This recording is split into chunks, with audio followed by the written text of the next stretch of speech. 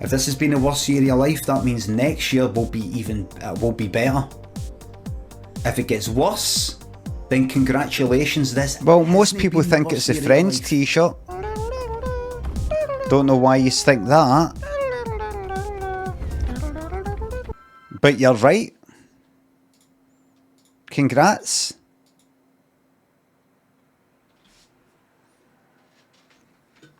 There's because it's never there. I'll keep that in mind. When there's a t-shirt that has not been mentioned for quite some time, in the first slot, could be first slot, could be because it's not been mentioned for a while. I do wear it now and again. I've not worn this for fucking ages.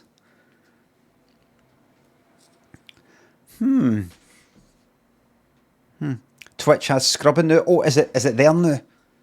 Everybody, you can now rewind. You can drag back on the VOD, depending on where you are, if it's on the app or something like that. Cade, thanks for the sub. Good evening to you.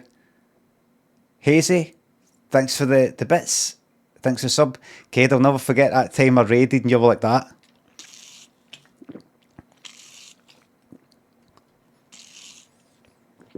I'll never forget. How do I rewind? Says coolest. Oh, I don't know. Still sipping to this day. Legend has it. Hello, everybody. Welcome to your Friday night. Hedgehog legs. Marley thinks the subs and gift subs. Conj thinks the sub. How do I rewind? Need to be subbed. Oh, right, it's a sub only thing. Good. Maria, thanks for the sub. Maria, is your toddler's behaviour normal or cause for concern? Here's how to tell. Right.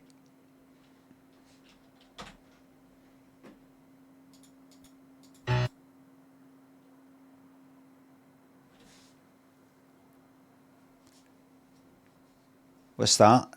Listen to Your Heart by Roxette.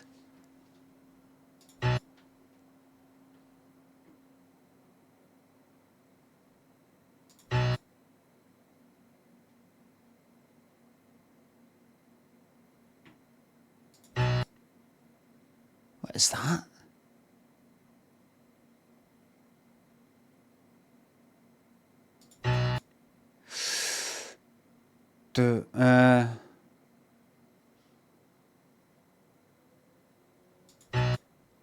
I'm doing it. Fuck it. No. I didn't think it was.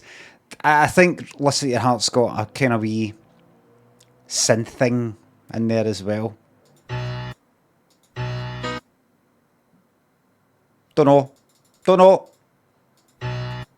Faithfully by Journey. What a waste of time. Never heard it. Master Betty, thanks for the bits. Thank you very much.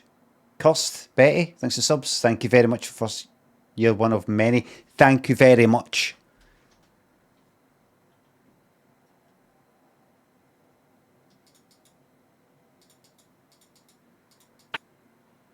I'm going to get this way, like, just that.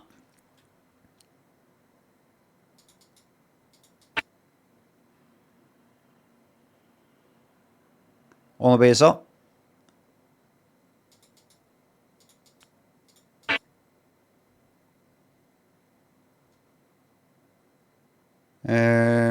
Brass in Pocket, Pretenders. Was that number one though?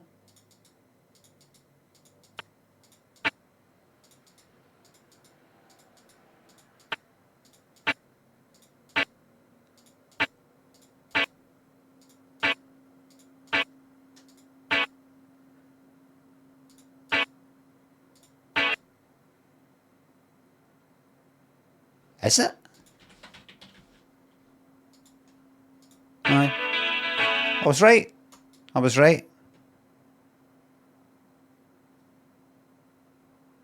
I didn't even have to play that long that I played eventually. That was number one. Must have been number one there. I don't think it was number one here. Higgy and Lazy Beans, Thanks for the subs. Thanks for the streams. Thanks for the fucking subs. Because you guys' contributions contribute to the quality of the stream. The more you contribute, the better the setup gets. Up, down, left, Ryan. I'm telling Mum, thanks for subs. Will you dedicate your next significant work to me, please? Aye, here is. Happy birthday. No spoilers. I might. I was thinking of doing this on YouTube, but I might not bother. My review of, is it One Battle After Another? No spoilers. Watched it today. Went to see it today. I've been looking forward to it. Paul Thomas Anderson, that's the writer-director, did The Master, Phantom Thread, There Will Be Blood, Boogie Nights, which I've not seen, and a number of other critically acclaimed films. I didn't really like it. 2 out of 5.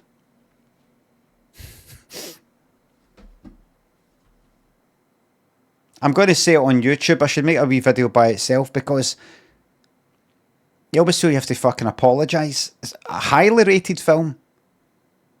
And there's bits in it. I like that bit. I like that bit of acting. I like that scene. I get it. It's important and it's got a message and it's that kind of thing. Yet, what was it? It's fucking 2 hours and 50 minutes. There's a fucking hole. Just kind of, just sort of like,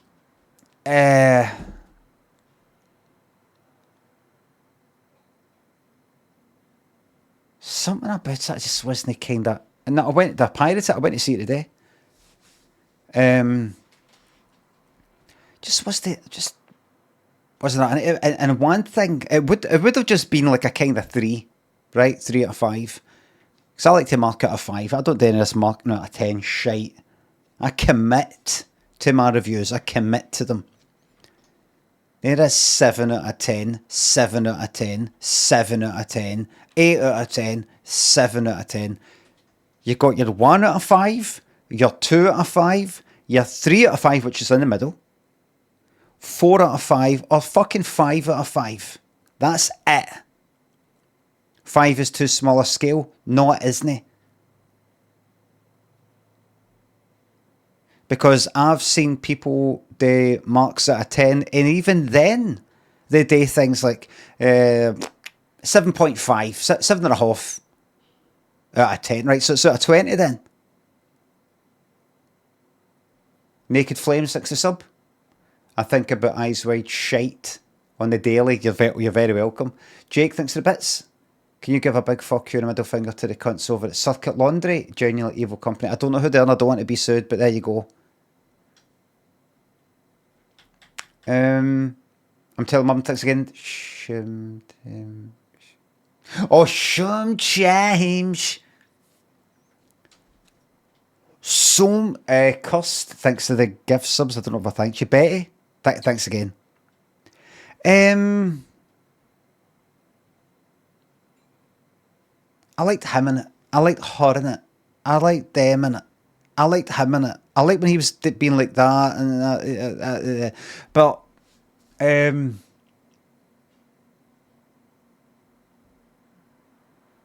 was like, despite this and despite that, I'm still not really fucking into it. Pirates don't get to review things. That's where I'm wrong. And I didn't pirate it anyway. I just told you I went to see it today. What was it again? What was it? What was I thinking? There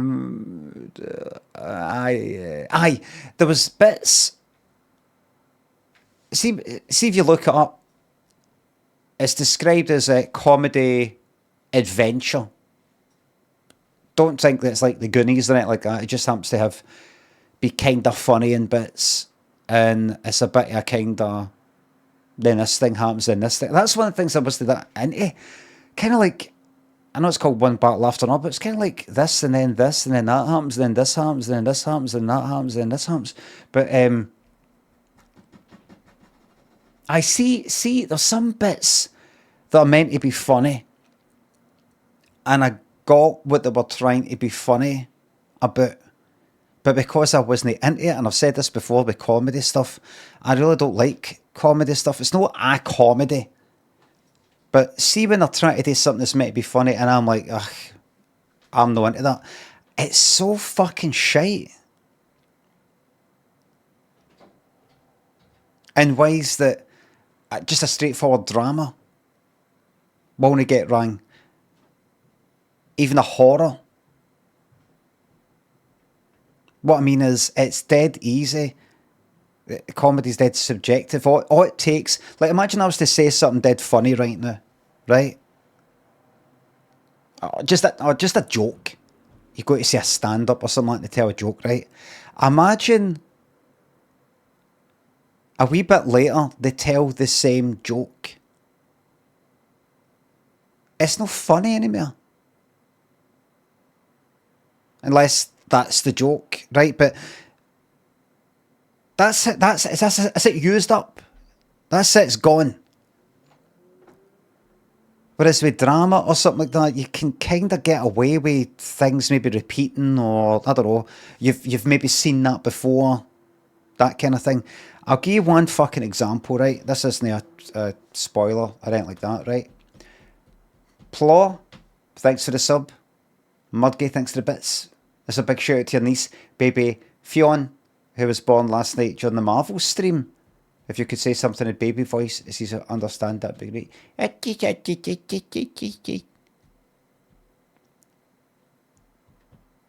Uncle, summed up. Picturing an old man in a mood. Alright. You're looking at one.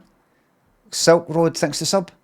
European, Power Thrills, thanks to subs. The bits got nothing to say. Thank you very much for the bits. Scott, Cleaver, thanks to subs. Morterays, thanks to sub. Had a shite Friday, but it's my Friday night. This is your Friday night. I'm going to give you an example right now. Let me get marbles up and running for you. I'm going to give you a cracking example of something in that film that's meant to be funny, and I didn't find it funny, and I don't think you'll find it funny. But we'll see. We're all different. And it's no spoiler or anything like that, but I think when I tell you this, you'll know what I'm on about. You'll go, oh, I see.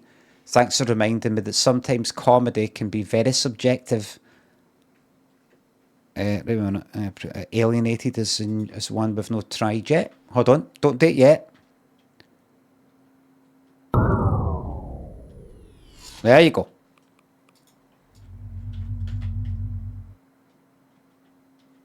Look at that, look. It's like a kind of flying saucer in the middle of nowhere. Look at that field. Classic trope. Zombie, thanks for the bits. Great to see you. And you. I can see you. Mr. Saucy, thanks for the sub. Right, let's say this. Right. I didn't really know anything about the film. Right, maybe you are like that and you don't like to know a single thing about a film before you go and see it, right? I think what I'm about to say is something you would just see in the kind of paragraph that just, the one sentence that describes the film. A 50-year-old something, the revolutionary, his past catches up with him, something. Like that. That kind of thing, right? It's some kind of revolutionary sort of thing, activist sort of thing, right? Modern day. No spoilers, right? Don't worry. No, like if you've watched a quarter of the trailer, I'm sure it would fucking show you this, just to kind of what it's kind of about, right? Anyway, so Leonardo DiCaprio, it's some like say 15 years ago or whatever. Character was some kind of activist, revolutionary, whatever type, along with other people doing things. I want to go into detail. And now this is later on, right? And there's a bit he doesn't do it anymore or something, right? And there's a bit where he's phoning up like the kind of activist sort of, I don't know, headquarters or something like that, right? Who he's not spoken to for a while, and they're like, what's the password? It's something like that, right? There's a password sort of system that they've got, right? Like a kind of a response sort of thing. One person, that's in the trailer. Wait a minute, what's in the trailer? Is the funny bit that I'm saying, is that in the trailer? The funny part, is it? Oh, Jesus Christ. One battle after another trailer. If it is, oh, that's fucking, that's a perfect. Is that it there? Eyelash. Good morning. Maybe you should have studied the rebellion text a little harder. I need to find my daughter. Well, then call us back when you have the time. What time is it? That's the kind of password sort of thing. You know, like two spies meeting. The sparrows are flying at midnight kind of thing. You just. Right, hold on. So it's basically the whole film. Yeah. And a trailer. Say thank you. Right. See that bit? He's on the phone. Well, maybe you should have read the revolutionary text or something like that. That guy was like one of the Leonardo DiCaprio's characters, like one of the original ones of this lot or something. He's just not been there for a while, and he's just forgot things, and he's got this wank on the phone. He's like, I don't remember it. I don't remember the password. And Leonardo DiCaprio's character gets angry with this, whoever the fuck this guy is on the phone, some newcomer, right? And the guy on the phone goes like that, right, okay, you're actually invading my space now. Something like that. You know, kinda, you know, fucking Gen Z, or you call it Gen Z. Gen Z. You're invading, you know, boundaries, my space. It's like that kind of thing. You're not actually invading my space. Invade your, how can I be invading your space? We're not even in the same room. And the guy on the phone says something like, right, I'm going to, right, can you stop shouting? These are actually noise triggers for me. Noise triggers, what you on about? It's like a fucking shite.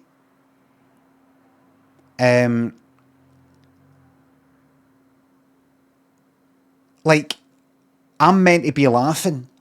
I'm meant to be like, going like that. That is what they're fucking like these days, isn't it? Noise triggers, I suppose. And he's got like that.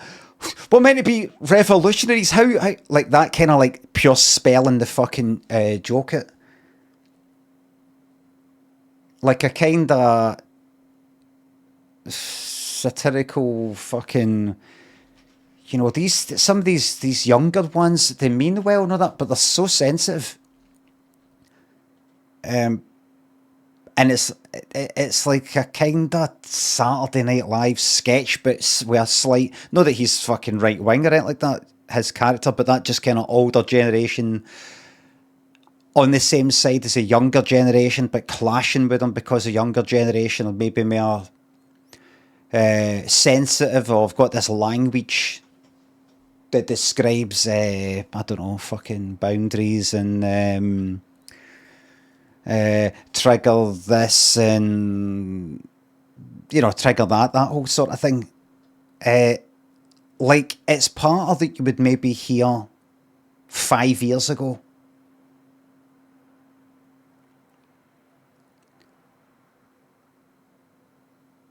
or 10 years ago, TikTok humour, 10 years ago, you would hear it. Like, you know, if you put a stand-up on for like maybe 5 years ago, they'll be talking about, oh, what's it like these days? I'm triggered. That's triggering. That is kind of, it's the whole film isn't like that. It's not like a kind of, God, what are these lefties like these days? It's not that kind of thing. But it's just a wee moment. You're meant to go like that.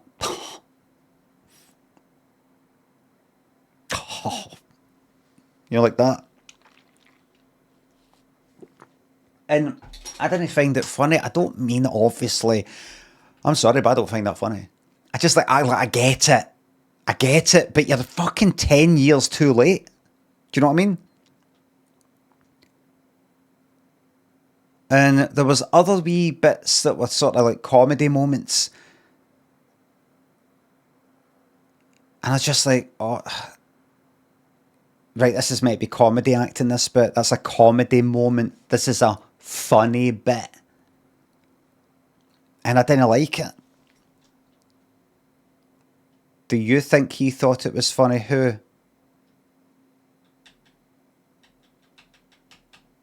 The entirety of 3 Billboards is like that, which is why the receptionists go, oh, I fucking hated that. PTA? Probably, I'm assuming so.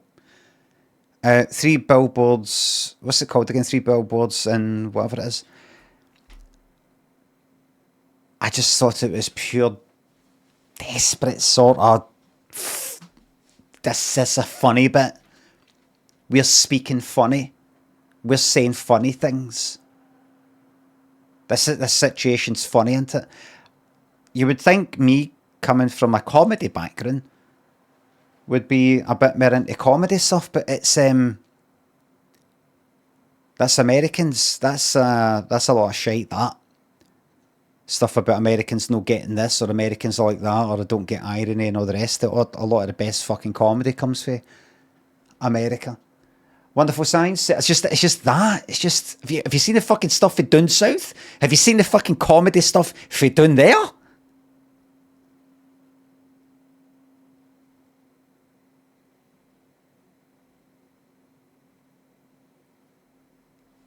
Everything looks the fucking same.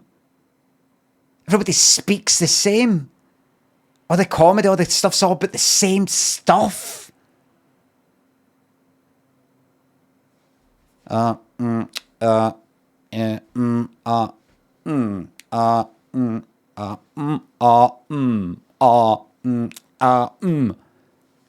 Wonderful Science, Sailor, Zorman thinks of subs and bits. How can I stop my ex-wife being attracted to you? How much you can do there.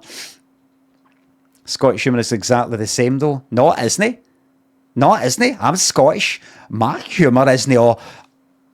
Don't know if that's to go there. But sure.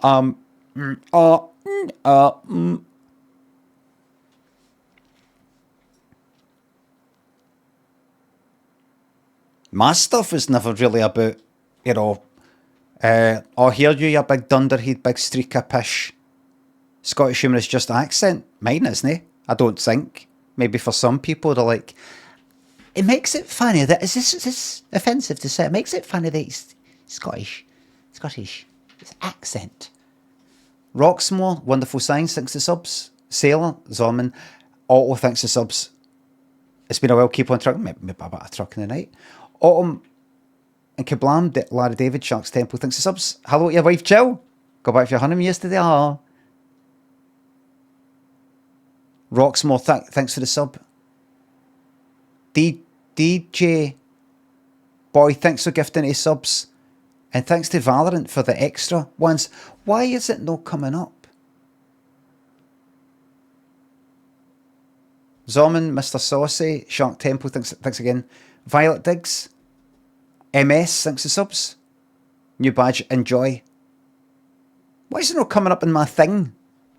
If anybody has given gift subs that get the kind of extra, the Valorant ones added, and I've missed your shout out, I do apologise. DJT Boy gifted us subs, 5 subs.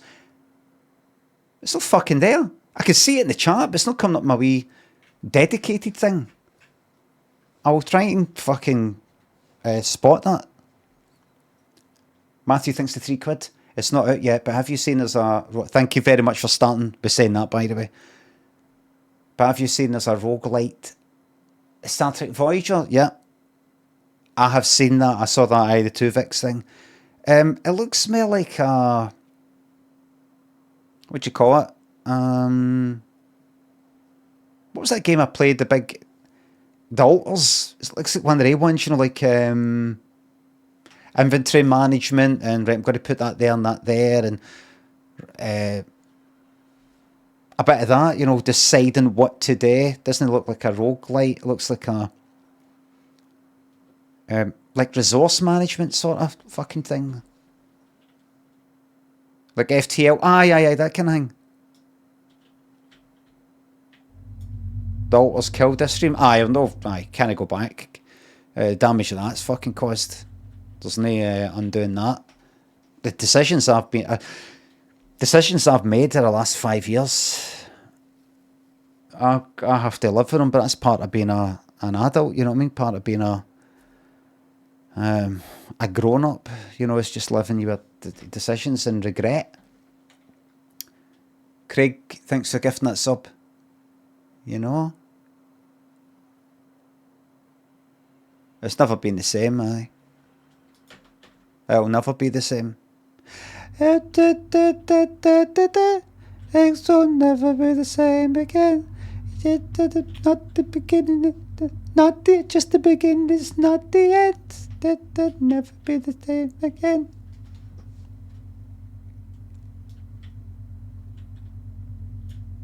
Mel C.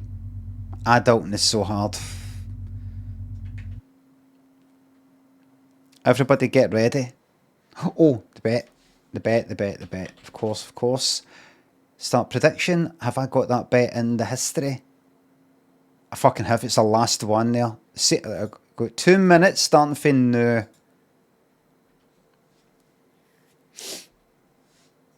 How will you use everybody? I'll tell you what I've got up to today. Tom Brownlow thinks the bits.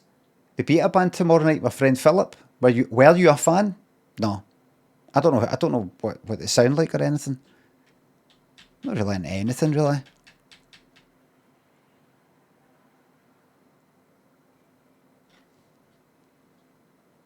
Mild Fox has said something real interesting. Limmy, I remember when you started here on Twitch, you were definitely more vocal about your opinions in a more direct way? Question mark? I suppose, full stop. You seem so much more relaxed now, and then a wee smiling face emoji. Interesting. Do you prefer who I was back then? Is there anything you would like me to say that'll make you like me again? Sorry, was probably a stupid thing to type out. Well, was it or wasn't it? Probably was it or wasn't it, Mold Fox? Make a decision. It was. No, it wasn't. You're wrong. It wasn't stupid. What do you think of that?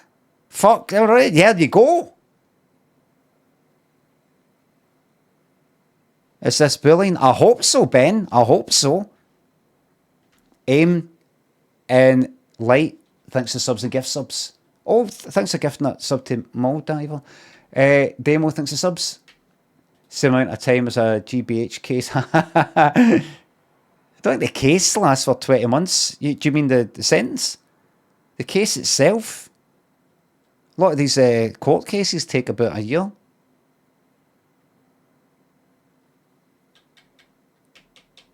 probably mean the sentence.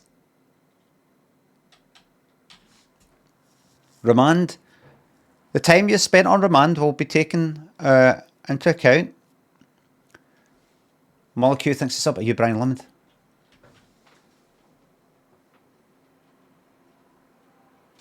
Cowpig thinks the sub.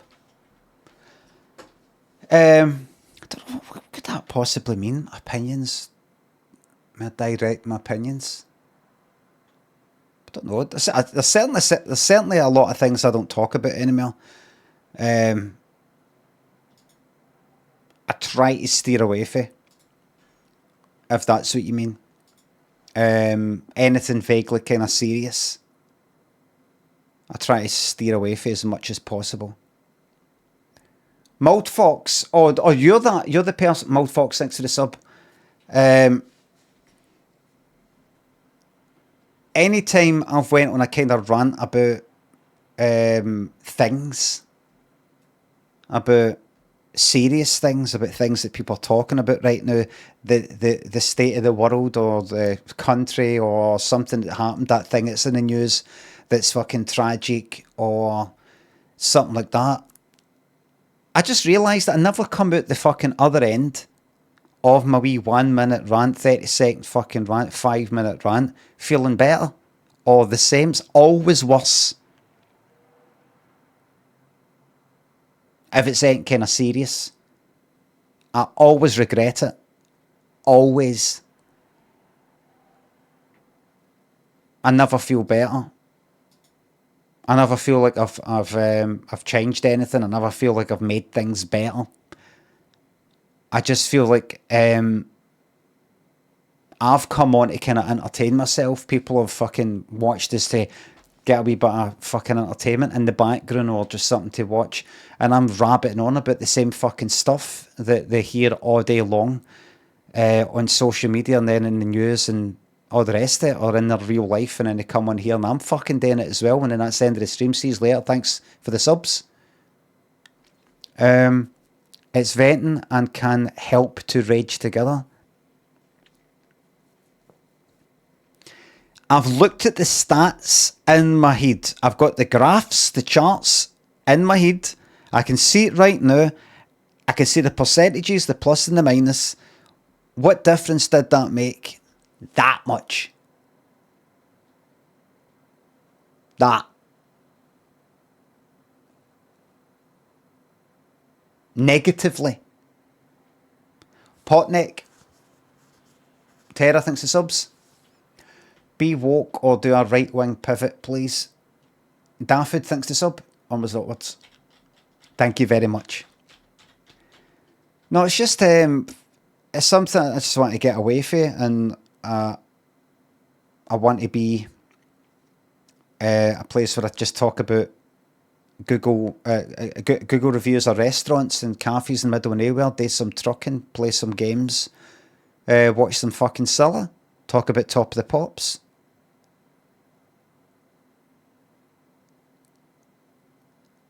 I deliberately, if I've got stuff in my mind, I've got fucking thoughts and feelings and opinions about everything that goes on, just like any cunt. I just choose to make this a place where I don't go on about them. And it certainly isn't because I think, if I was to come out with my opinions and feelings, then I would lose viewers or anything like that. If I came out one way or another about every single political kind of thing that's happening, I would probably double my fucking viewers. One way or another. If I came out with lots of sort of left-wing sort of stuff, like that was my thing, I did it a lot, I'd probably bump my fucking viewers up by a double. Right-wing, I'd probably quadruple.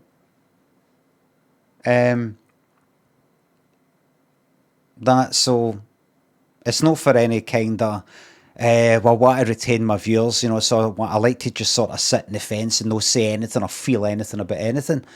If I really wanted to see, if I ever start talking about serious topics and going about it, I'm pure serious and all that, I just don't think it's fucking right? And something should get done about it, and I'm just going to say it. If I start saying things like that, you know I've got desperate. Matt and Satalo, thanks for subs. Thank you very much. Yes, we have modern. We have very good modern here. I'm pretty sure that people know that me saying that I don't go on about serious things doesn't mean I got no fucking rules in the chat and things like that. It's not like I'm like, oh, who cares? Say what you want. Far from it.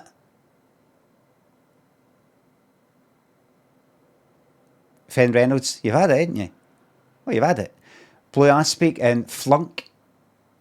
Tommy thinks the subs.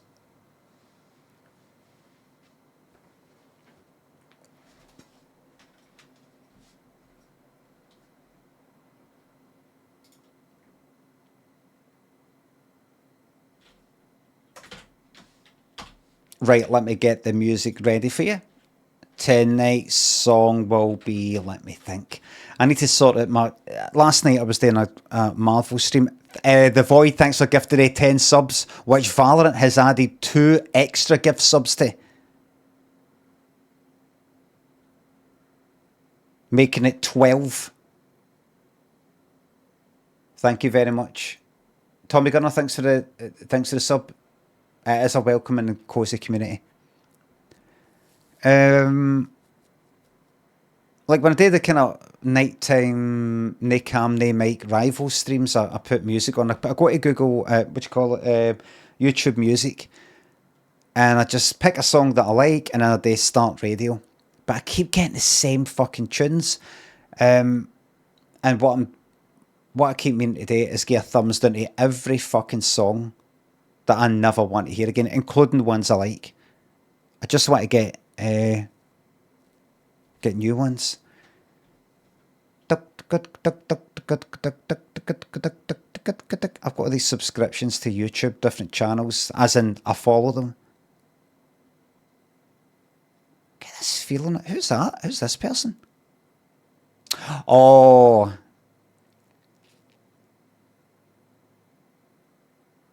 There's a lot of good people making music out there. I just saw something called K Hart. I was like, who's that? It's what do you call it? Ableton.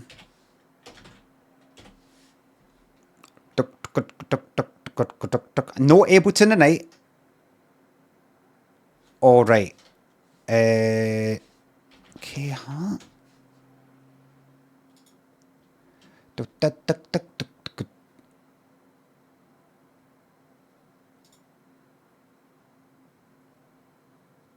I need to get back into some of this. How to 5 months ago, I think I've actually seen that one. How to make ambient lo-fi free project file 1 month ago. I am so bad at being consistent on here. I'm going to work on getting better. But first of all, I just Always good when there's a tutorial that plays K-Hart, by the way, there. Always good when they play the music at the start. want to say a couple things before we dive into making some ambient lo-fi. My scale settings and change. Let's take the tempo down to like...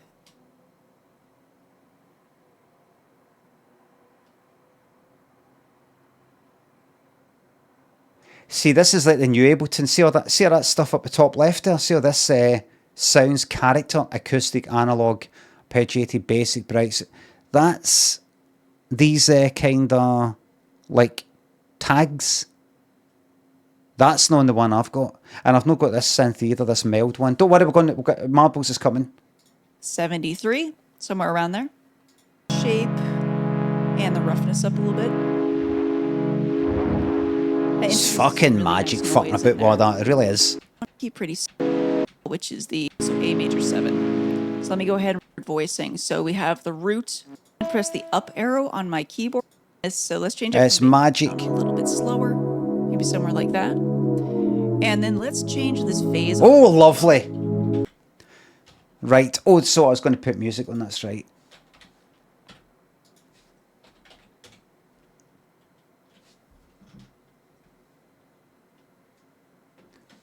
Ableton is taboo at the moment after the Made in England incident. What was that? Did I save it? I can open up Ableton and play something that I've previously made. I'm not going to make anything. Bald Gonzo and Gobley thanks for subs. God bless, fella. Keep bring joy. Thank you very much. You're welcome. All comedians thanks for sub. I'm not going to visit Snoring. There's no point. I've done everything really. I think. I just finished jury service. This is how I celebrate. Mark, was there any? I don't know if we've been watching this program, The Jury. I think it's called, where they get some people replay kind of almost word for word an actual trial that happened, the transcripts, act it out in front of a jury of people selected, like who want to be in a program, and then see how they actually come to a decision, because it's all kind of secretive what happens in jury rooms. And it's fucking incredible watching it, because I don't know if there's other ones internationally, but we've been watching like the second series. It was Liverpool, first one, I don't know, it's like 2 juries.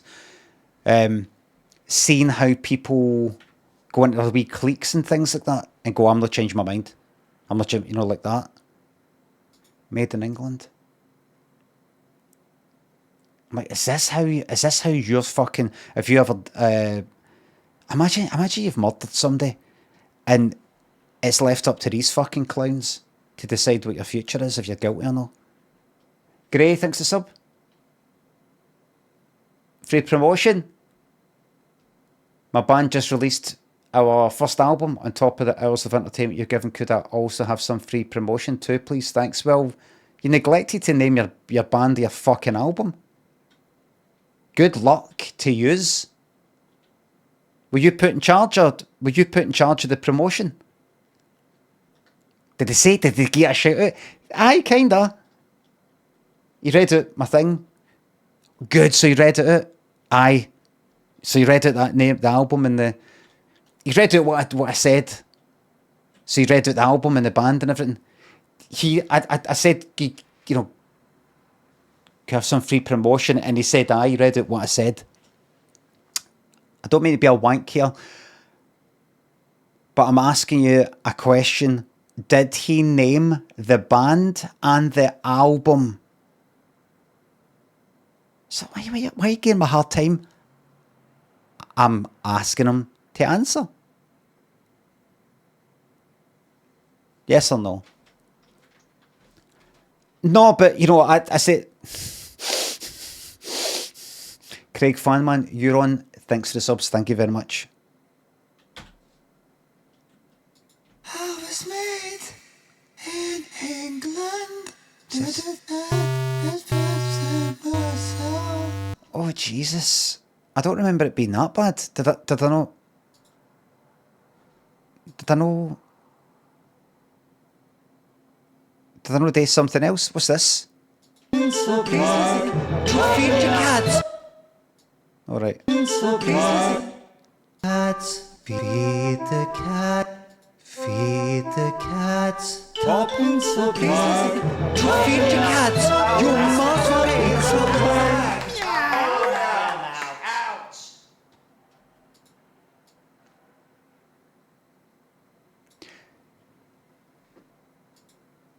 This is not an Ableton stream. I'm just finding stuff. Is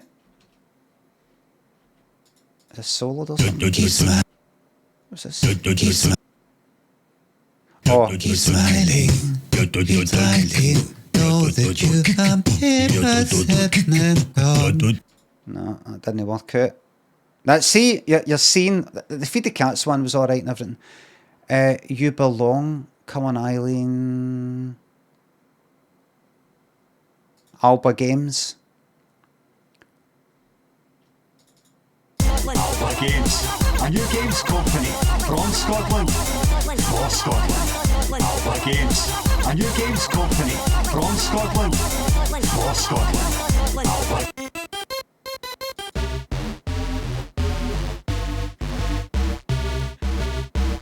company from Scotland, for Scotland. Alba Games, a new games company from Scotland, for Scotland. Alba Games, a new games company from Scotland, for Scotland. Alba Games, a new games company from Scotland.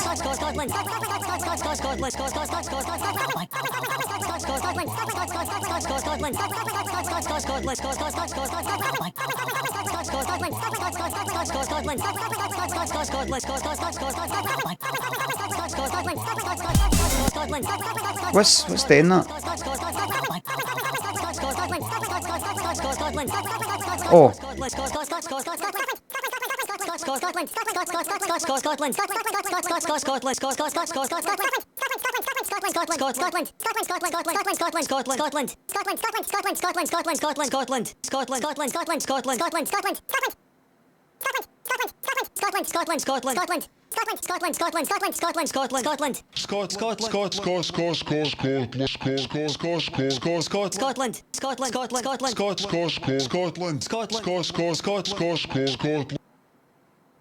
Right, I'll find now an actual quality song for you, right?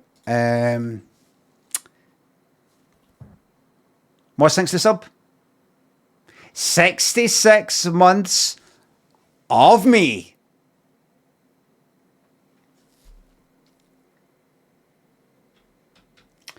I'm gonna play the song.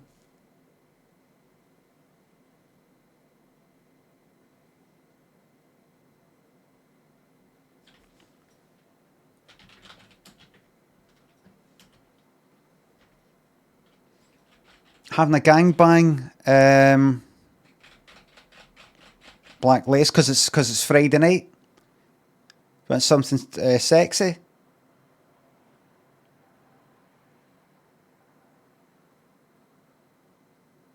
It's Saturday. No, it's not.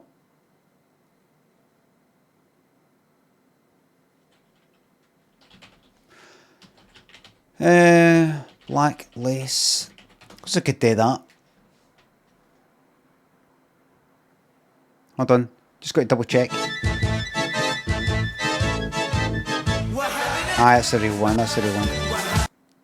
Now remember, it's alright for me to do this. I don't want any inappropriate language in the chat. Good luck, mods.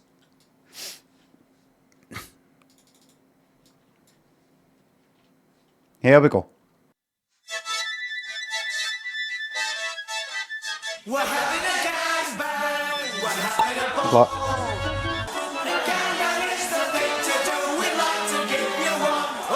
Well, especially that bit. Just waiting for the losers. Is it 8? Oh, it's 8. Oh, let's get that paid out for you there. Get Steve Walsh on, just to kind of... That was 8, wasn't it? Let me see. Ah, it was.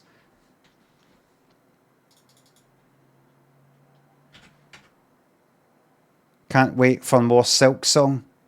I'm really enjoying that. I really am. I'm struggling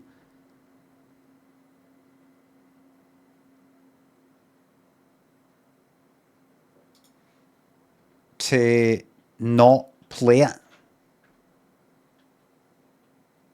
Come on, there's so much to explore and bosses to battle. I'm struggling to no play it. And I don't mean just no play it off stream. I mean on stream, like the night. Because I can imagine a lot of people like that. No, come on, it's Friday night. Greg James says, I come from a place of privilege, but I'm qualified to encourage fun. No, that's not. That wasn't what the headline was. My privilege makes me more qualified for the job, not less. Right, let's see. Did he say that? Not less. I don't see those words in the search. Maybe it's behind a paywall and can it? No, it's not there. Hold on. Qualified. Right, right. James doesn't squirm on a point that some readers might struggle to take advice on happiness from a white middle-class bloke whose first job paid more than double the then average national salary, 30,000. and who now makes over 425,000. Messing about, playing pranks and talking to pop stars.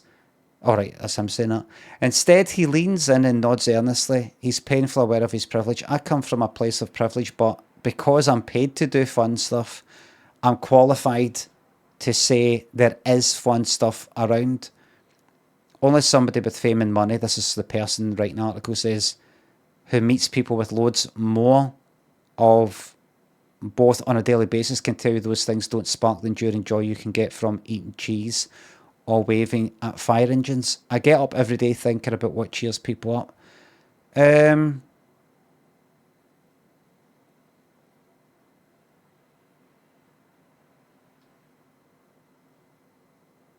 What's he saying? I don't actually know what he's saying. You know, I'm not criticising him or agreeing with him or anything. I don't actually know what he's saying.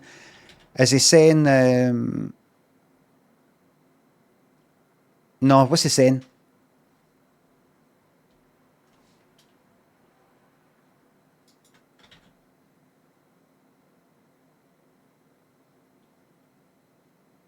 Just showing off about his salary. No, that was the other person mentioning that. Is he saying? I can't even remember what he said. Did they say that he is qualified, or is that the other person saying that? Is he not saying, well, because I've been allowed, I have the privilege of being in this wee fucking bubble of just thinking about fun stuff for a fucking radio station, then my mind is geared, fortunately for me, that's all I've got to think about.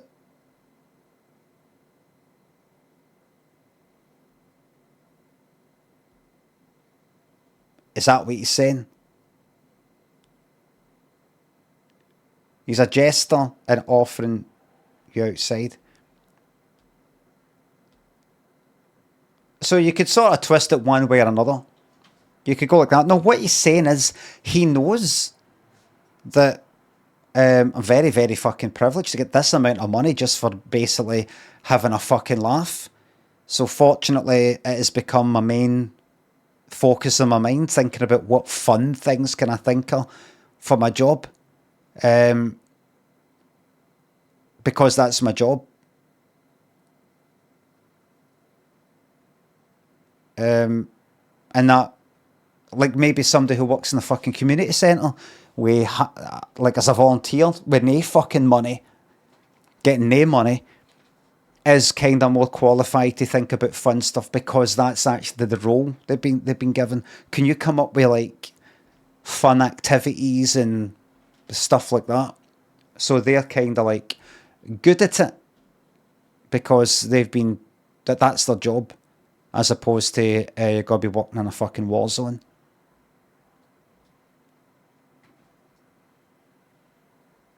If you want to twist it the other way, he's saying, no, because I have, it's only really people like me who should be given this job, who should be given this money. Which I don't think he is saying. You could say he's saying, see people who don't have this, what I've got, they wouldn't know how to have fun. They wouldn't know how to talk about fun. This job isn't for people who have got it hard in life, because they're too busy thinking about just surviving day to day. They'd never be any good at this. See me, I don't want you saying that. But you could twist it like that. Liz and Livy thinks the subs. The Starting Soon music, glad you like, very overlooked. And it was my, if you ever decide to bin the clips, get it paired with a Bobby slideshow. It's the song that I use for my autobiography. Oh, fucking, I must be really thirsty.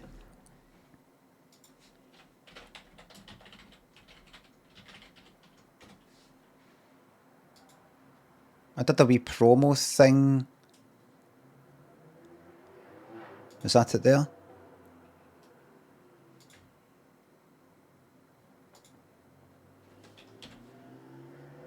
Hello, I'm Brian Limond, aka Limmy. You might Nah. know me for Limmy's show, or you might not know me at all. Don't worry if you don't. They asked me to write a book about mental Get on with it. health stuff. How's about I write an autobiography? Get on with it. Oh, wait. This is the story of my life. The paper cuts you like a knife. This is the story of my life. Turn the page, another chapter disappears, and it's clear. This is the story of my life. Did I make this on my stream? The paper cuts you like a knife. This is the story of my life. I should have done a higher note. Sorry, of my life. Another chapter disappears, and it's clear. This And is it's the clear. story of my life. That there is what I did for my book tour. That's how I started the show. I came onto that song and I mimed that.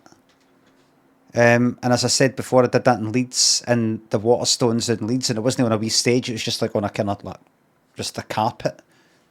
It was just a kind of like hot, like wee like bit of Waterstones. So that was good. I liked coming out for that because it had a right good Alan Partridge feel to it.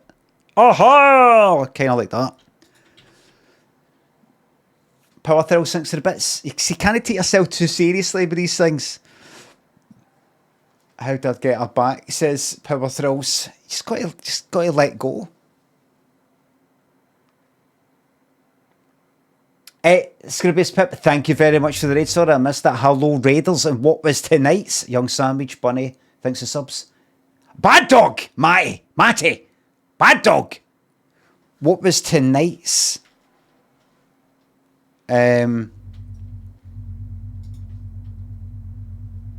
Songs from 1999. No one put Eiffel 65 in. What?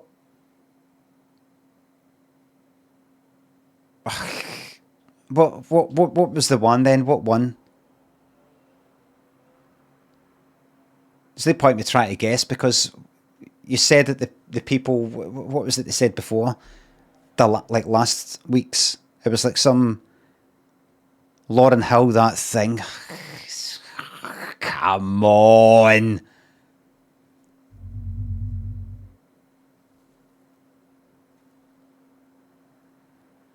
That thing.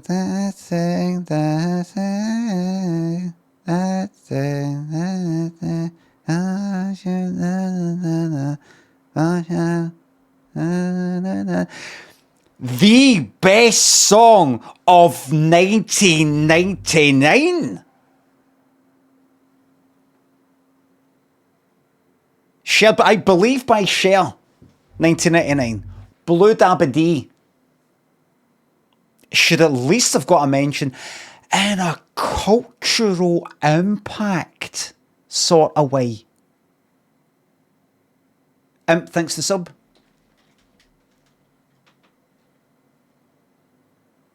Venga Boys.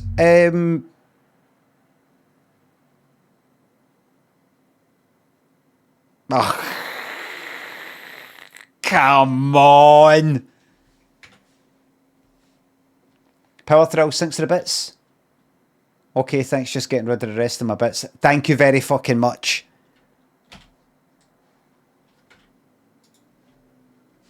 Top UK charts 1999 year end. Right, I know this is the end to go by, right? It's not what to do be. What was the most popular or anything, but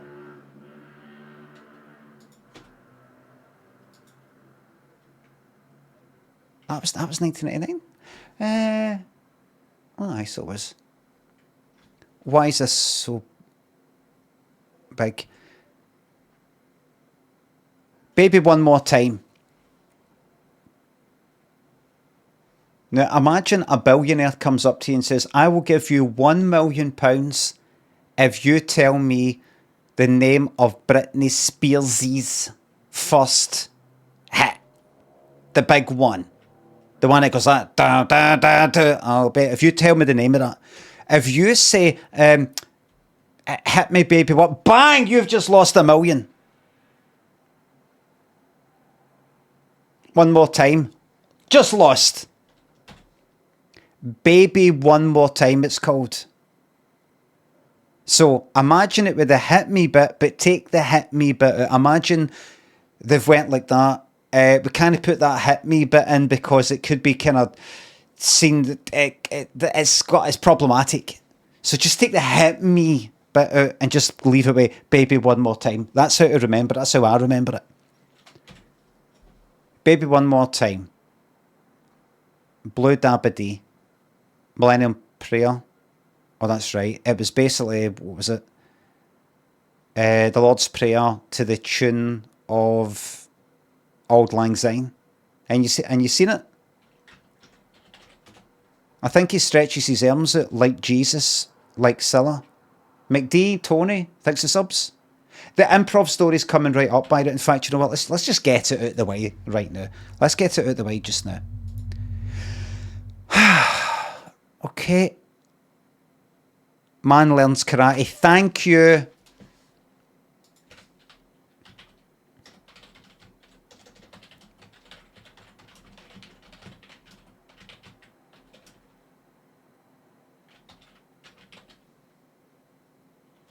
Oh, good. Man learns karate. Let the story commence. Craig got jumped one night.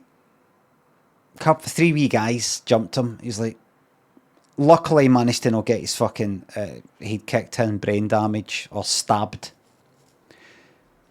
He's got battered. He's like, right, I need self-defense. Do you know what I'm going to learn? I'm going to learn fucking, I need to get karate lessons. And his wife went like that. You on about karate? He's like, what's, karate?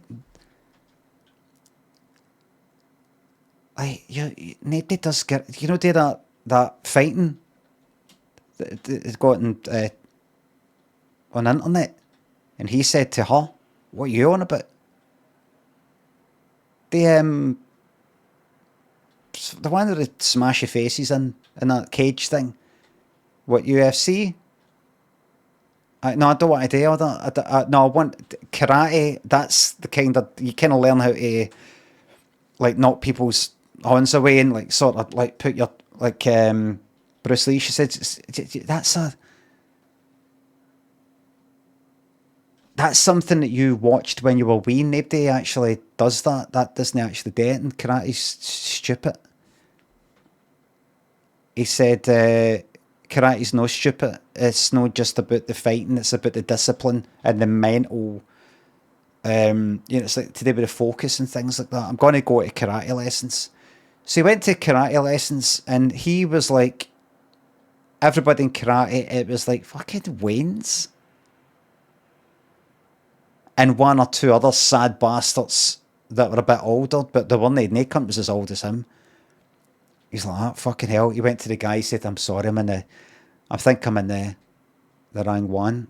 We've got karate for, or he said it's karate. Oh, sorry. I'm in the wrong karate. I'm looking for the adults one. Oh, this is just for everyone. Right. Have you got an adults one? I said, this is just for everyone. And Craig said, all right, no bother. So what I just meant there was, I didn't know if you were saying this is the everyone one, right? Like mixed ages and things.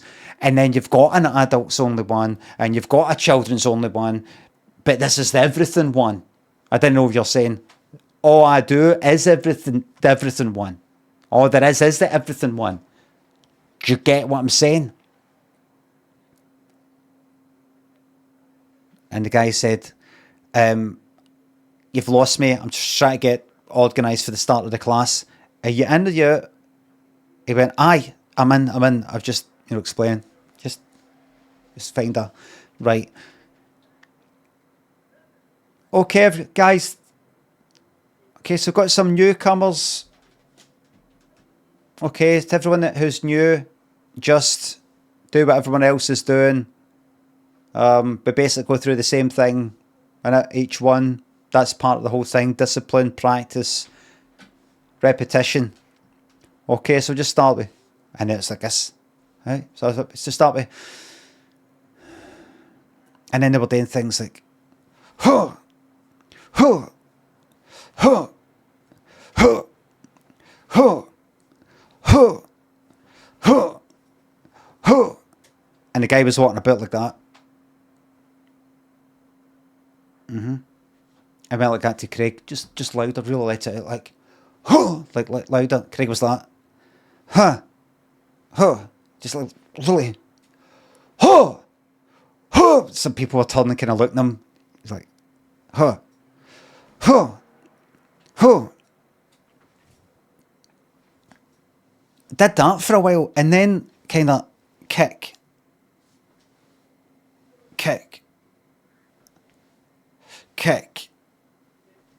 like that, and okay, so just going to pair you into thingy. So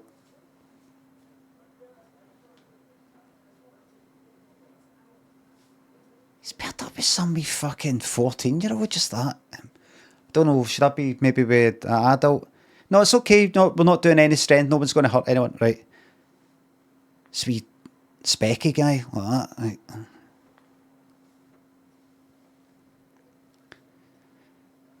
And then it was like Craig's turn to do the sort of punching thing, and this wee 14-year-old's wee arm, wee skinny wee arm like that. Doing that to Craig like this.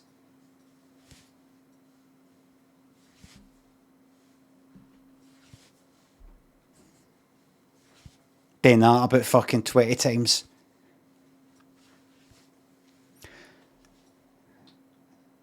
Okay, guys, so just pack away stuff, put the mats back, because there's a bit with mats, so doing a wee thing, trying a wee thing, throwing some shit like that. Don't know if it was a mixed thing. That was it. Craig said to the guy, hi, and the guy actually went like that, like a kind of wee laugh. Craig went, what was it? What is it? What can I do? No, what was that there? Listen, the guy said, I'm actually in a hurry. Craig said, he's ready to go like that. Why are you talking to me like a fucking weirdo? But he just left it and just went, is that? I wasn't, it didn't seem to be doing any kind of fighting or any learning any fighting. I thought karate, what is it you call it? Karate. I always called it karate. That's like calling a Hyundai a Hyundai. And Craig said, right, well, why was I told that it was karate? Western shite, stuff in the telly, stuff that just stuck, lot of shite. And Craig said, like, do you know how you just swore at me? The guy said, well, I'm not really sorry, I do apologise, but I have to be going. No, I'm not offended. That's what I'm looking for, the kind of adults, you know. I just don't seem to be doing any fighting. Well, I'll tell you what it is, mate. I got fucking jumped recently. And Craig went, are you the guy that I saw? Did I see you like in an article? Oh, aye. It was 3 wee guys, wasn't it? It was, but they were like, and the instructor guy went, you don't have to, explain yourself to me. I know all it takes is 3 of these wee bastards to be on your case. And I don't know, maybe they were training karate or something, so I thought maybe I would come. No, the instructor said you don't have to like say that they were trained in anything. 3 wee guys when they training. One behind, one there. They could fucking get the better of me even. So what's your point? I got jumped and I was wanting to come and learn a fight because I'm fucking traumatized, to be honest with you, and I don't really feel that I'm learning anything. And the guy says, listen, karate. Craig went, you just said karate. I had said it because you said it. I'll just say it because you're saying karate. Karate is about discipline and breathing and focus, and it's not necessarily about been able to punch somebody's lights out. And Craig said, well, what is this then? And the guy says, listen, sometimes the best way, in fact, most times the best way to deal with a fight is to not fight.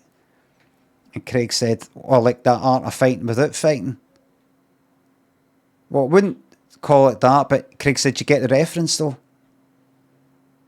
And the guy went, art fighting without fighting, right? Like running away. No, Enter the Dragon. Is that Bruce Lee? I've not actually seen any Bruce Lee. You've not seen any Bruce Lee? Bruce Lee's an actor. He's not like martial arts expert. Fucking what? Craig said what?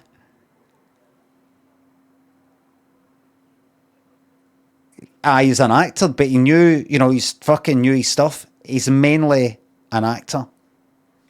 Chuck Norris was an actual fighter, the guy said. Chuck Norris was, and Craig said, he goes like that. There's this guy noising people up on the boat, bullying them and all that. And Bruce Lee's character goes like that, here, come on, I'll teach you the art of fighting and without fighting.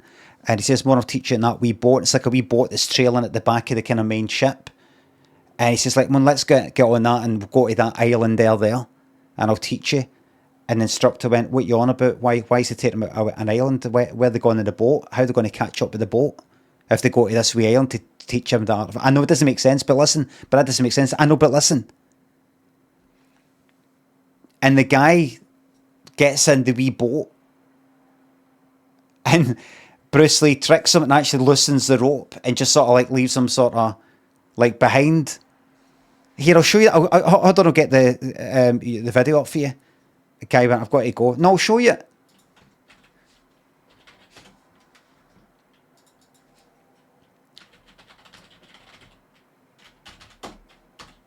I'll show you. Here it is here. Look.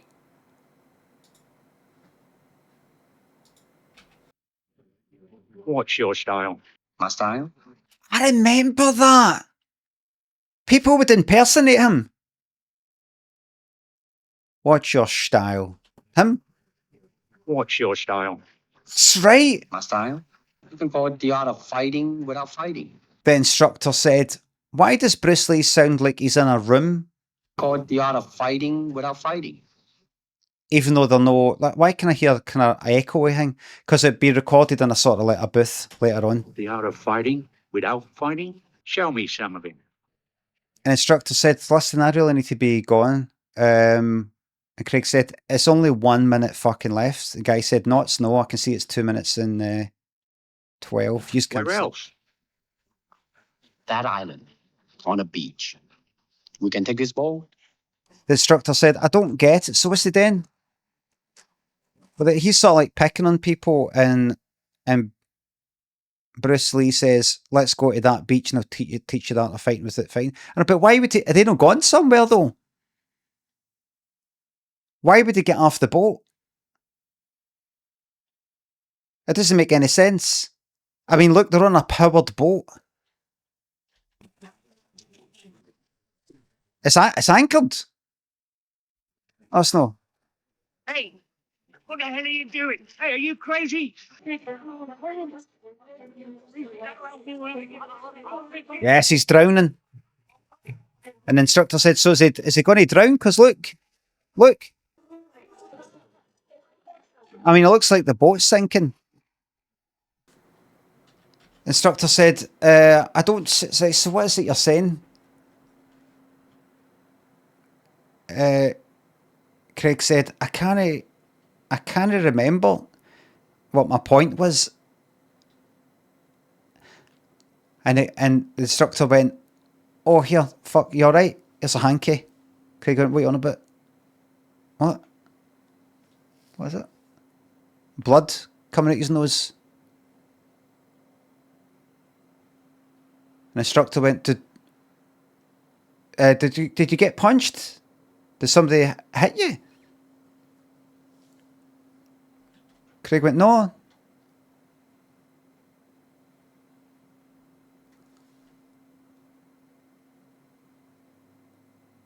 And the guy went, "You're right." Craig went, "I'm no sure what I'm doing here. What was it we were talking about? And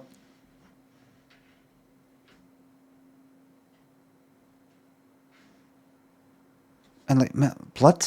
Craig went like that, put the bog roll away, and fucking blood. Fucking scum, right, man. The guy went, I'm gonna get you help. Aye.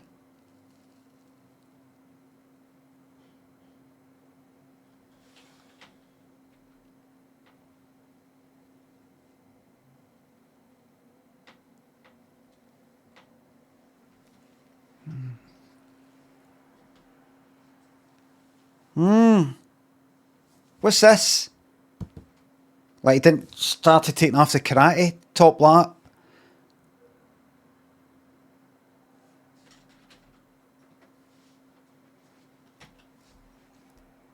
And he phoned an ambulance, and then Craig collapsed. And he woke up in the hospital. And they went,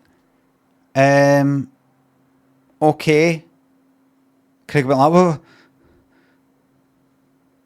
What's going on? And they said, okay, he's awake. They said, so, we've done a scan, and basically what's happened is first of all, do you know your name? Craig. And do you know your address? Glasgow. Do you know where?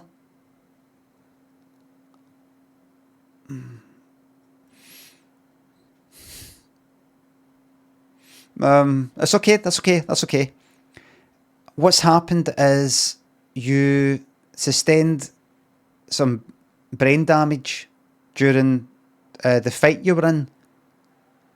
Remember the three youths that attacked you? When? You don't remember? I do remember, but has there been another lot? No, that the same lot. And we didn't detect it, but you were brain damaged. And it also caused a lesion on your brain. And Craig went, what is a lesion anyway? I heard about that, but I don't know what the fuck it is. And they said it's pretty bad, but anyway, it burst and blood came out your nose. Craig went, right. And do you remember going to karate? Craig went,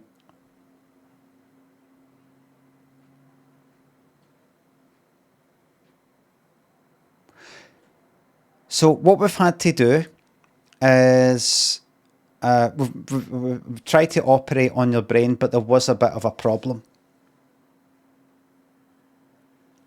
Craig went, right, and went to scratch his head just like I did there, and couldn't he? Craig went, right, just, I need to ask you a question. My head was itching and I went to scratch it and I wasn't able to do it. Could you tell me slowly and sympathetically what I'm going to see when I look down under these covers? And they said, right, so as we said, there was a bit of a mix-up.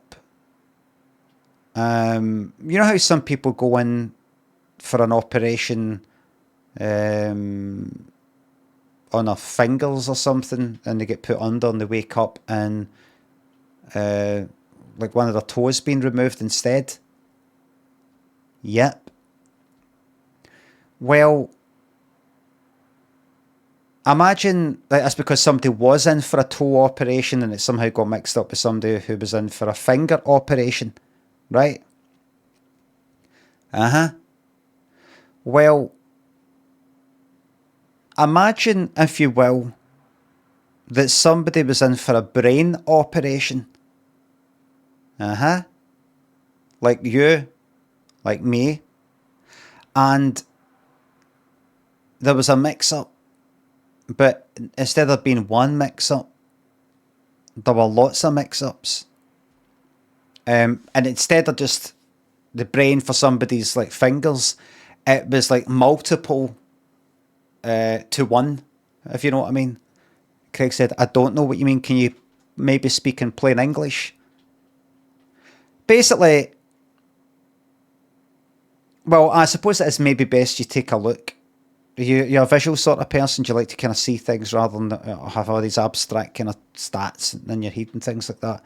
Craig said, pull the covers back and let me see what's wrong with me. Okay, that is probably best. And they pulled the cover back and there was nothing there. Craig went, could you pull the cover back until I can see what's there? And they said, well, here's the funny thing. You got mixed up with somebody who had to have their arm removed, the left arm, and you got also mixed up with somebody who had to have their right arm removed, and you got mixed up with somebody who had to have the left leg, the right leg, and then there was another person with a heart thing and a stomach thing and a thingy replacement and all these sorts of things. So basically, all you all know is a head. And Craig said, that can't be right because I can feel myself turn my head. I mean, what am I turning my head? Like, again, you need muscles for that. He said, no, we've attached you to a bit of wood. And he looked down and he saw there's just a block of wood that they kind of stitched them onto just so that you had a bit of leverage. You know, you had a bit of something to turn against. He said, how am I breathing? And they were like, oh, that there. Machines. Whole fucking room full of machines. How do I shite? All these plastic tubes. Your body is basically this room now. Cables everywhere. Wires. Electricity. Had one of the things, you know, the two things that go up and it's like I can connect electricity like one of them. What's that then? Don't get it wrong. Tesla coil.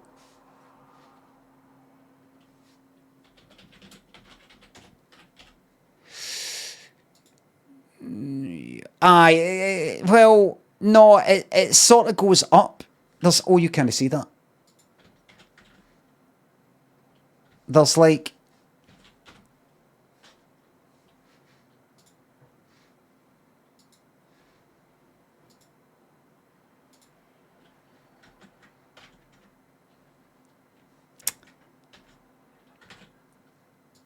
Craig went, you're taking too long to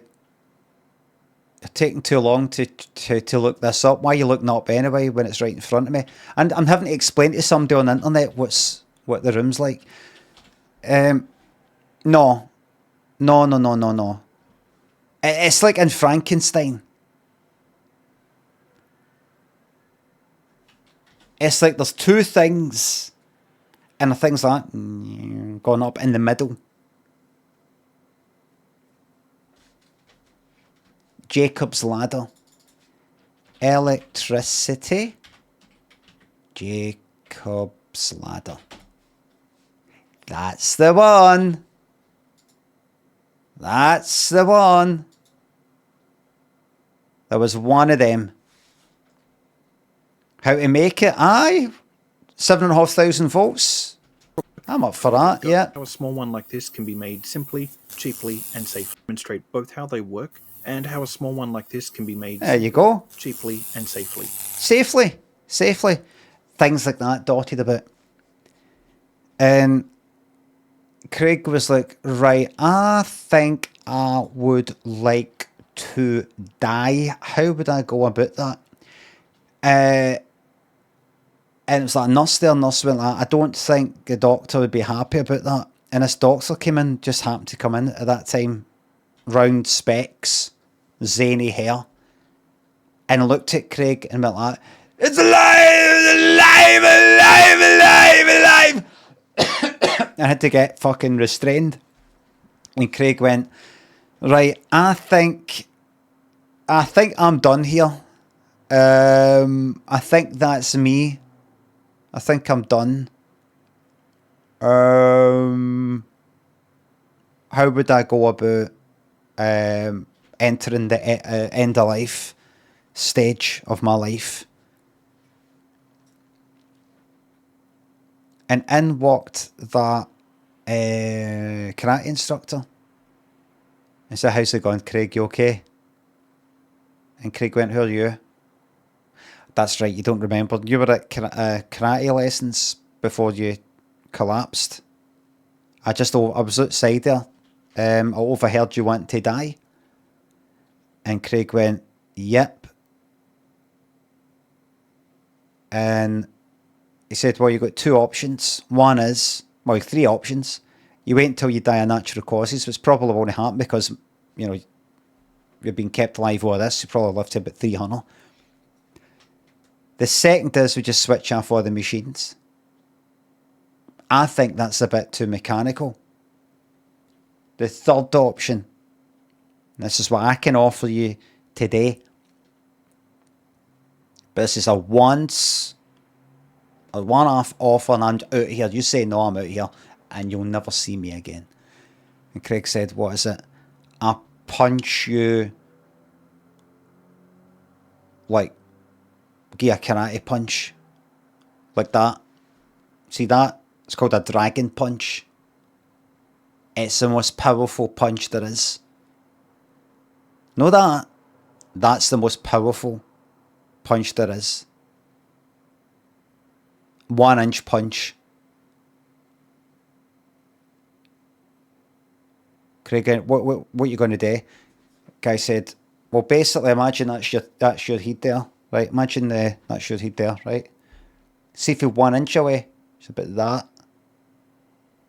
A punch for that, just that, and I'll fucking kill you. Craig went, do you promise to switch me off?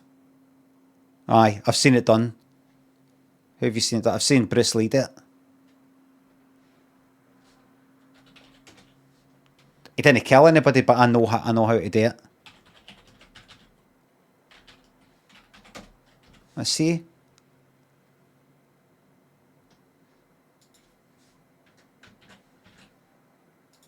Can you just pull that up for me?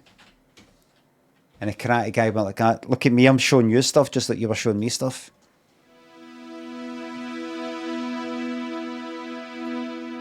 Right. Look at that. Have you ever seen it? And the guy said, I thought Bruce Lee was just an actor, but you can clearly see here. Welcome to... And the guy said, no, I've become a Bruce Lee convert. I can't believe I'd not watched this fucking stuff. I just kind of rejected it as being fake. So what I can do is I can do this for you. And Craig went, let's see that again. And he watched it again. He went, that's shite.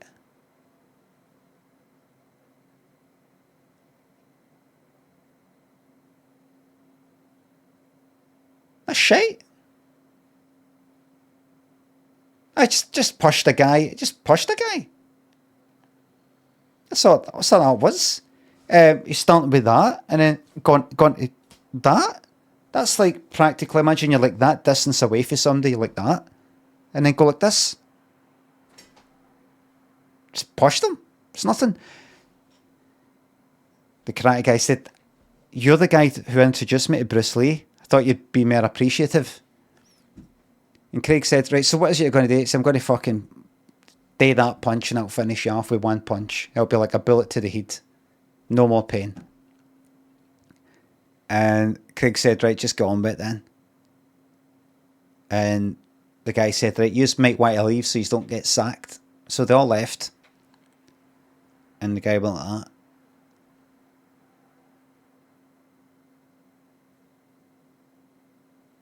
I'm going to count down, right? 3, 2, and then did it, you know, as a kind of surprise, just so that to catch him unawares, thought it might help. He just fucking punched him. Nothing happened. He just punched him. Craig was like, I'm sorry. Why you didn't even fucking count down to 0? I know. I thought if I did it, you know, like it'd be less stressful for you. Like, do it right. Get him back in position. That went on, did about 30 attempts. Missed a few times and hit him right in the nose, black eye. Craig said, going to get them to come in and OD me on morphine or fentanyl, whatever the fuck it is. And they came in and they went, listen, we're actually out of fentanyl. Somebody stole it. What we can do is launch you out the window. I did that then, just launch me out the window. So they chucked his head, chucked him out the window. Unfortunately, they were out on the ground floor. So he just sort of sat outside and a rat came up to him and ate his eyeballs. The end.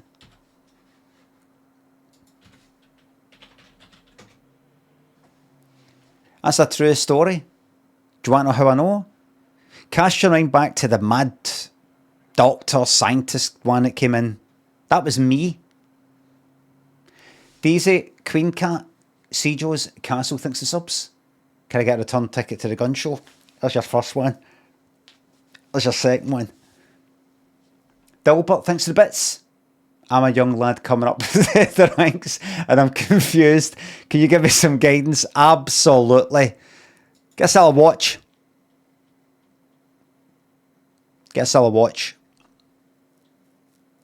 Let people know that you take timekeeping seriously. You've got places to be. You care about accessories. You care about fashion, looking good.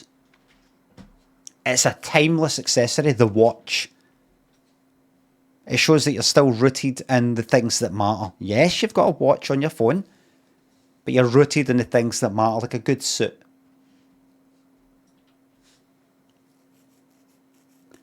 Di truly thinks it's up. Chippy recommendations in on near Shawlands? Fucking no. Last time I got a chippy in Shawlands was fucking, no exaggeration, about...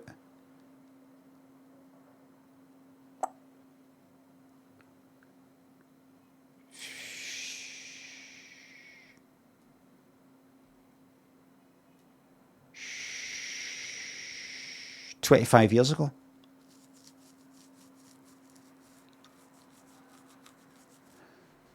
Joe Sackley thinks the subs.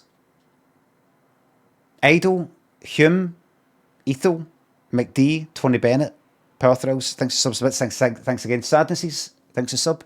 The video sections of the story were very welcome surprises. Glad to hear it. I'm going to very quickly tell you my favourite song of 1999 for all this. And all I'm going to base it on, I've already fucking seen it, I think, is what would I possibly, if I had to play only one of these songs 3 times this week, or like see tomorrow, I've got to play one. What are you in the mood for hearing 3 times in a row? 3 times in a row. Let's just base it on that. Which one? I scrolled down there and I just saw at number 40, You Get What You Give by New Radicals. It's that. It's that.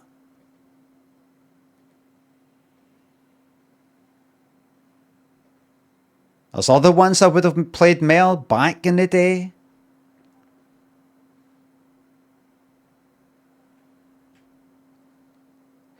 Baby One More Time. Baby One More Time, Blue Dabba Dee Millionaire play Mambo number 5, 9 PM Telecom. Right, here we go. We got Baby One More Time, Blue Dabba, that one. A little bit of Jessica's what I 9 PM Telecom. Living La Vida Loca. I heard Living La Vida Loca before anybody here. I was listening to like some internet radio, flash radio thing or something like that. I can't remember what it was called. 1999. When I was kind of got good at flash in the company that I worked for, and that I was discovering like internet radio stuff. I was like, look at this. Look, it's got these radio stations for like America. Heard that song something like 6 months before it was there here. That don't impress me much. Very good. Sweet like chocolate, flat beat, go and get stuff, bring it all back. None of these. Remember, what I'm thinking is, what song would I play, like after the stream? What would I want to hear 3 times in a fucking row? You Get What You Give is my main one in my head right now. We're going to get stuff by Boyzone, not Bring It All Back, Better Off Alone, During the Ball, Perfect Moment, boom, boom, boom, boom. No.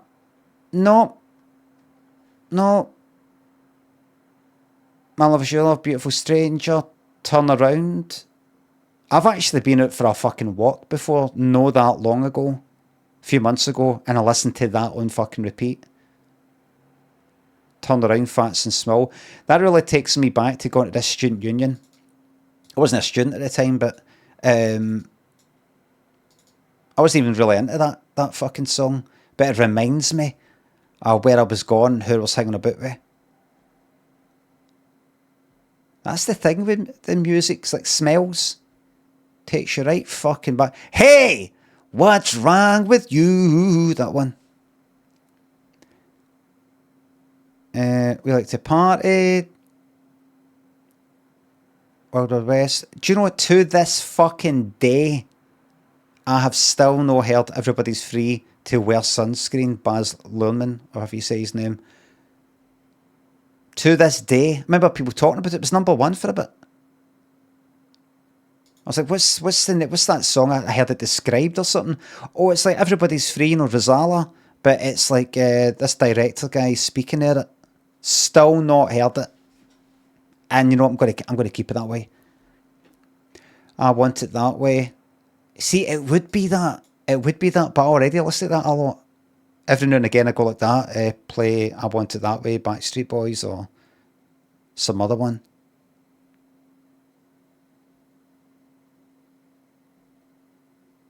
You get what you give. You get what you give. Liam Elaine, thanks up. Hate Maria, my brother used to sing. Oh, Liam, he loves Maria.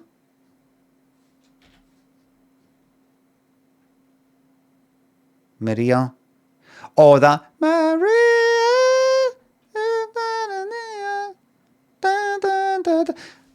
Is that one of these songs that's got a kind of like handbell sort of sound to it? Or did I just imagine it? Like,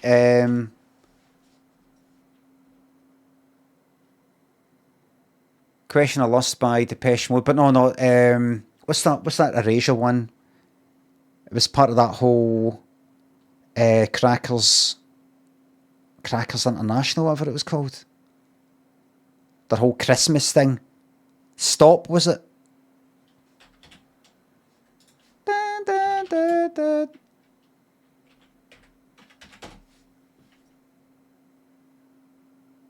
CD UK. Get on a bit. Aye, there you go. Ding, ding, ding, ding. When was that? Was that Christmas time, Maria? Because they did that. They go, we're going to release a song run about Christmas, so fuck it, just stick some released January 1999.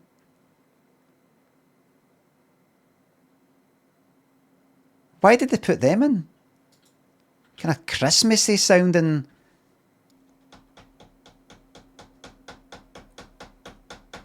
I'm itching to play Hollow Knight, but I'm not gonna. Well, Silk Song. I feel like a bit of Bob, but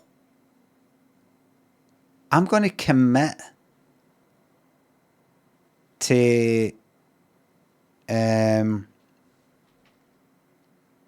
but a Bob. I don't know if there's any point in doing that. You know, what was it called? Bob's Full House. Because it's no like any other Family Fortunes. Because that would be wonderful.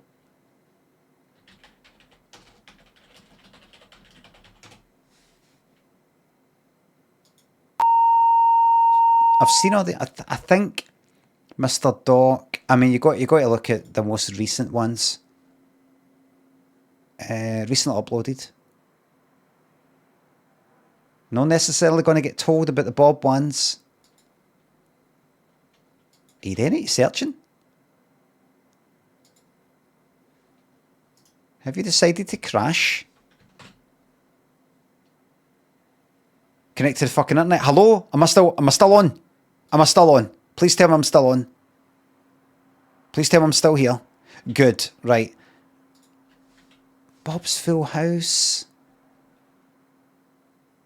Colin Dale on Bob's... who's that? Oh, it's you. Many years ago, I appeared on Bob's... Who are you, though?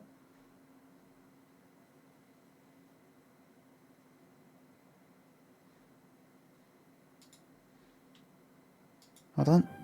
That was what my parents used to call me. Come on. Look, I'm dead. Look, the cufflink. See? I feel lucky. That was what my parents used to... He always did that. We're not watching this equality shite. Look. It's like a wee kind of nervous thing. Yeah. When I meet a generous audience like you, I feel lucky. That was what my parents used to call me. Lucky. That was their pet name for me. Lucky. Come here, Lucky. Come. Like he's in the middle of doing something. It's like a wee distraction, so he's maybe no so stiff. It's just me and the audience, me and the camera. I'm doing a wee extra thing. Doing a wee actual another thing. Like that, actually. Well, actually makes me... It's kind of a wee bit like... what was his name? I don't get no respect. Or whatever he said. I don't know how he said it. No respect. I used to fix his... Dangerfield has, for some reason, been held.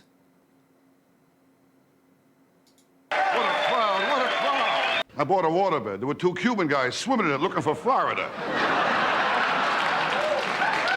It's 1980. Was the, the thingy. 1980 was when the whatchamacallit happened. The beginning of Scarface. The Thing. Cuban Missile Crisis. No, the fucking thing he's fucking talking about. The boat lift thing, aye. Cuban fucking Missile Crisis. What's that got to do with it? Jonathan and Crisco. Thanks to subs. What was I going to look up? Family Fortunes. Right? Search for that. And then... He's fucking fiddling with his cufflinks as well. He's look.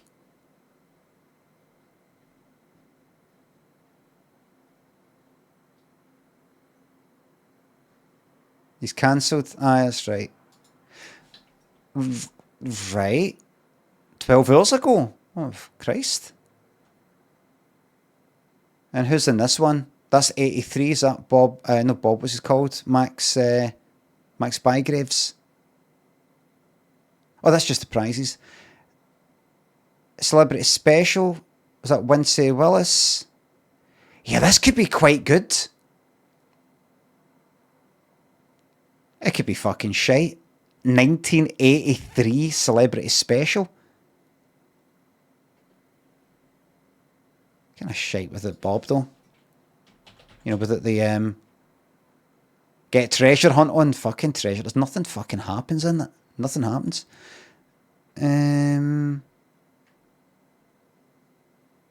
Seen this. This was uploaded 3 weeks ago.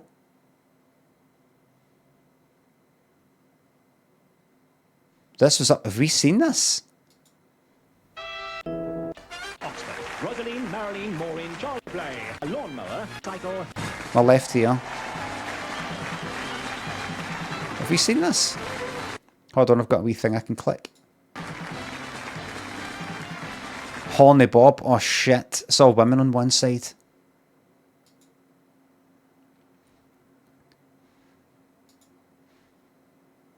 Right.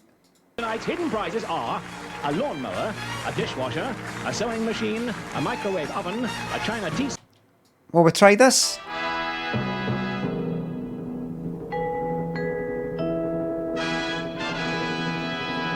GZ, thanks for the sub. How's the volume? I can turn up a wee bit. The Ray family from Kidlington, Oxford. Rosaline, Marilyn, Maureen, Charlene and Tratley. And from Stoke, the Johnson family. Ron, Keith, Graham, Paul and Brian. All here to play Family Fortunes. And among tonight's hidden prizes are a lawnmower, a dishwasher, a sewing machine, a microwave oven, a China tea set, a shopper cycle, a music centre, a silver tea service, and a selection of kitchen equipment. How's that? And here is your host, Bob. Wait until I start speaking.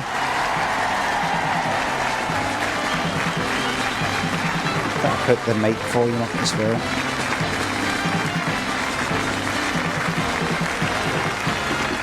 What a great welcome. Thank you.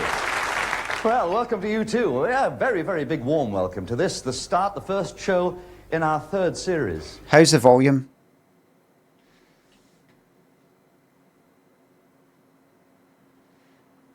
Oh, good. Very good. Fine. I don't want it too loud. Don't want it too loud. A very, very big warm welcome to this, the first show in our third series. I'm very excited about that because it's an important show to us. You can imagine, you know, a lot depends on the success of this first show of the series, and of course, there is a tendency, I'm afraid, to feel a little bit nervous. But I don't want you to be. We asked 100 people to name Britain's favourite TV personality, and they all got it wrong. Our big money... Nice one, Bob. Our big money, thank you. Our big money prize starts tonight at £1,000, but if it's not won, it can roll up week by week till it reaches a top prize of £2,500. That's as well as the cash that our contestants win during the family game, plus the prizes. My Lord, ATV's writing off so much money every week, the government's beginning to think it's nationalised. So, we've got the dads, we've got the mums, the sisters, brothers, nieces, nephews and cousins, we've got the in-laws and the outlaws, all looking to win some How's Your Father, so Bob's your uncle. Good bit of politics there. Things get nationalised, privatised. This is 1983. 1981 were 2 years into the Thatcher years. She came in 1979. Reagan came in, of course, in 1980. When did Reagan come in? Was it 81? Was he a Tory? Well, no, he was fucking American, Republican.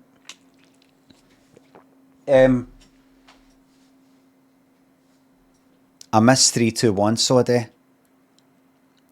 I miss 321 so much that I am open to the idea of watching a 321 episode that doesn't have ATS, Fiona, Libby and Karen. Because I think we've watched all them. They were only in it for like 2 series. Believe you me, I'd give my life to have another classic ATS, Libby and Fiona one. Each of them playing their parts. Fiona is a... I was with 10 men last night. ATS with a...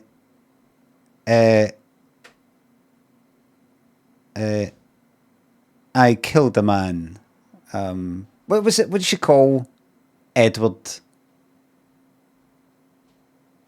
Last night I was killing a man. And Libby, Dana, I'm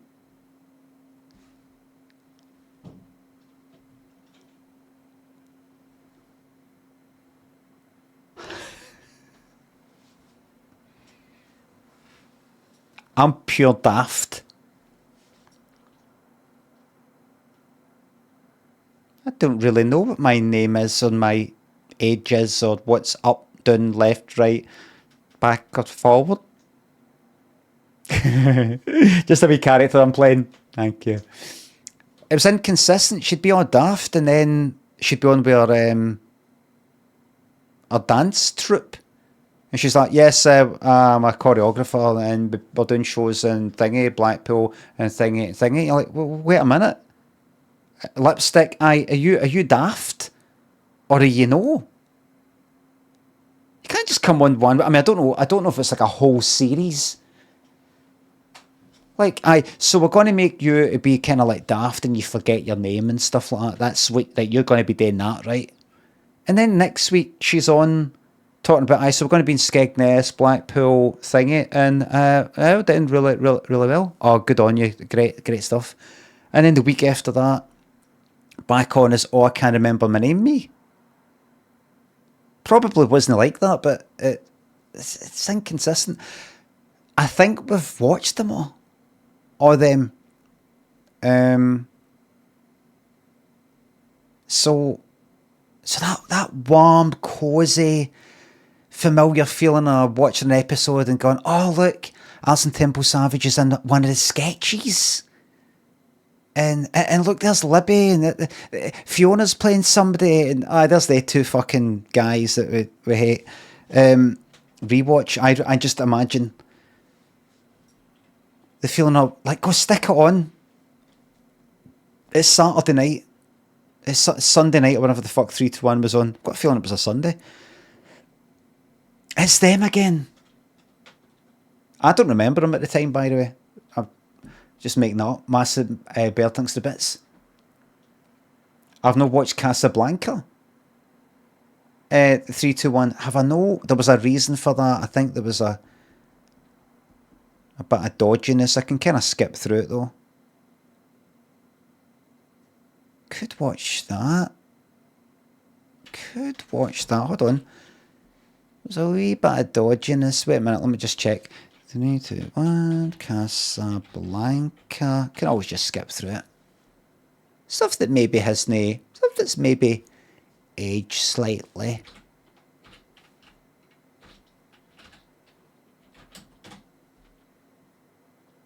Maybe it's that. Right. Skip. Just having a wee glance. Don't ruin it. Yeah, I don't trust it.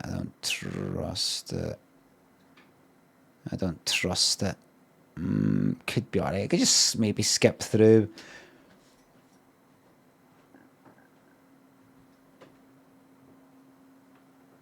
Riverboat side, there was that one.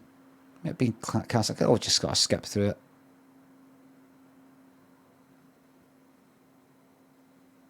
Skip through it. It's got the lot of them. It's there in the fucking description. Fiona Curzon, Karen Palmer, Libby Roberts, Alison Temple Savage. Oh, right. We'll watch this. We'll watch that. Anything that hasn't stood the test of time, we'll just go skip. There was one with tribesmen or something. There's that kind of thing. We just go skip. We simply cannot. It's of immense historical importance that we watch all the Fiona, Libby and ATS ones. Karen, I could take or leave Karen. No offence. Well, I can take her or leave her. Sorry to say. She didn't do anything. Pixel Pass, thanks to sub.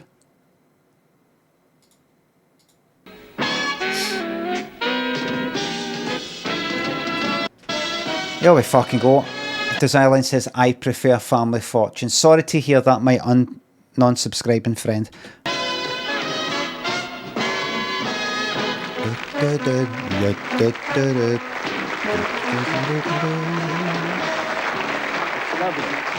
Oh!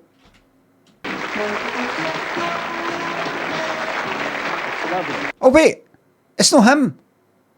Design 6 for the sub. Your opinion now counts. I was going to put on Family Fortunes, but I just this is an unwatched, very, very important thing. Welcome. How are you going? Good to see you. That's Fucking lovely. assholes. Hello. How are you? Welcome. Oh, my God. Oh. Another edition of 3, 2, 1 for the pot. Now, this will pay you into the market. And don't forget the Humpy. And remember, Kitchener wants you. And welcome to News at 10. And 180. And a quick Harvey Smith. What? Just a minute. What? What? You'll be wanting to take over the quiz then? That's the whole idea. Good We're idea. taking over the show, you see. Oh, you like to do that? Oh, yes. Well, I'll tell you what, if you're going to do that, let me give you a question. Yes. What do you call two cheeky fellas who want to take my place? I don't know. What do you call two cheeky fellas who want to take your place? Redundant. Now, get off. Oh! He's a fucking boss, isn't he, man? Thank you. Ted's a fucking boss, isn't he, man? It's a hype train. Livy, thanks for gifting that sub. Smells like weed spirit, thanks for sub. We're not watching Creepy Bob in his prime, you can unclench your ass, but we will be at some point in the future. They're watching every fucking Bob Family Fortunes there is at some point. Woody Chops, welcome to your Friday night. Jake, thanks for the bits. I like Ted's suit. Ted's a fucking man. It's here how he deals it. Lynn's been watching, what is it? What's the name of the fucking thing? Married at First Sight. She says this particular series, the UK one, this most recent one, I think, is very good. Like, because the couples that are mismatched. Imagine going on that fucking programme. Knowing that they're just going to match you up with somebody that you probably don't like because it makes the viewers laugh. Some woman that's been talking about wanting an alpha male and he's not an alpha male and she's upset that he's not an alpha male and not this part. And we were talking about it, like, what the fuck does she mean?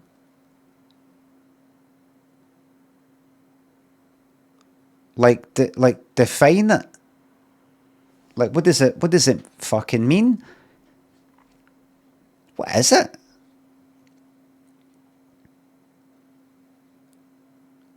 Is a bastard? That we'll try to define it, and I said, I think he's got a business. He's got a lot of business. This guy, he's like a businessman of some kind. He's 6 foot something. But she's like,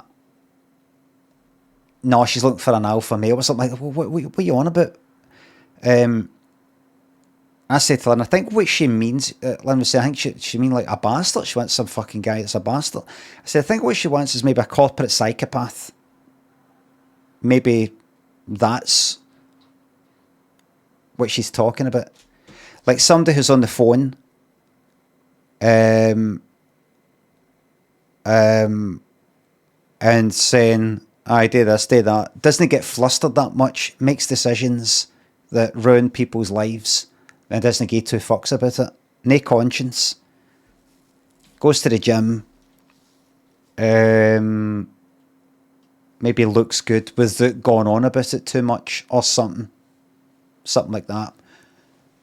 Brian Corley. I don't know. I don't know. I can almost picture it in my mind. I can kinda. Somebody that sort of doesn't care what other people think, is in a position of power of some kind of good looking, maybe sort of tall, and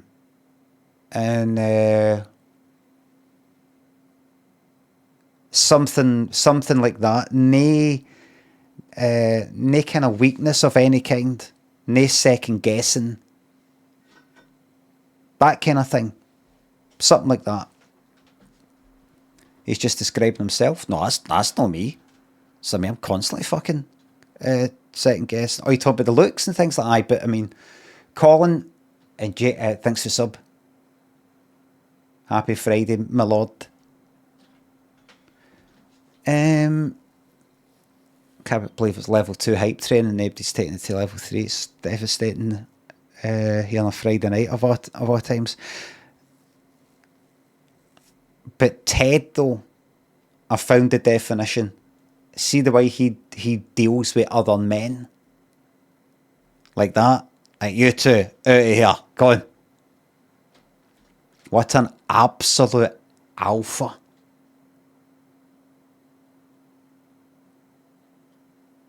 I wouldn't mind being spoken to like that by Ted, because something deep down within me recognises that he's a leader of men. Jake, thanks for gifting that sub. I mean, look at him. What a lad. What a leader. Chris Emmett, Mike Newman, you'll be seeing just a bit later on. Welcome, ladies and gentlemen, to another session of family fun that we... Okay, place your bets. He's about to do 3, 2, 1 very quickly. In case you don't know, in case you're new to this community and this culture, in the programme he would do 3, 2, 1 dead quick like this.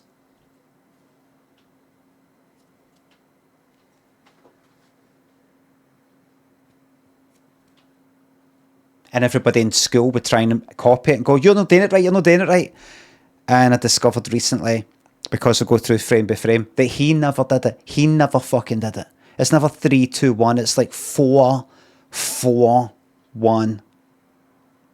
Sometimes it's 3 and like nothing. I'm predicting 3, 3, 1. Call 321, show that's got variety, variation. Welcome, ladies and That gentlemen. looked like a good one. Session of family fun that we call 321. Show that's Okay. seeing just a bit later on. Welcome, ladies and gentlemen, to another session of family fun. Frame by frame.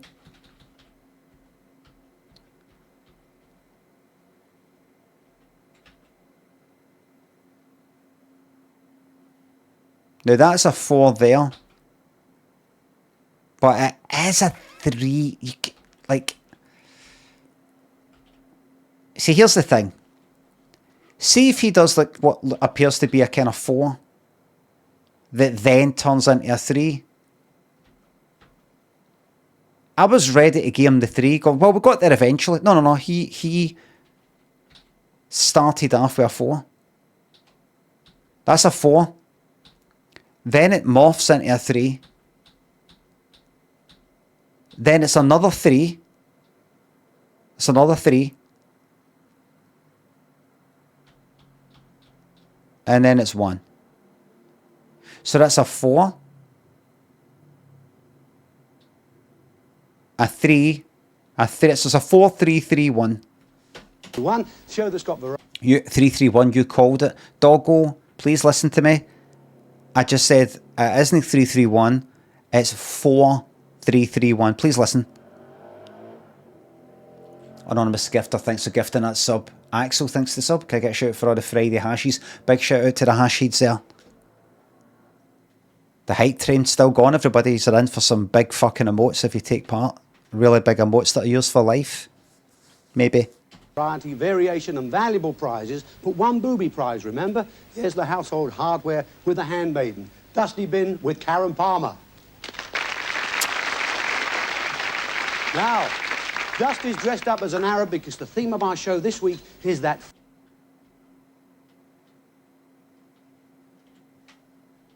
So, there'll be a wee bit of skipping here and there. Fortis classic film by Humphrey Bogart, Casablanca. But right now, here is Dusty and the girls to introduce, as always, the most important people on our programme, our contestants.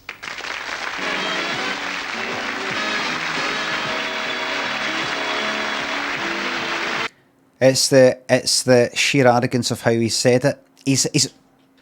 He said a few things about Arabs, snapping up the London hussies, rich. Like he's mentioned millionaire Arabs or something a few times in various episodes.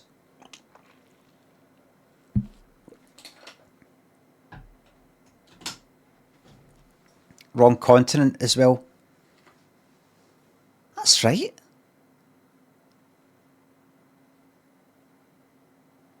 Casablanca is Casablanca on the fucking west coast of Africa? Is that no Casablanca's like the capital?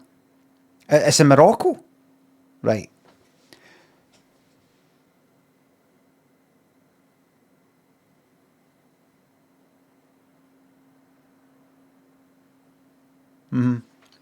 Anonymous gifter, thanks for gifting all these subs there. Thank you very much. Tweed, thanks to sub. Any chance of a wee Tim Westwood impression? I want my joints back, baby. Anonymous, thanks for gifting that sub to 4331. Anonymous gifter, thanks again. Thanks whoever's gifting these subs, thank you very much. Part of the Arab world, though, North Africans can be Arabs. I see. Miss Fortune says they speak Arabic in Morocco, for fuck's sake. From Birmingham, please welcome Frank and Jill Hubble. And from Lincoln, here are Adrian and Judy Stafford.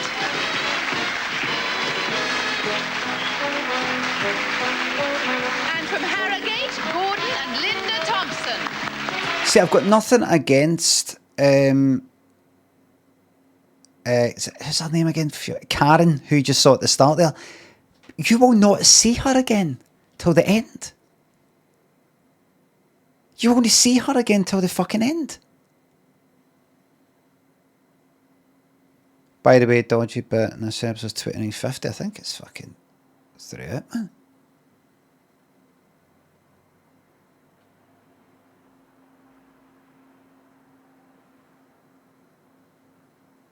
That's the dodgy bit. I don't think that is the fucking... What, is that a Nazi?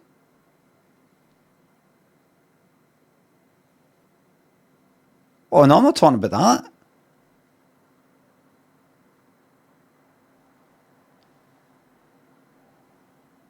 I'm not talking about... Oh, there's a Nazi in it because it's a... I've never seen Casablanca. Wait a minute. Casablanca... 1942 film. Well, what's that about?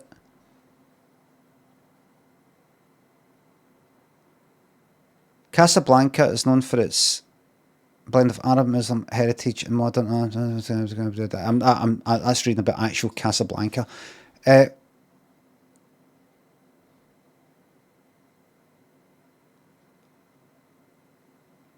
Right.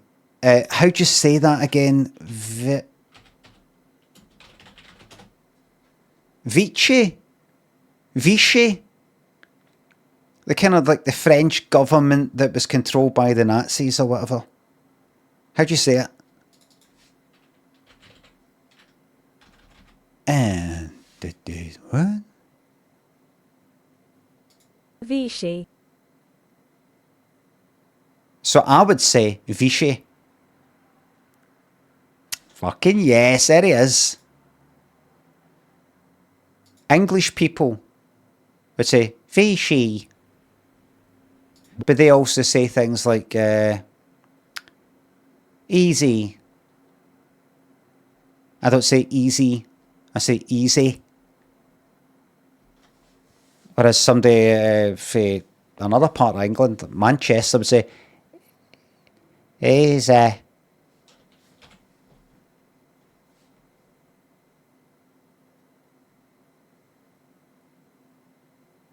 Is that right? Bonjour, this is Julian, the Frenchman who makes French pronunciation videos here on YouTube, and we are looking at how to pronounce the name of the city in central France that is known for its spas and eclectic architecture. It is also sadly known for being where the government that collaborated with the German Nazis during the Second World War was located. He sounds different. This is old. How old is this? 5 years ago? This is when I think he maybe started out as just somebody who tells you how to pronounce things in French. And then he branched out. He's too quick. He's not went to that yet. How do you go about pronouncing the name of this city? Vichy. Pretty straightforward. Vichy. Vichy. Vichy. Here are many more videos on how to pronounce the names of many cities all around France. All of those names that you may want to hear. The German Nazi government that known for being is also sadly known for being where the government that collaborated with the German Nazis. He's fucking right in there, man. He's no fucking about where the blame was there. And you know, He's no fucking about. Collaborated. He's no fucking about there. He's no. Am I right? Collaborated by the Nazis. But the Nazis fucking came right in with their tanks and all that. It was either that or you know, everybody fights to fucking death at an unprepared, you know, army, and you know, like they collaborated. They collaborated. You got people, normal people out in the street, the resistance fighting. And this lot just fucking roll there. He's got a bit of history. It was their idea. Whose idea? I'll be honest with you. I don't know all the stuff about the Vichy government, despite being pretty knowledgeable about Nazi stuff. That's one thing I'm a wee bit... it's Vichy, not Vichy. In my accent, I'll explain it again. In my accent, that's the way I say it. My accent, right? Right? Vichy. Vichy. I don't think so. Bad excuse. Aiden says bad excuse. You come here and fucking say that. Nazi. Like that. Nazi. Nazi. Right? That's E. I don't say E like that. It's A. That's the way I say it. Just mere people just try to completely erase my identity.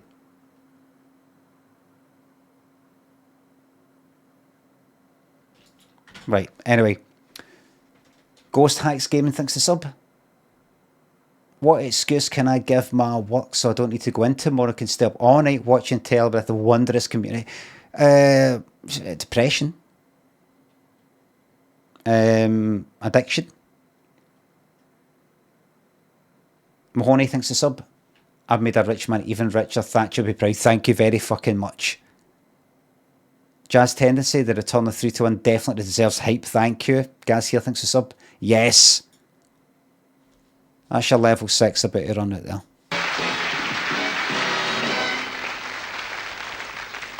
Thank you, ladies and gentlemen. Well, as always, we do start on 3, 2, 1. We remember with our quiz, that's 3 couples there. We then come to our elimination game with 2 couples down to 1 couple. What was that? You just quiz, that's 3 couples there. We then come to 3. our elimination game with 2 couples. 2. Anything other than that. So we can see that Bob. I just called him Bob. His name's fucking Ted. Even though he's got his pinky slightly up, he is capable of doing a 3. He does have the same finger language as the rest of us. It's not like Ted's like that. Aye, what is it? That's 3. Hold on, there's a hype chest open. There we go. What have I got? Excellent. Got a crown. It's not like he's like that. Aye, I did it right. You don't do it right. I'll show you in slow motion. So there's your 3. But Ted, that's no 3. That's 3. What's this, Ted? So it's not like he's like, even if he's just go like that, he thinks that's 3. That. Look at my finger wobbling. Look.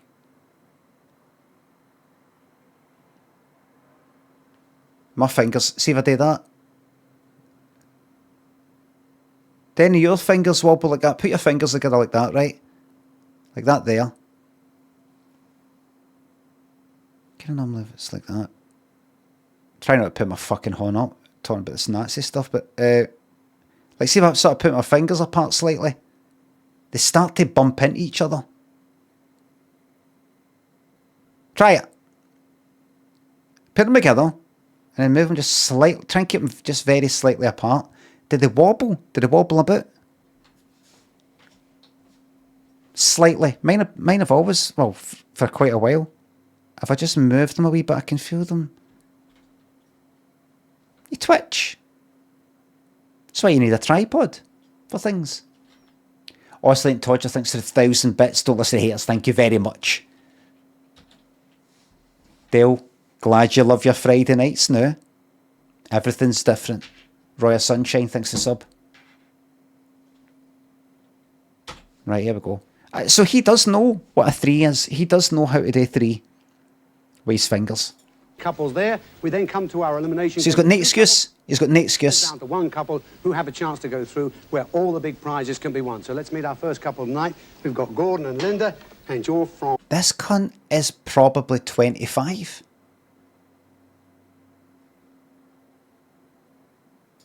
Gordon and Linda Thompson from Harrogate. Not far away in Yorkshire, yes. Okay, Gordon, what line of work are you in? I'm a sales engineer in the industrial valve business. Industrial valve business. The Good oil job. And chemical industry. Oil and chemical. Big business, oil, yes? It is, yeah. Very big at the moment. Very good. Do you get to travel at all? Yes, quite a lot. All over this country and to America. And To America? places like that, yeah. Do you go there very often? Well, not often. About once a year, hopefully. Oh, that's hard, isn't it? Just once a year. Oil. Do you get down to Dallas at all? Right, no, Houston, not oh, Dallas. Houston, not far. Aye. You don't have anything to do with Ewing Oil, do you? Nothing to do with JR at all, no. That's a Dallas reference. It was a teleseries in the 80s. Roseb thinks the sub. Oil's fucking brilliant, isn't it? If you forget about all the bad things about oil, it's really good. Could you just take a moment, please, to think about it? It's there in the ground, and it's made up of like dead creatures.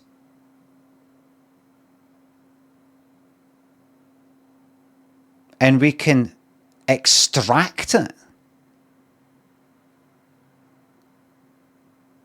and do stuff with it to power things. It's amazing. Pet dinosaurs, aye. Plastic.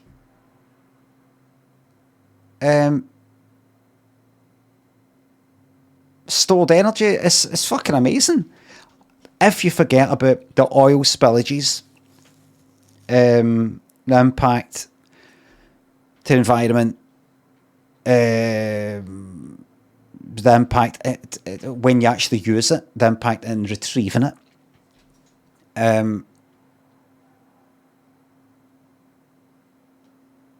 consider it forgotten. Aye. If you forget about that, it's very good.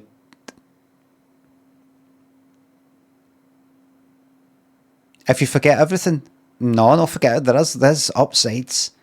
The smell. Oil smells alright. If any of you actually smell like oil, crude oil, a barrel of oil, black oil,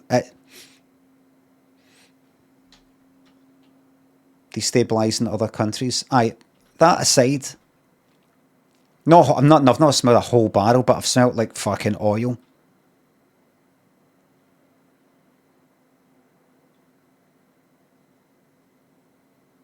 Liquid gold. See, there's a lot of people, so that stop oil lot, I get where they're coming from and I agree with them. But I bet you any money, if you said to any of them, you delivered a barrel of oil to their door and just went secretly, that's yours, you can keep that. They would squirrel it away. Like, yes, man, that's going to be my wee nest egg. A barrel is nothing. I know it's only worth about 20 quid or something, whatever the fuck it is. But they'd hold on like a barrel of oil. Liquid fucking gold. Black gold. Just keep it there. Because see, if you keep it, that'll be worth twice as much in a year for now. What that stuff that's happening. Or the stuff that's about to kick off. Keep a hold of that oil. That'll fucking quadruple in 6 months. If any of you have got a barrel of oil, keep it. If haven't got one, get one. Because I've actually found out what JR stands for, jovial rat. Really good. But we love it, eh? He's a lovely guy. There's a character in this programme that's called J.R. Ewing. He's like the main sort of baddie, oil guy. Actually discovered what JR stands for, jovial rat. And they clap. Like it was really fucking funny and clever.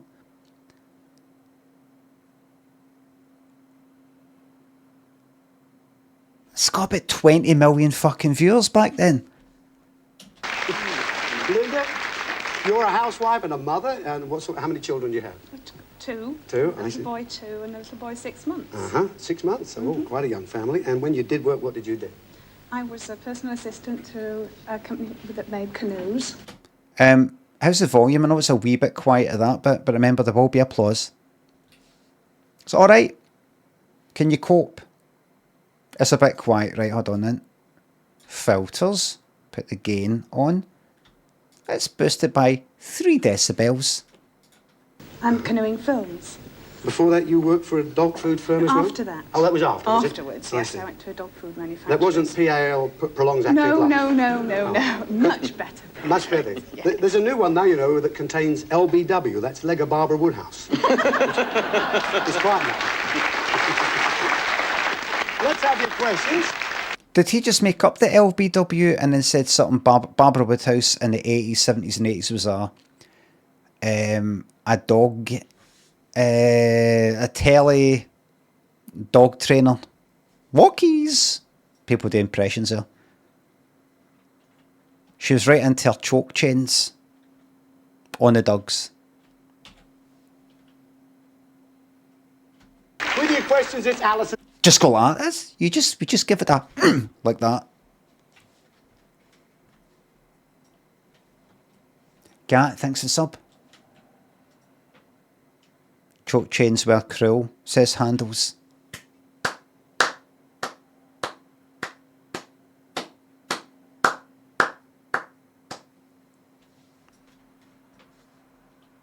Temple Savage with your questions. How are you? Lovely. Fucking yes. How do we know? How can we be sure this is ATS easy right there? How can we be sure? Right there.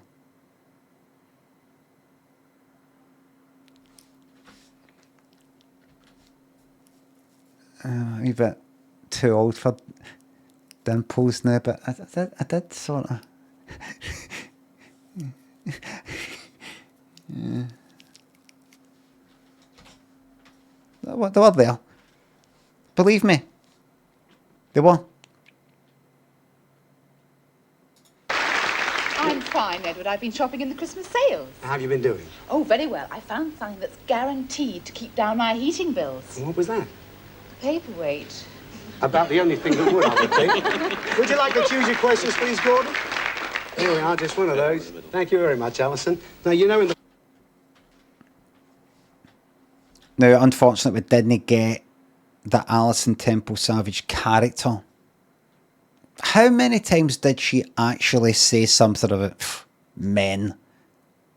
It might have only been twice. I might have just seen her do that twice in a row and then thought, oh, that's what she does. That's her thing. But actually, a lot of these other times, she's not saying that at all. And I'm fucking sick of Ted ways, I'll finish off the joke for you, or I'll get you across the finishing line with that. He should laugh. He should laugh. His job should be just to laugh. Poaching, aye. Your questions, please. Paperweight. About the only thing that would, I would think. Would you like to choose your questions, please, Gordon? Laugh. Laugh, Ted. It's your job to be the kind of please laugh or clap, or you need to start the kind of the laughter. Please explain. Well, to keep your bills down, meaning, make them lower in terms of how much you have to pay. But she's found something to keep them down, like physically, like the paper, the printed bill, keep them down. The paperweight, that's what a paperweight's for. It's to put on bits of fucking paper to keep them all in the one bit on a desk in case you open a window and they blow everywhere. It's a paperweight. It's what you use to murder people. Just one of those. Thank you very much, To Alison. brain them, You know, in the Agatha Christie style. Also, a letter opener is a good way of killing people. first round, you play for £10 each correct answer, whatever the amount is at the end of the first round, what you play for each correct answer in the second. If you don't know an answer, please say don't know. Once you've made a mistake, I have to stop you there, all right? Okay. But we do let you have one to start with, Now, this question... What was that there? No? What? Mistake, I have to stop you there, all right? But we do let you have one to start with, Now, this... You know? We do have one to help, because he always starts off with a question you get for, If you made a mistake, I have to stop you there, all right? But we do let you have one to start with, Now, right, I thought he fucked up his, accent. this question is about initials used in the world of television and radio. Uh-huh. Now, we want to give you the... Sorry, what was that, Ted? Used in the world of television and radio. Now, we want to give... You see, Ted, this is why rehearsing is important, even when you're reading off a bit of paper. You read it again, you read it again, you read it again, you read it again. Monkey Dust, thank you very much for the tenner. Enjoying the stream, big man. Any ideas and some jokes, things to say when I host Compare my nan's memorial coming up? Just use up a wee bit of the... Your nan has given so much to the world. It's time to take a wee bit back for the world by using ChatGPT or some other AI thing to ask it what you want. Your nan's given so much. It's time to get a wee bit back. You'll just take a wee bit back in terms of water and energy and talent. And just go, I need you to help you. Do you realise what this is going to do to the planet? Do you realise? Yes, I know. But my nan has made a huge contribution to the planet. But no, I can get a human response. Start off with this. My nan, or as some of you might know her, is Mary. I don't know if that's her name, by the way. She was always, you know what? Now that I'm reading this, I took ages preparing this, but now I read it, it just doesn't feel right to just be reading for a bit of paper. So you know what? I'm just going to go off script. Do that.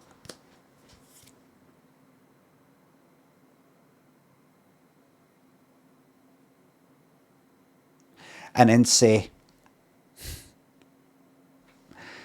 my nan is just... And so you don't have to write anything. You just make it up. And then go, I remember, do you know, there's so many memories. They're all kind of coming to me at once. And I can't really pick one out. So, Tinan. She will love it. She will be pissing herself laughing. Tell yourself that. Tell them that. Remind them of that. She'll be all bare pissing herself. She'll be pissing herself laughing at me fucking this up, making a complete arse it. Wouldn't she? Good dog. I do not thank you for the sub. Please do not thank me for this, Limmy. Give you the sets of initials, and we want you to say what they stand for. Okay. All right? Now, ATV, of course, stands for Associated Television, so that's the one we'll start you with. ATV is... Associated Television. LWT. London Weekend Television. IBA. Independent Broadcasting Association. I'm afraid I have to make a mistake for you there, yes. It's not quite right. It was Independent Broadcasting Authority. Never heard Not it. association. I'm afraid we have to take the first answer as right. But you do have two, and you've got £20. So No, I heard it. Subs, why are you talking about subs? Gaz, why are you saying subs? Why does somebody else say something to do with subs? hold on. Don't worry about it. Take your time. Plenty of time. Here, so I went to the pictures today to see what's it called again? One Battle After Another, which, as I said earlier, I wasn't that into. As I said earlier, I like this bit, that bit, what they were doing, that bit of acting, that scene, that wee bit. But all in, I wasn't into it, and some bits actually kind of annoyed me. Some wee comedy bits I thought were a bit kind of shite, and the whole story I just sort of kind of no interested in, and I gave it a 2 out of 5. 2 out of 5. Just my own personal enjoyment. I recognise that a lot of work went in, and it means something, and all that. But I just simply wasn't really into it. What about the car chase in the house? No spoilers, please. It's alright.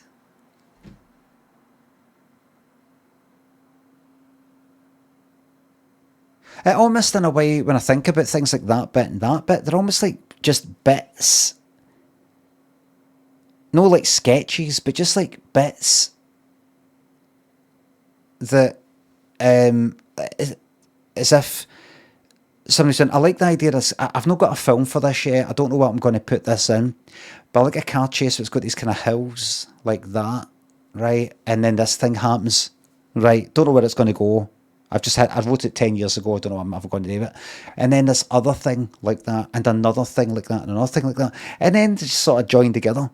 That's not how it comes across. You're not, if you watch it, you're not going to think that yourself necessarily, and I didn't even think it at the time watching it. Just thinking about it now, just kind of like, no, into the whole, see his other films, The Master, I liked that. That felt, I liked the whole feeling of that, and I liked him in it.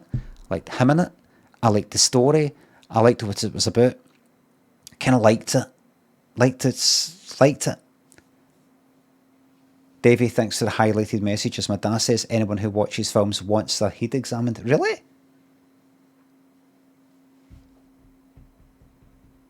Tell your dad to watch Halloween 3. Let me know what he thinks. I think that will change his mind.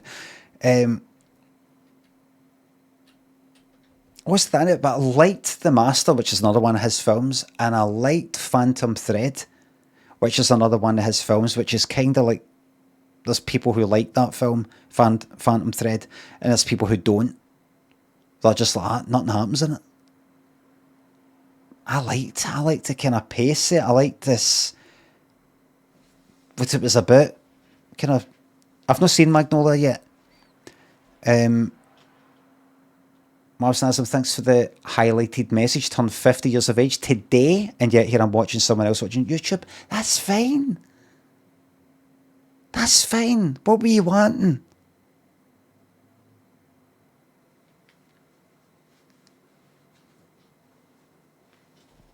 This is it. It's fucking perfect. I just didn't really say that into it. Anyway, what was I going to say? So I went there, and why am I talking about it? Oh, fucking, like, it's like the film, the whole screening sponsored by the British Navy or something, and there was another advert, I think, that was for the army. It's all on, everybody. Twitch has them too. It's all happening. Gearing up. Yes, the drones will be useful. Yes, the nukes are useful as a wee deterrent and all this sort of that. But we need bodies and feet on the ground, in the subs, in the sky.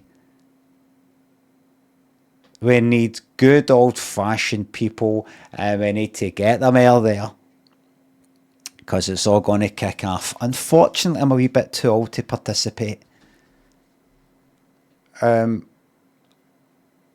thinks it's up. But it's good to see there's these adverts and there's going to be enough people looking at it, really knowing what to do with their life. Got like, you know what? Because that's what I was going to do when I was 17. After I left school, didn't know what to do with myself. Walking past that army recruitment fucking thing in Queen Street, which is probably still there. Let me see. I think I've looked it up not long ago. Queen Street, Glasgow, is it still there? Not Queen Street, but it should be right right there. Right there. Would you like to drop in? You're not working today. You've decided you're not working today? Nope, that's the one I clicked. I tell you what, let's refresh it. Is the stream still on? Refresh. Maps. Let's do that for starters. Nothing. Let's do a new tab. Maps. Nothing. That's the army. Right, Google Maps, that's good. Eventually we've got there. Right, I would like you to go to Queen Street, Glasgow. Okay, I would like to drop in the wee street view thing right there. Right here. Is it no there anymore? It was...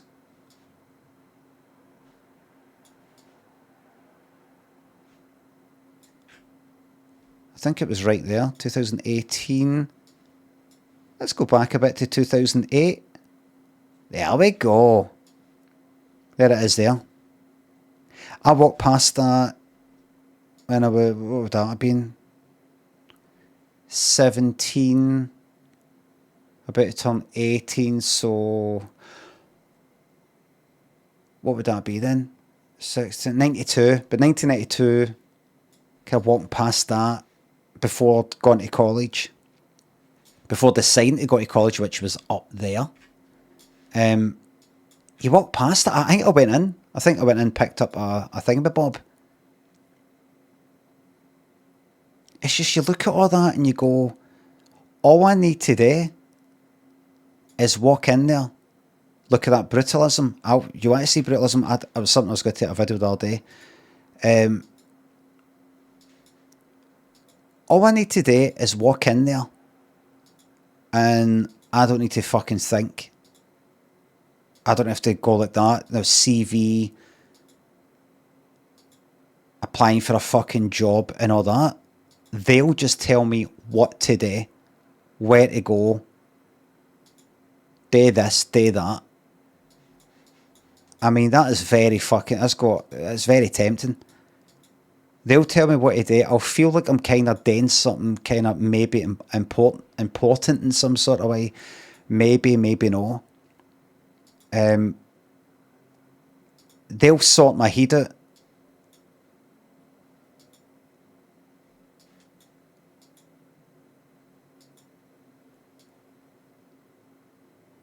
There you go.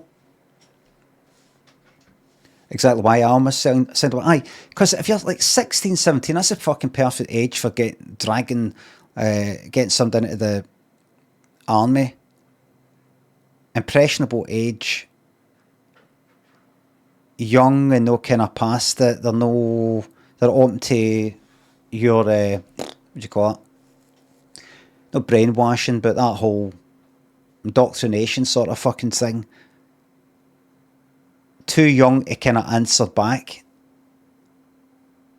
And at that age, you're just like, I don't know what to do with myself. Still a wane, really. But kind of like approaching adulthood or officially an adult. You're just like, I don't know where to go. I don't know what I'm meant to do. I've only just recently learned how to use a fucking washing machine. My mom always did that. My dad always did that. I don't know what to do. I don't know how to apply for jobs. I don't know how to conduct myself. I don't know what to say in interviews. Just step in that door. Just step in.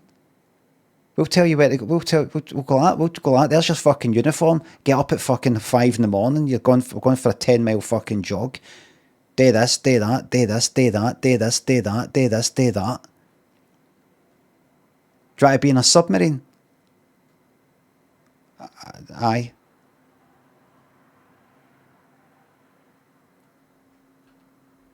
Dodsey, thanks the sub. Careful your BAFTAs don't shrink on the radiator. They would expand. Bobby, thanks the sub. Perfect. Till the bullet, you're ducking bullets. There you go. Do you like to look at that? I was looking at that the other day because this is a fucked look. Thinking, oh well, I suppose they've got another way of getting down, and some guy actually walked down these stairs. So I think it's up there that's fucked. I take it as a wee fence that stops you getting up there. Do you want another wee bit of concrete? There you go. How about that?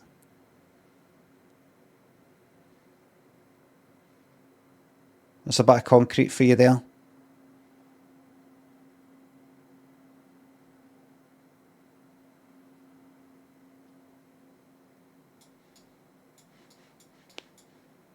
I could take you all over the place. I know concrete. I know concrete. I know concrete. Concrete. I know concrete. Nobody knows concrete like me. Jill and Frank Hubble from Harborne, Birmingham. Yes? Lovely part of the world. Jill and Frank Hubble. What do you do, Frank Hubble? Teach in a special school for delinquent boys. Really? Oh, so you help boys who are in trouble, Hubble? No round of applause. Sarah, thanks for the highlighted message. Check out Boston City Hall for some excellent brutalism. I don't. Right. Oh, aye.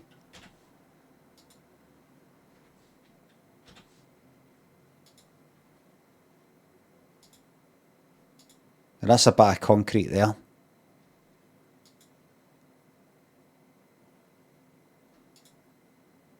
That's inside.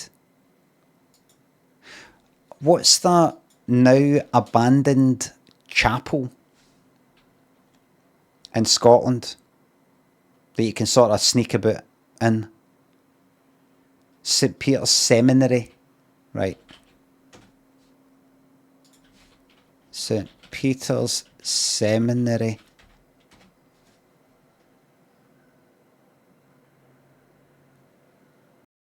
Oh, look, it's got a pill. A few. When's this? It's near Helensburgh. I decided to do a film without a narration. Said about Wait a minute. Camera moves. These fluid camera moves are thanks to the grip. He's the man that pushes the camera about. Film's got Wait a minute. This doesn't really show you anything. There you go. It's a concrete chapel. Not being adherent of the church. But this is the one I want to show you. Take again. But then you possibly dress up in the priest's vestments and go down. Well, It's now that it's done in. Showing how it had changed. Right. You want to watch somebody who's actually been to the new. Oh, there you go. It's him. It's St. Peter's Seminary, about an hour west of Glasgow in Scotland.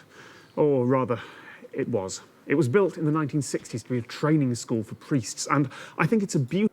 Is that concrete? Isn't it? Building. It's just got some sort of. I like modernist architecture like this.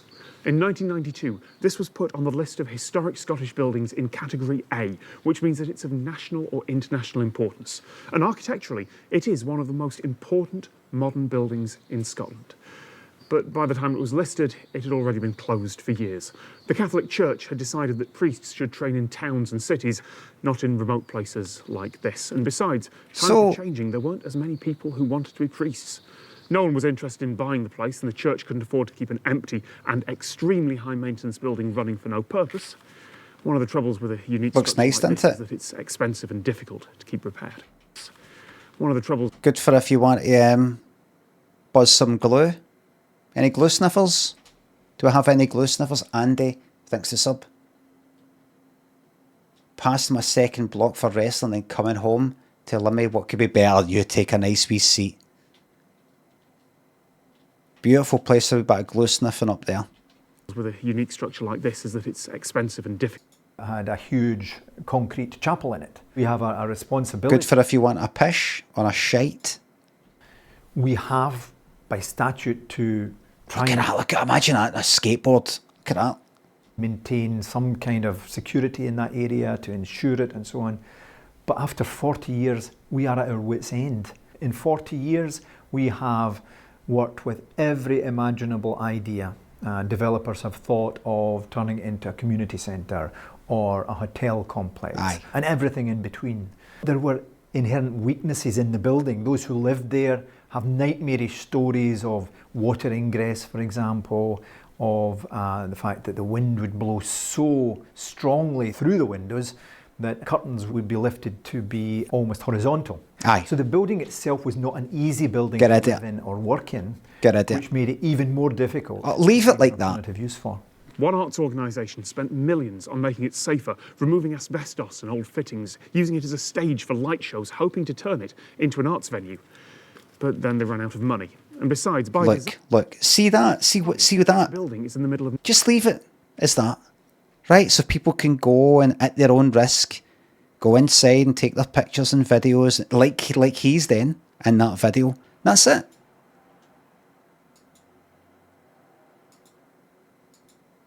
Ideas, but at the same time, realistically. Don't do anything with it. Just let it fucking sit there. So people, that's a wee tourist attraction. For people who like that kind of thing, you've got to kind of go out the way. I was cycling for Glasgow to, I think, Largs. Kind of like, it's sort of on the way, maybe to Helensburgh actually, north of the Clyde. And I could have turned and sort of went up there.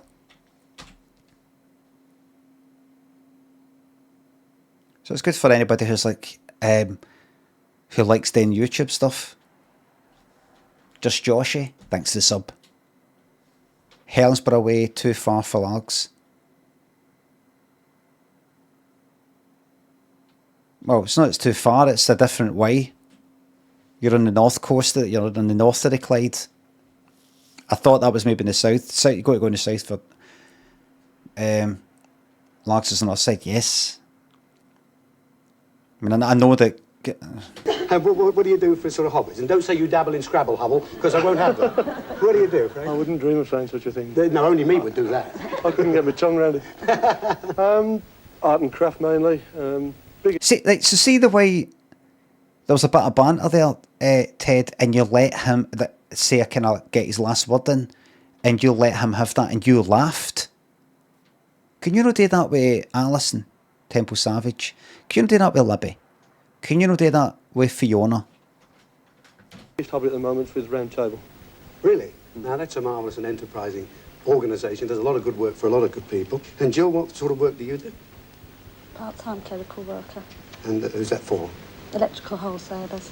I see. So you're Jill Hubble, electrical in clericals. No clerical in electricals. That's right. I see. And what about the way you two met? That was rather strange, wasn't it? Yes, it was rather. She just wants to move on. She's like looking at the card. I'm nobody. Just it'll say on the card clerical and thing. No, I've not really got a lot of confidence. I mean, fucking hell, look what I've ended up with. Of course I've not. What was that? Oh, nothing.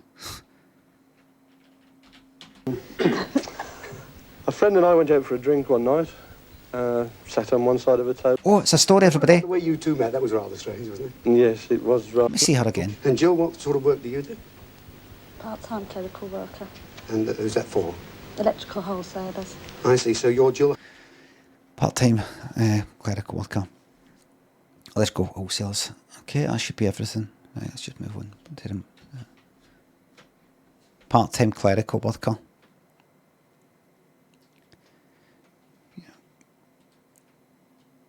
Part-time clerical worker.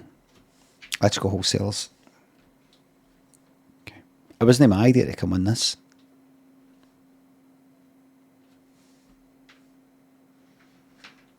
Like that. I don't like making eye contact with people. It's shite. I don't see why it's important to look you in the eyes. Why? Why? I'm here. Look, my face is looking towards you. I don't see why I need to look in your eyes.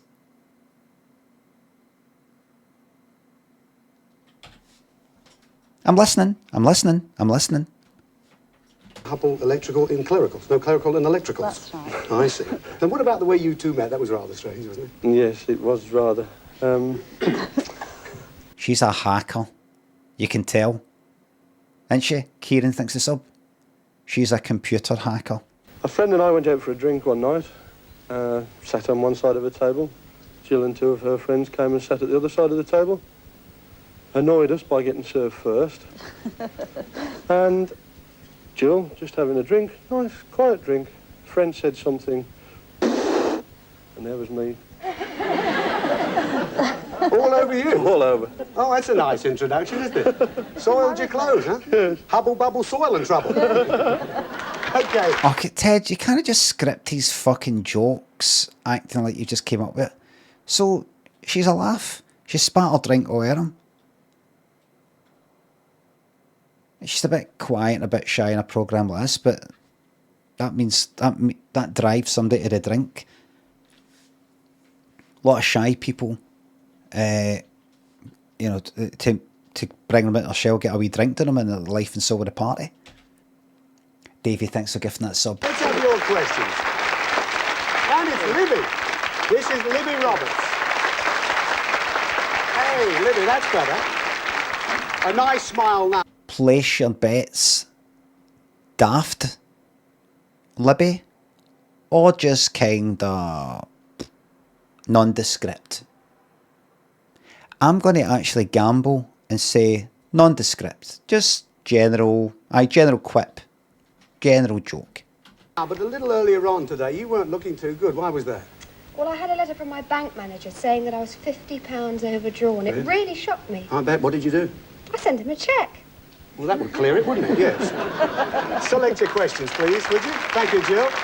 Okay, Libby. You could say that's sort of daft, but it's no daft. It's kind of like a joke. It's what Alison did the same thing. Why is there question marks? You don't even know what the joke was. You don't get it. Do you know what a check is? Do you know what a check is? I mean, it's all new. You don't get really checks anymore. Do you know what a check is?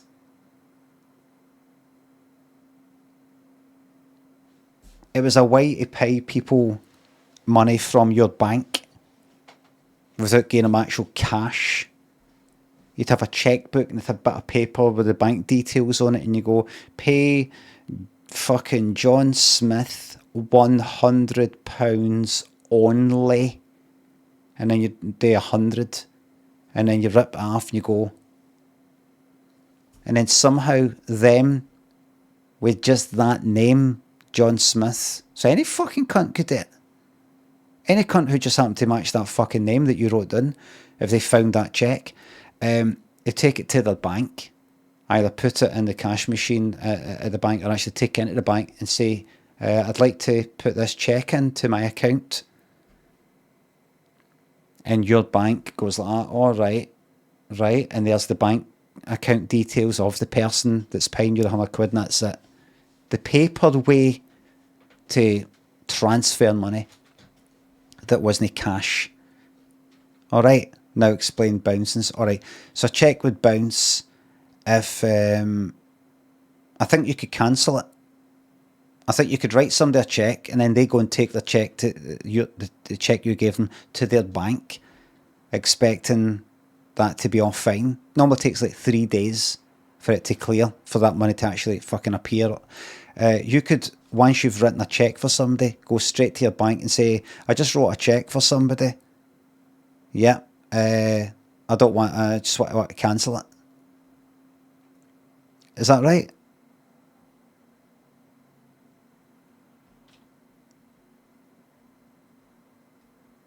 I think you got a stub. So the checkbook, you rip the bit of paper and you get a stub. There's a wee bit that's kind of like the, you know, the kind of list of things that I've done. I think you could maybe it's check numbers or something. So just want to cancel that one. And also, if there's no enough money in your account and you've just gave somebody a check for £1 million fucking quid, you don't have that money. So that check would bounce, as they call it.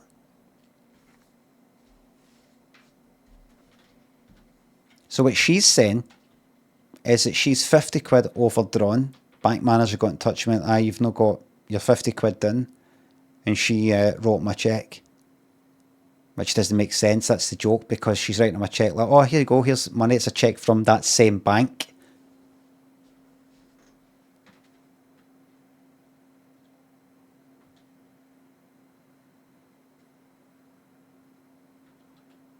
So it's just not funny. It's very funny. It's very, very funny. It's Libby. She's only 2 letters away from Limmy. Or 1 letter. If you want to look at it, like both the B's changed to 2 M's. It's kind of like 1 letter, sort of. No Limmy. Limby. Aye, Limmy.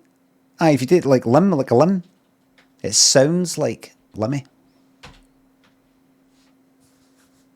Okay, you've got just a 20 to beat at the moment. Don't forget to answer alternately. If you don't know an answer, please say don't know. Now, this question for you is about initials all connected with the law and order. I'll give you the initials. You tell me what they stand for. Now, CIA stands for Central Intelligence Agency. So that's the one we'll start you with. CIA is Central Intelligence Agency. FBI. Federal Bureau of Investigation. Federal Bureau of Investigation. CID. Criminal Intelligence No, pass. Department. PC. Police Constable. Oh, yeah. QC. Queen's Counsel. Queen's Counsel. JP. Justice of the Peace. DPP. Don't know. HMP. Majesty Prisons. DA. British Airways. District Attorney. G. Oh, it's a D. I'm fucking saying British Airways just to do with the police and things like that. I thought you said fucking BA. Her Majesty's Prison. DA. District Attorney. What? DA. D. GBH. Grievous bodily harm. Right, not bad at all there at the end of that round. Yes, a couple you didn't know.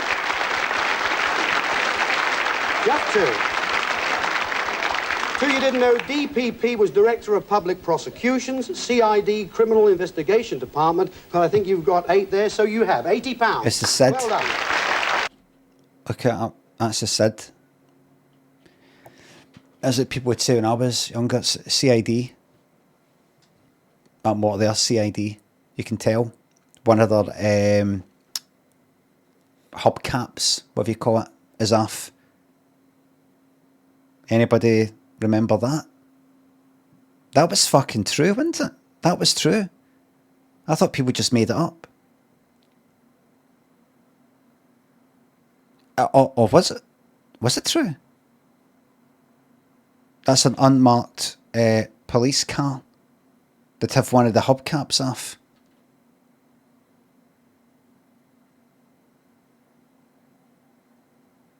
It sounds made up, but I think I remember it.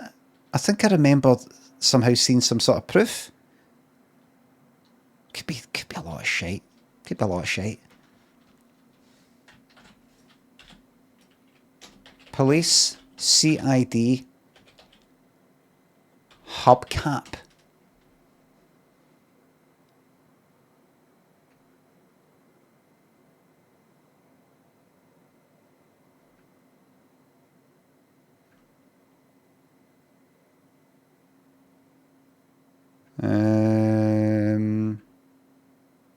No, could be a lot of shite. I might have been had. That's it. Okay. Here we've got Adrian and Judy Stafford from Lincoln. It's not Adrian and Judy Lincoln from Stafford, is it? No. I see. And No. from your details here, Adrian, it says you're a general builder. But tell everybody, there's a reason here for it. You're a builder, but you like gales. Gales and natural disasters. Anything that's good for business. It's not fucking funny. Not funny. See, blame him for it, will you? Can't. That's private enterprise going well, I'm sure. Judy, when did you first have a night out on the tiles, if you pardon the expression, with Adrian? 10, 11, 12 years ago. Really? I see. Just 10, 11, 12 years then. I see. And you met at a disco, yes? Yes. And it says here it was a mistake. Now, what was the mistake? Well, I went to meet somebody else, but he met him first and told him not to come, and he came instead. So not only does he like us to suffer from disasters, you got rid of the fellow who was going to go out with her? That's right, yeah. Oh, lovely. And what's this fellow? I thought you were going to hit it with a really good joke there, Ted. He liked us to suffer from disasters. You got rid of the fellow who was going to go out with her? That's right, yeah. So not only like the stuff that, you know, the disasters with because of the building, but you got rid of the guy that was meant to be like meeting up with her. Alright, I thought that would be related. I thought you would connect them. Because you did that with other folk. Oh, lovely. And what's this fella doing now that was going to turn up? We've lost him now. Not doing a lot of it. Right. Let's have your questions, and Fiona Curzon has your question. Please, Fiona, deliver. Fiona, this is what I want you to do. I want you to say you were out with a couple of gentlemen last night. You took one of them home, and something, funny comment, and then this look. That. Please. Say something to do with a fur coat. Listen, earlier on this morning, I saw you with a new boyfriend. What's he? Yes!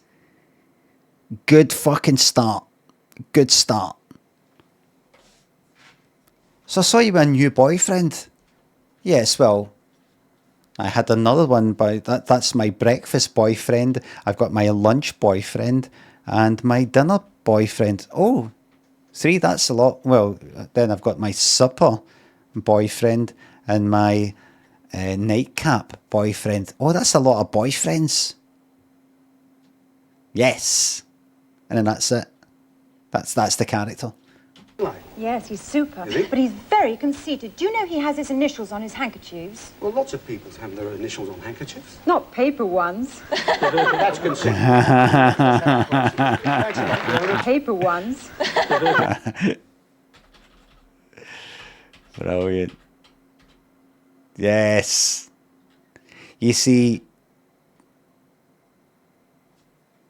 Fiona knows. That's a good emote, isn't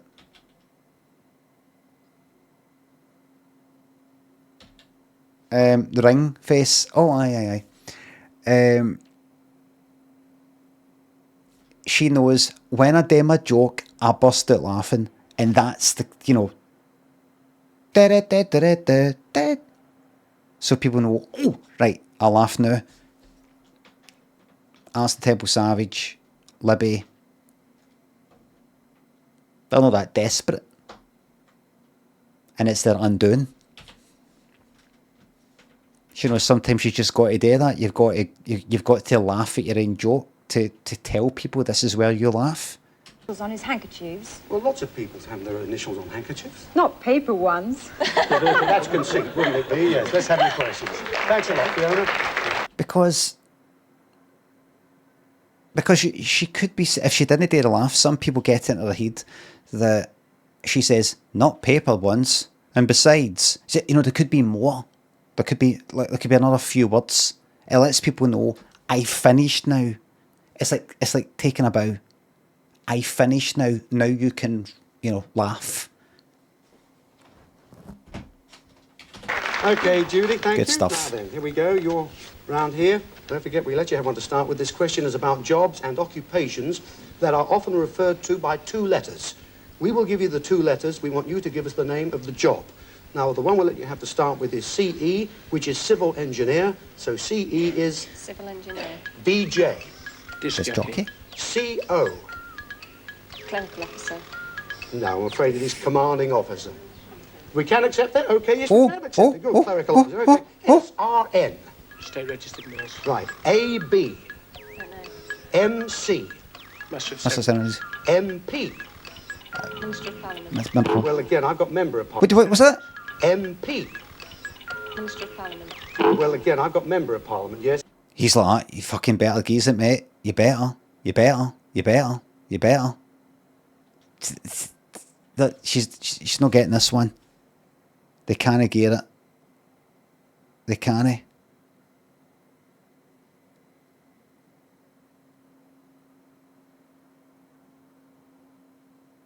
Can he?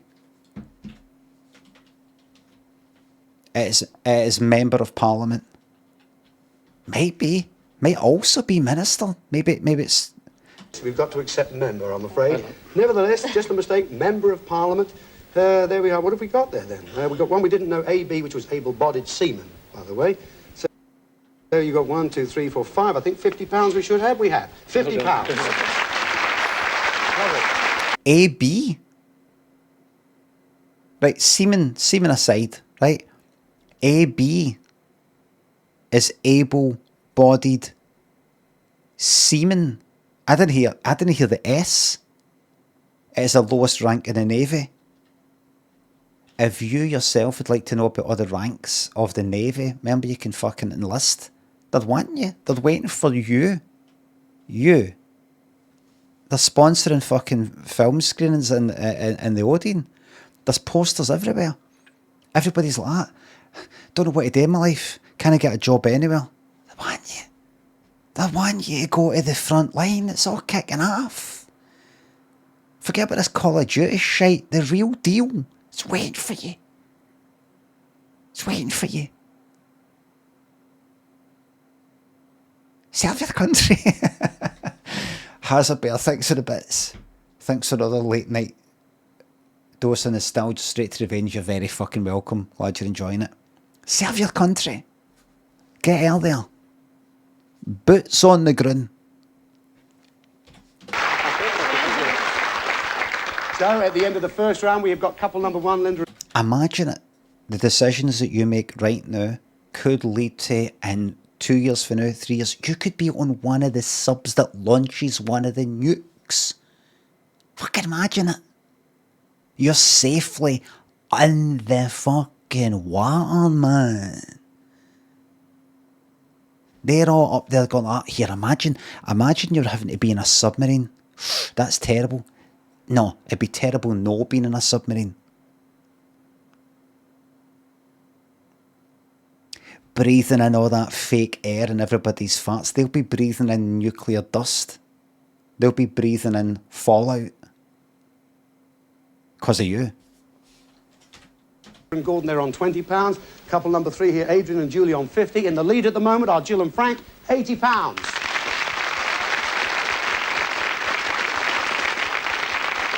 You'll be helping us get to the next stage of evolution.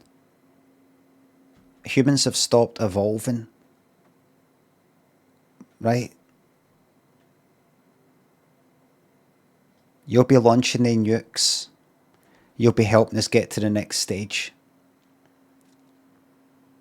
The two-headed variety. Combat, Dolphin, thanks for gifting that sub. Okay, Linda. Linda and Gordon, £20. Select your questions for each correct answer this time, would you? Well, Alison, look at the camera. Yes. Go on, you do it. Yes. He chose them last time. Thanks. Alison, now then, get a maximum this time. What could we get? We could get 10 twos of 200. It wouldn't be bad. This question is about goodies and baddies. Goodies and baddies. We will give you the name of the character. We want you to tell us who played the character. Goodies and baddies. Getting in the Navy, Army.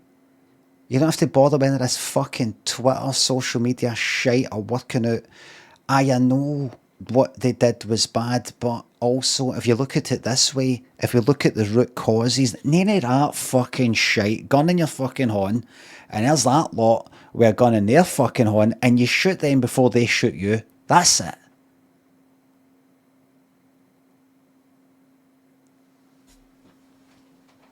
Let other people do all that.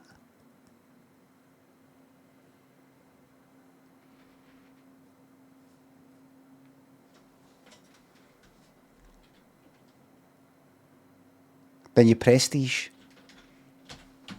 Now, Sam Spade was played by Humphrey Bogart. So that's the one we'll start with. Sam Spade was Humphrey Bogart. Inspector Clouseau, who played Inspector... Peter Sellers. James Bond, who played James Bond. Roger Moore. Right.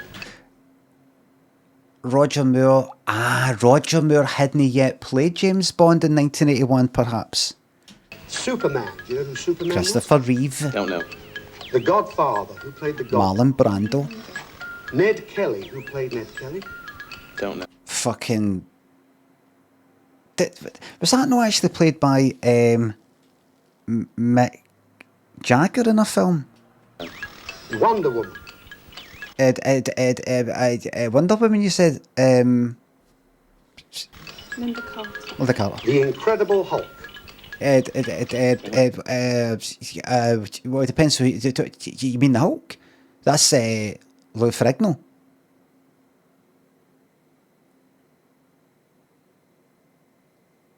But you're not meaning which may call it, are you? No. You're Bruce Banner. Oh, sorry, David Banner. Sloan thinks it's up. Glad you like the 3-2-1. Hercule Poirot. David Suchet. Oh, no. No, by that point, it was... no, at that point, it was that old cunt. Can't remember. $6 Million Man. We're out of time on the... Colt Steve, Lee Majors. $6 Million Man, which you knew, I'm sure, was Lee Majors, it was, in fact. Hercule Poirot was Peter Ustinov, or Albert Finney, of course. And what else? Lou Ferrigno was the Incredible Hulk. It's actually no Lou Ferrigno. I heard him himself say it's Lou Ferrigno.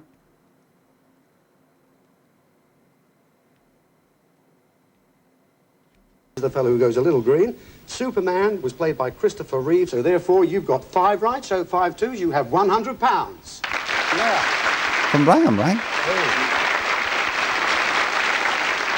Right, Jill and Frank, please choose your questions. You're going for £80 for each correct answer this time. Your questions are these. This question Grossly underused. is about crime fighters ATS, Libby, and Fiona. Grossly. of various types from TV series. We will give you the name of the actor. We want you to tell us the series. Now, we'll start you with Telly Savalas. He is in Kojak. Telly Savalas is in... Kojak. Peter Falk. Columbo. David Soul. Dennis Waterman. Minder. Stone. No, I'm afraid you're wrong. Dennis Waterman, the Sweeney, or Minder. You were thinking of Dennis Weaver. No. I had him to come. I'm afraid you've got 3 there. Those 3 8s are 24. You've got £240. New to this, I need every minute I can get, mate, because the stream finishes and not that long for now. And you're sending these gigantic... Thank you very much for the £5 bits. Hey, Limmy, I'm the wrong side of 40 and a fat alcoholic. Do you think I have what it takes to enlist in the Navy? No, you're too old, I think. And sit snugly 300 metres underwater in my submarine as I launch Triton missiles and herald a nuclear holocaust that wipes out 95% of all life. If not, do you know if the job centre in Slough has anything on? Thanks, lad. Don't you ever send me part of that bad that takes that long to read. I appreciate the bits though.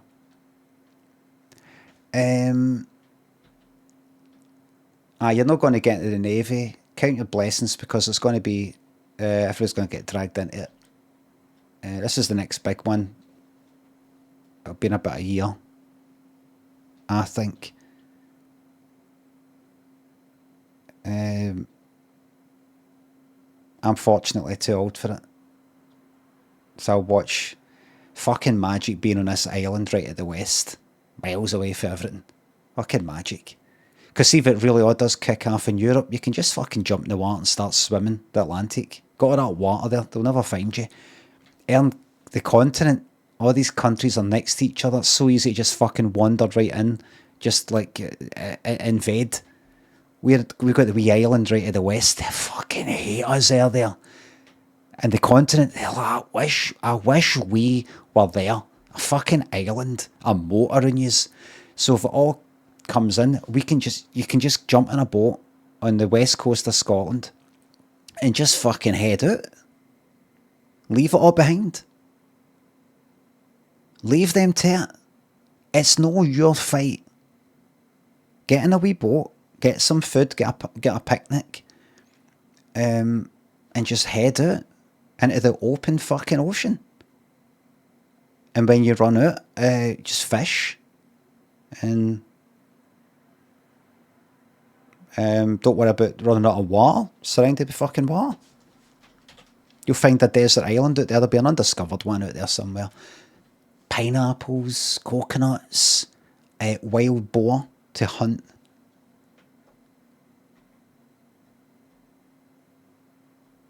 It's all there. Catch seabirds. Human ingenuity. You'll be able to live out there and no bother. Just make sure you take an umbrella as well. You'll get sunburnt.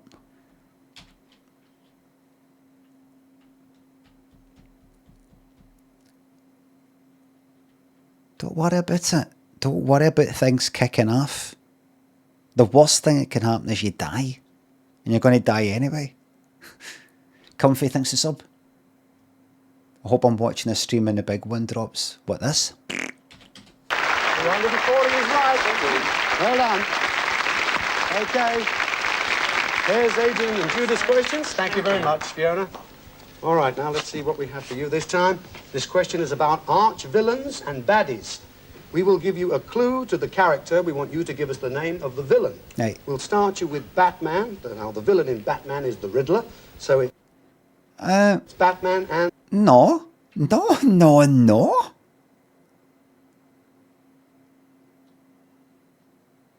Not even the Joker. Batman has multiple enemies. You should do it the other way around. Nemesis. Say the Joker. Batman. The Riddler. Dr. Jekyll. Mr. Hyde. But that's fucking him.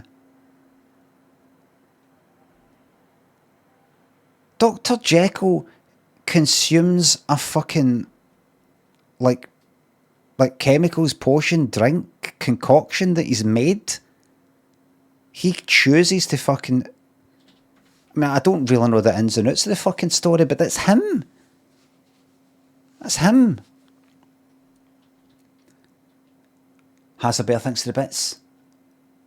Had no idea, the contestants had no idea they were eventually going to be watched by a BAFTA-winning comedian who's also been watched 1,000 cunts on something called 1,000. Is that all? 1,645. Who's the villain in Dallas? Jillian. Oliver Twist. Popeye. Taken? Don't know. Flash Gordon. Pluto. Ming. Peter Pan. Captain Hook. Sherlock Holmes. Moriarty. Don't know. Robin Hood. The Sheriff of Nottingham. Star Wars. Who was the villain in Star Wars? Darth Vader. Oh, come on, mate. Well, that's 10 there. So the villain was Darth Vader in Star Wars. The villain in Sherlock Holmes was Moriarty, the fool. Peter Pan, of course, it was Captain Hook. Yes, now she knows. Popeye, the villain there was Pluto. Oh, now you know. And Oliver Twist, it was Bill Sykes or Fagin. I've got there 3, 4, 5. Is that right? Yes, £250 is what you have. Also, the guy that was in the kind of... No, more? He's sort of baddie as well. Well done. The Queen Victoria. At the end of the quiz, what do we got? We have Linda and Gordon on £100. We've got Ted on the heels, look. Get Ted on the heels. What an insecure man, look. Jill and Frank on £240, but the winners of the quiz this week, Adrian and Judy, £250. £250 big ones. It's always a shame to have to lose one of our couples because they always are lovely, delightful people that come on our show. It's been great having you with us, Gordon and Linda. Sorry it's ended so quickly, but it seemed like an eternity to you, I'm sure, isn't it? It was only that third one in the first round that got you, but you've got, what, £80? No, £100 you've got. There it is, all in fivers. Give it to you, a very chivalrous man. There's your ceramic bin node. Whatever you do, don't drop him. Thank you very much. Such a redundant role for Karen there. I mean, she don't even spot it. Ted didn't even acknowledge her. She's on at the beginning, just like pointing. Much, Gordon. Thank you, Linda. Gorman, thanks to the sub. See you soon. Well done. Right. Okay, ladies and gentlemen, back after the break on 3, 2, 1. See you there. Okay, ladies and gentlemen, back after the break.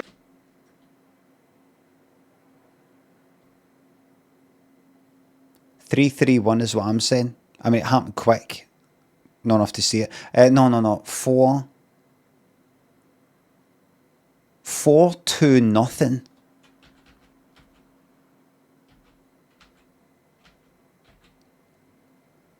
I'm just calling out a 4. I don't care. I'm calling out a 4. That's a 3. 4-3. Nothing.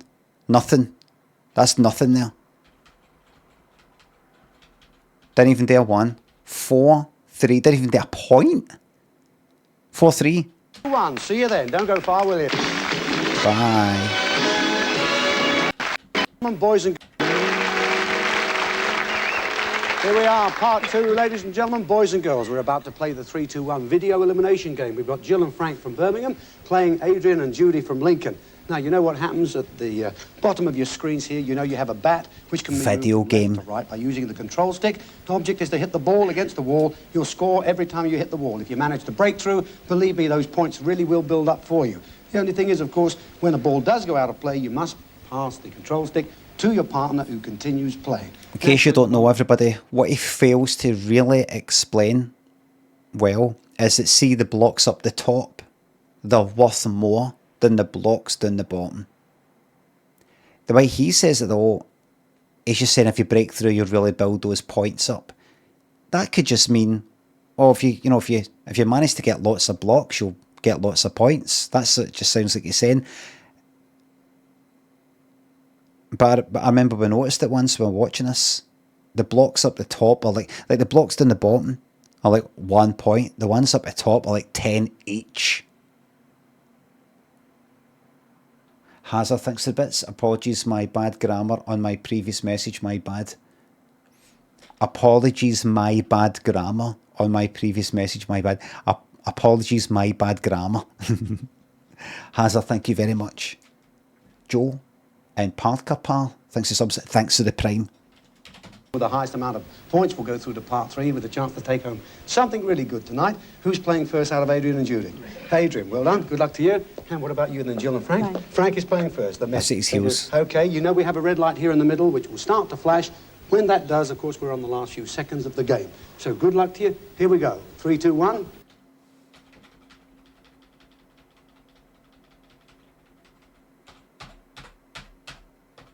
Four. 2. And I suppose 1. That's not a button, mate. That's not a button. That's just the table.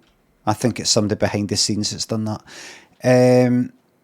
One thing to remember is, see, when the timer finishes, the ball's still bouncing a bit. And remember, we've seen this before. Imagine one couple is on like 25 points. There's been times where it's went, wait, that's the end of the game. The game still plays, and then it bounces a few times, getting an extra few points. And I think in the past he has went like that. So it's like 25 points. That's the end of the game. Well, he said it's finished, but the game's actually still playing. And when he's actually looked at the score, it's like, so you're on 28 points. like he's actually read out the score that they got after the game finished. After the timer finished anyway. It never caused anybody to win though. That wouldn't have won anyway. You see what I mean?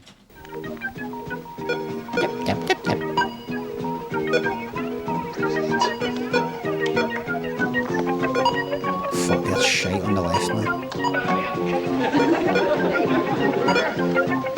Oh god, you're God. God. Is this Twitch? This is Twitch. What was that? Has everybody started wanking?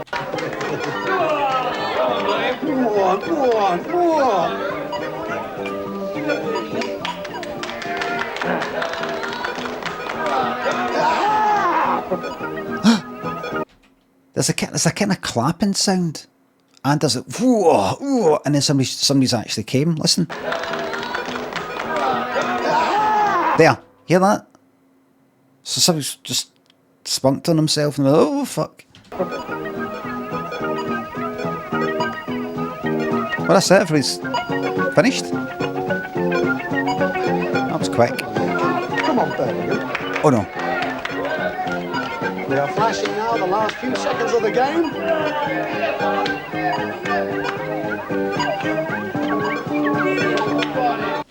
I'm pretty fucking sure CASABLANCA thinks they're gifting these subs in as an extra one added by Valorant. Bethany thinks they're the new Prime sub. I think it's just the people who work there are doing that. What do you think? Seems to be the same sort of voice that I hear in every episode.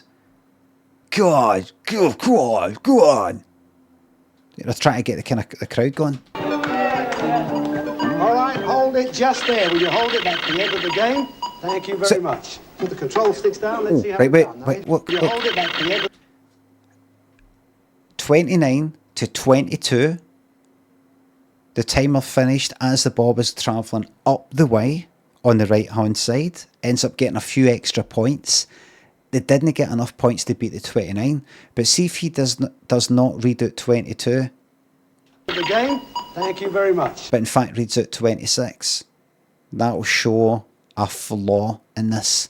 Put the control sticks down. Let's see how we've done. Now, Adrian and Judy. 22 actually when we finish. Yeah, it doesn't matter. That's the score you've got. Well, that's got a computer, remember. That's the score you have. You hear that? The guy's being honest and said what's actually 22, you know, like, 'cause that's when the timer went, it was 22. He's actually being honest. And Ted the daft cunt is like, no, well, that's the score. That is. Remember, it's got a computer. And I'm going to speak to it a lot. Right. Remember, it's got a computer. This game's actually got a computer in it. See, you thought this was just like bits of paper moving across a screen, a bit of glass, but it's actually got a computer inside that's determining what happens with these bits of paper. Doesn't matter that much. Put the control sticks down. Let's see how we've done. Now, Adrian and Judy. 22 actually when we finish. Yeah, it doesn't matter. That's the score you've got. Well, that's got a computer, remember. That's the score you have, which is 26. And That's got a computer, remember? You see, you're forgetting. It's actually got a computer. Computer, you know, it knows what it's doing, mate. All right. Just going to go and speak to the other couple. If that's all right. I think you've held things up enough. It's actually got a computer. Right. That's the score, mate. 26. All right. 22. It says 26.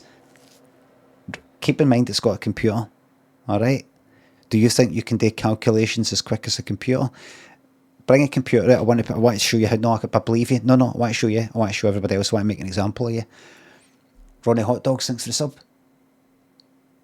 I remember going into a fucking telly shop in Byers Road, I think it was. I've told this fascinating story before. I went into a fucking shop. No, was it there? It might have been somewhere else. I went into a fucking telly shop and I was kind of looking at tellies. I don't know if I was going to buy one there and then, just kind of looking, right? And I think I was looking at a widescreen telly. Wasn't it flat screen by this point? Did we have a wide one? 16:9, but it was CRT? Maybe no. I don't know. I don't know. But I remember being in a teleshop kind of before flat screens really came in. I don't know. It was a 16:9. It's a widescreen telly anyway, right? As in all the tellies you fucking get these days. But I just happened to be looking at it. But the fucking telly company, the shop Comet or something like that, was showing 4:3 like fucking Homes Under the Hammer or something like that. Stretched for 4:3 to 16:9, so it's all fucking stretched. And I was just looking at it, and this woman came here. She might have been like about in her 40s. I think I was in my 20s at the time. And she said something today where, I don't know, you're looking for anything or something like that, right? And I said, and I just couldn't help it.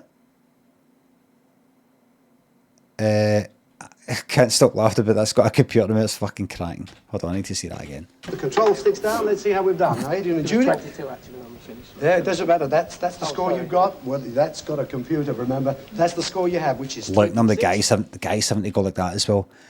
Yeah. Right. Okay. Count. Thanks to sub. It's still going. I must have subbed in a moment of gay abandon.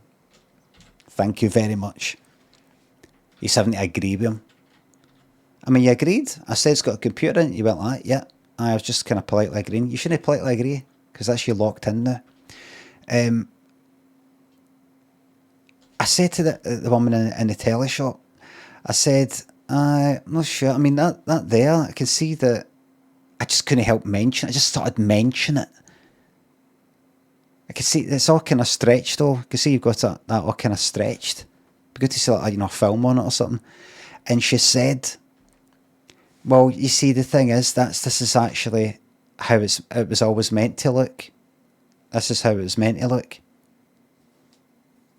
And I went, all right, right, all right.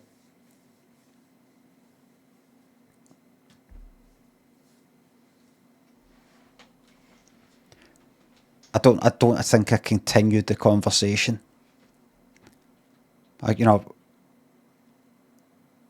On here, if it's one of yous that said it, I'd be like, no, that's how like a 16:9 recorded thing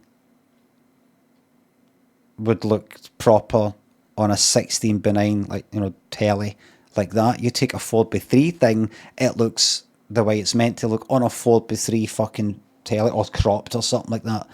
That's stretched. It was like David Dickinson's face, or whatever the fuck his name was like, not like that, but like that. Right, it was like stretched. And she's like, this is like right there in front of us. We're not looking at fucking scenery, something you can't quite get a sense of. Imagine looking at clouds or mountains. It's hard to look at clouds and go, clouds are meant to be like that, but no, it's like that. It was like people, faces. I said it's stretched. This is actually how it was always supposed to look. The telly kind of shows how it was actually supposed to look. Because she's obviously been told, like, films and new programmes are filmed 16:9 and should be shown on this kind of telly, and she's just looking at this fucking face, David Dickinson's face, or fucking No Edmonds. Their faces look like a rugby fucking ball. And she's like, aye, that's the way it's meant to look.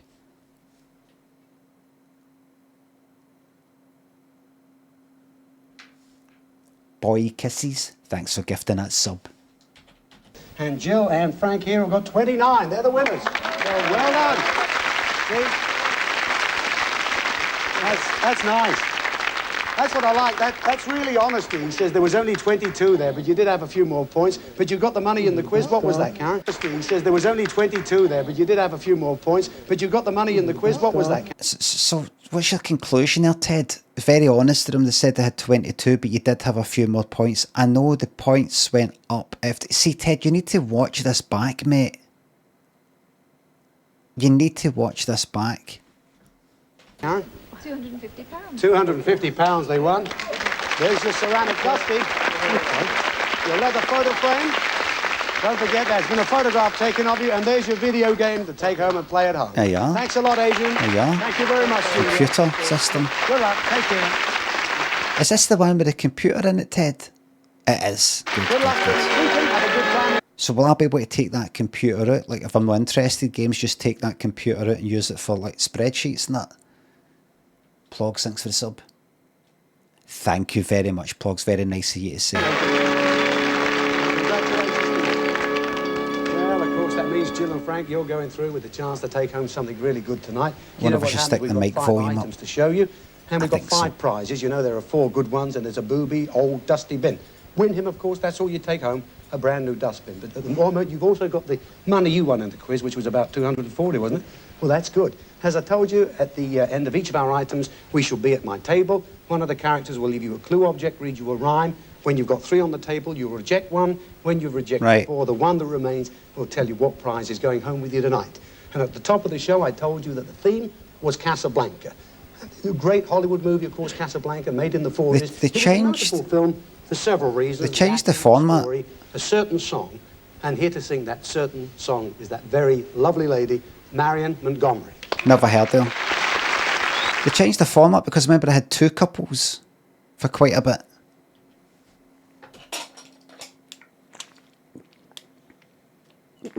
Oh God, I'm thirsty.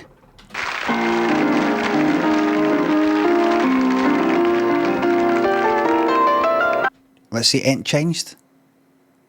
Zaire. That wasn't it. That's not there.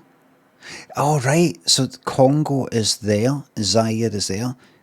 That is now... Is it Democratic Republic of the Congo and Republic of the Congo? There.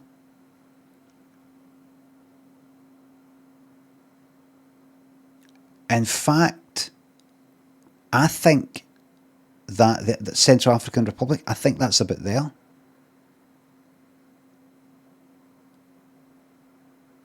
Sudan, Ethiopia, Mozambique, Angola, Republic, I don't know what that says down there, but that should be Namibia, I think. There's more here, there's more. Right. Ethiopia, aye, Somalia's there. Is Somalia there? Aye. Somalia's there, and the I'm not getting involved, disputed Somaliland right next to it. I'm not getting involved. Look, Arabia.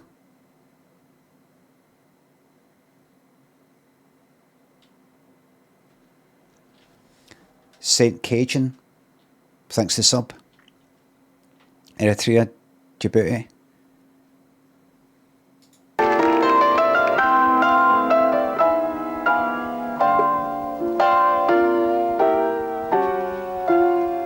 We're not watching fucking this.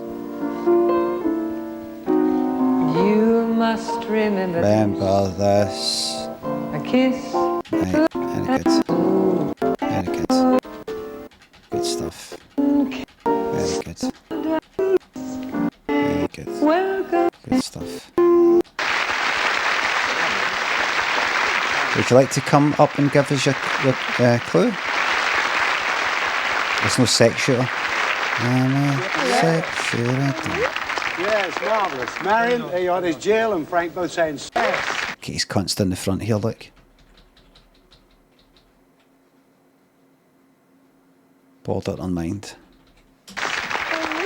Yes, marvellous. Marion, there you are. There's Jill and Frank both saying super, and it was, How do you do? Good. as ever, sensational. Mwah. Singing better than ever. I thought you could have got a better pianist tonight, though, don't you? Well, I tried, but you know, we couldn't find one who would fit the suit. Lovely Laurie Holloway, only Marion's husband, that was all. Lovely guy. Great to see you as always. Marion, a very busy lady. Yes, And what are you yes. up to right now? Well, I'm in Australia and I know. going to be going around the world. So Uh-huh. I'm rather excited about that and come back in April at the Festival Hall. Well, good luck with all of that. And what about a little clue then for Frank? What was that? At the Festival Hall. Well, good luck with all of that. And what about a little clue? The fuck was that? In April at the Festival Hall. Well, good luck with all of that. And what about But that's not her voice. She's been speaking like this, and if she was to go up high, it'd be like this. She's been speaking like this. Oh, thank you. But she went, thank you. a little clue? In April at the Festival Hall. Well, good luck with all of that. And what about a little clue then for Frank and Jill here? I have a rather large clip right there. Clip. See? Here, clip. And what about the rhyme? What does that I've got the rhyme. I need to hear her do a high-pitched voice and see her face at the same time here. Now then, you must remember this, but in case you might forget, you'll have this to remind you. You'll see it on the set. Hey, Marion, Frank. You see it on the set.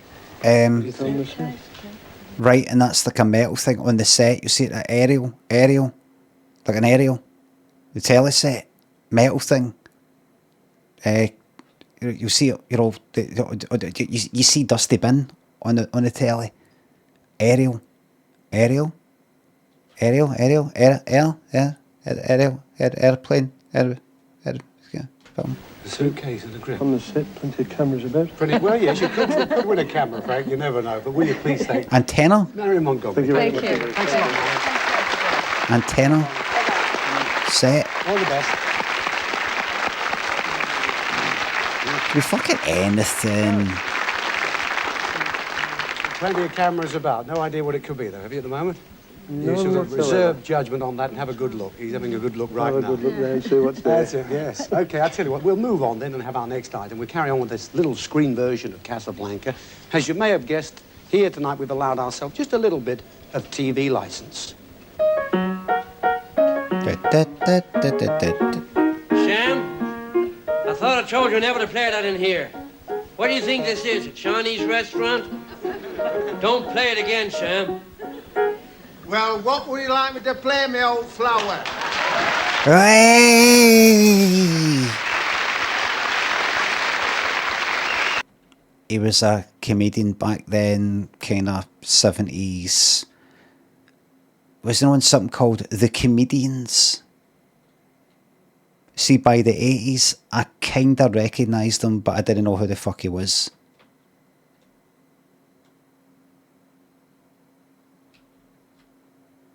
He was more 70s than 80s, I would say.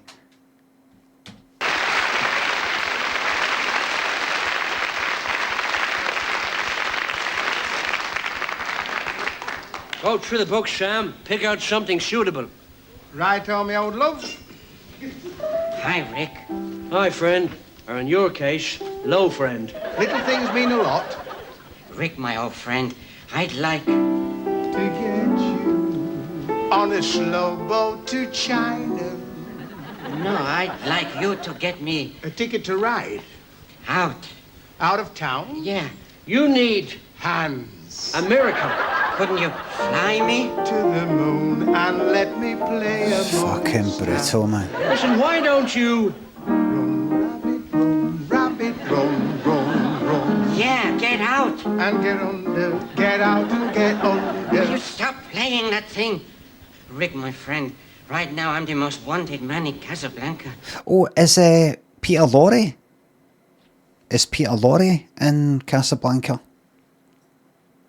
Congratulations. And it's going to get worse. As time goes by. Sam, Right. don't play that song. You know the one I want to hear. Oh, Rick. Don't ask me to play that. Listen, Sam, you played it for her, you played it for him, you played it for him and him and him, and him and him and him and him and him. Now you can play it for me. Play the song, Sam. All right, Flower. You've asked for it. After 3. A 1, a 2, a 3. On il primo batat. On il primo batat. On il primo batat. What's that? What's that? They think it's fucking brilliant, whatever it is. It's a Yorkshire song, right?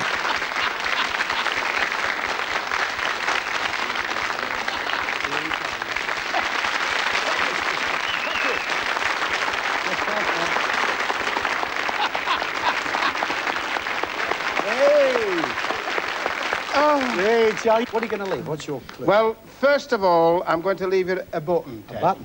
Yeah. Uh-huh. Right. And then I'm going to do a little rhyme. I wasn't going to read it at first. No? No, I was going to send a message on the drums. Couldn't have understood that. He would have done, but you wouldn't. I couldn't understand that. Well, what does it say? He then, wouldn't have Charlie? understood it being a foreigner, you see. Well, you could have interpreted for him anyway. What does it say? Now then, I don't know whether to... I'll put my posh act on now. Oh, you will? Posh voice. All right. When my auntie comes, my rich auntie, I talk like this. You do? When my other one comes, we just talk like that. A push on, not a walk on part. You've seen it once on shot. So take it nice and easy. So near, so far, so what? There we are. What do you reckon, Jim? Push on. Push on? Wheels. Yeah, so what do you think it could be, Frank? Talk about self-hatred. I saw like my take that's the sort of joke he's doing, but I saw, what was it? You would get like there's a lot of black comedians in the 70s or 80s, but who was Lenny Henry would do wee things like that now and again. Scoldilocks, thanks a sub. Hello, Sydney. You can't imagine they feel the fucking got to, because you've got your Bernard Mannings and these kind of racist comedians and a racist sort of attitude, so you got to kind of almost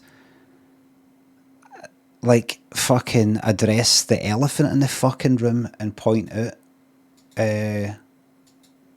do some sort of like racist sort of joke about yourself or something, so that people can go like that. Oh, that's all right. He can laugh about it. That's all right. I like him.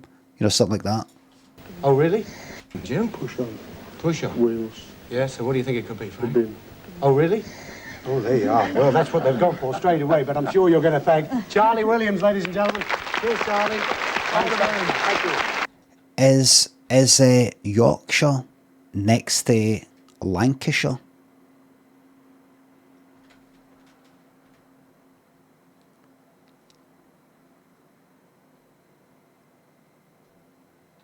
Aye, right. North and west, right. Because somebody say they're Yorkshire and they sound like George Formby. Let's turn that nice again. But he's Lancashire. Thanks a lot, mate. Come on. Don't stir this up. I just send for somebody for miles away.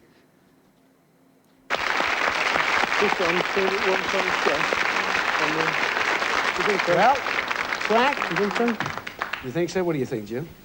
She's not as convinced as you are there, Frank. No, not really. Right, what do you think? That's it, Jill's got the right idea. No, them. She says, The comedians. sit back, get them on the table and then think about it.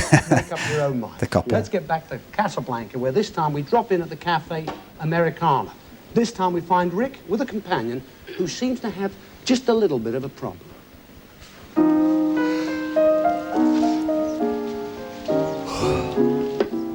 You won again, Rick. I play chess like I play the game of life, little man. I cheat. Oh, What brings you to see me this time, friend? I must leave Casablanca. Oh, yeah? Well, you can't take it with you, kid. No, the chief of police is after me. You mean he collects garden gnomes? It's going to cost you a lot of money to get out of Casablanca right now, friend. I am short, Rick. What? That's not going to make it any cheaper. But I have managed to get some documents which could be so embarrassing to those concerned that they... Chief of Police? What? He collects garden gnomes? Can anybody make sense of that?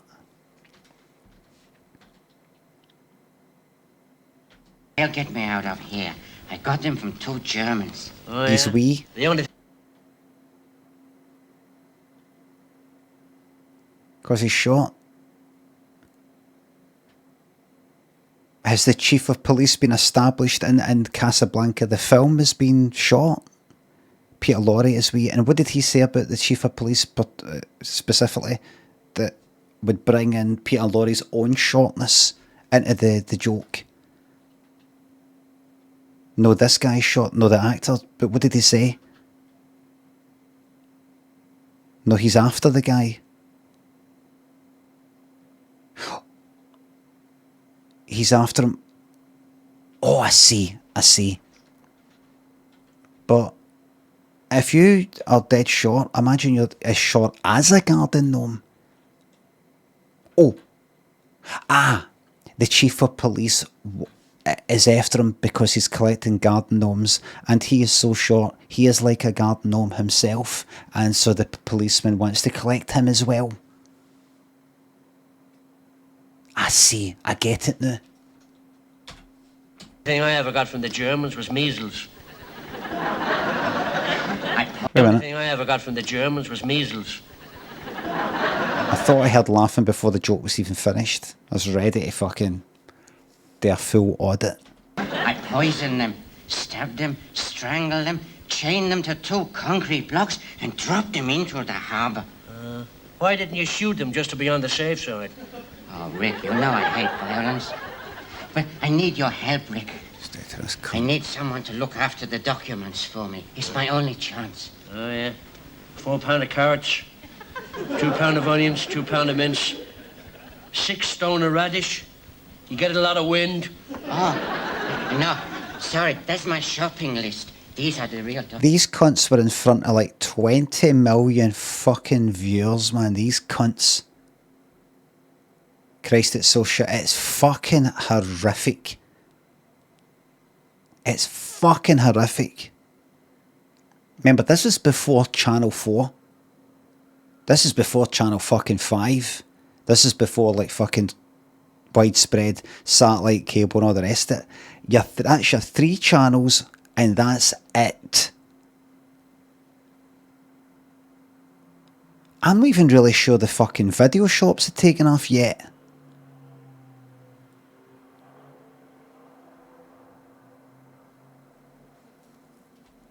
Okay, kid. Thanks, Rick.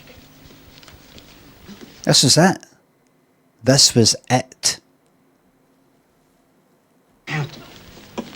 Silence!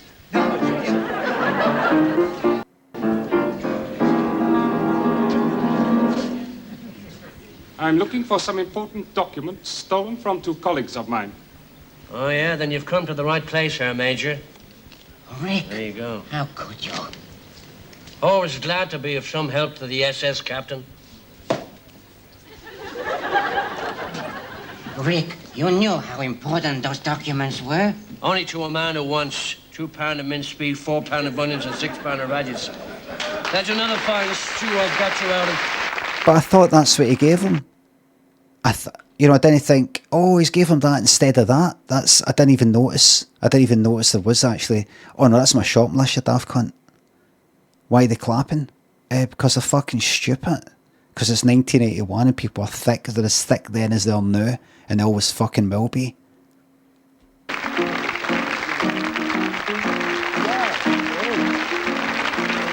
I tell you nothing, and I'm sorry to say this. The person in the chat who said, "I Limmy, the dodgy bit," I think there's a few dodgy bits in this. The dodgy bit is at 29:30, like when the Nazi comes on. That's not the fucking dodgy bit. That's just a fucking Nazi. Like an actor playing a Nazi in a thing. It's not like somebody coming out with Nazi fucking views and they're normal. They were still considered the baddies back then. Things are a wee bit different. No, wee bit of politics there. Things are a wee bit different now. Back then, they're still considered to be the baddies.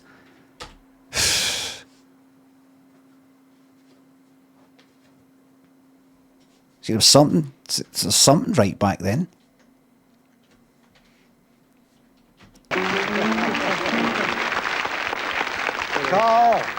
Carl Rigg, of course, in a bit of a different rig out from what we get in Anstey. And Anstey's in Emmerdale Farm, yeah? Anstey in Emmerdale Farm, yes. Now, what are you going to leave then, Carl? Oh, is that this guy's in Emmerdale? This is the documents. The documents? That's going to be the clue, right? Yes. And what about the rhyme? What does that say? The shopping list's been thrown away that might arouse your fears. You could collect a lot in this, but will it lead to tears? No. Any idea, Jill? That's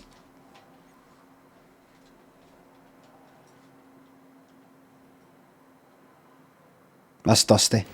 Sounds like a car or a dustbin. Ah, well, he thought the other one was a bin, but we've got to start to think about making up our minds and also thanking Carl Rigg. Thanks a lot, Carl. Cheers, mate. See you soon. Take care.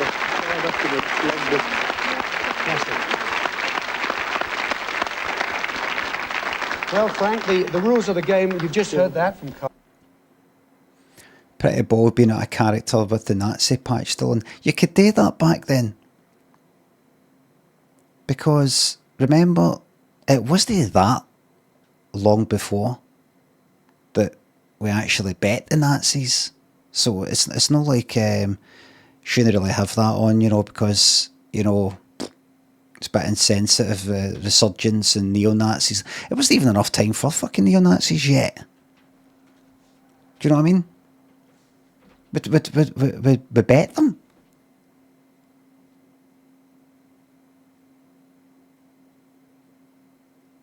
Saint Potato thinks it's up. Tuning in live from Tahiti. Any chance of a gun show? But aren't they, aye?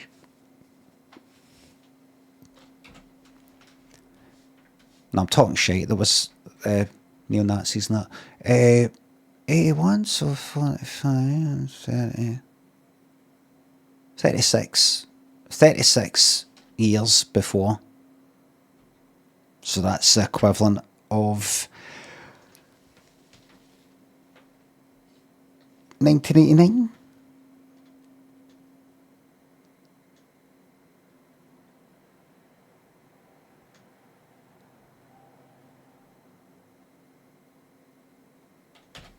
I can read you the button which Charlie Williams brought in, or the hair grip that was brought in by Marion Montgomery. You'd like to hear that, Jill? Okay. I don't know what Frank. You know, well, you're just going to do you want to hear it, Frank? Well, that'd be good. You can't argue with the lady, eh? Right. The other day I looked up how long after the first nuclear test,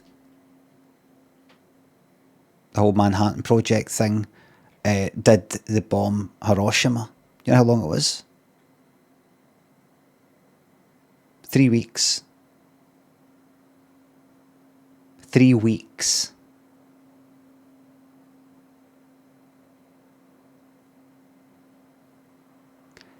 See, these days, you'll be lucky if you can get an appointment for within fucking 3 years. Am I right, everybody?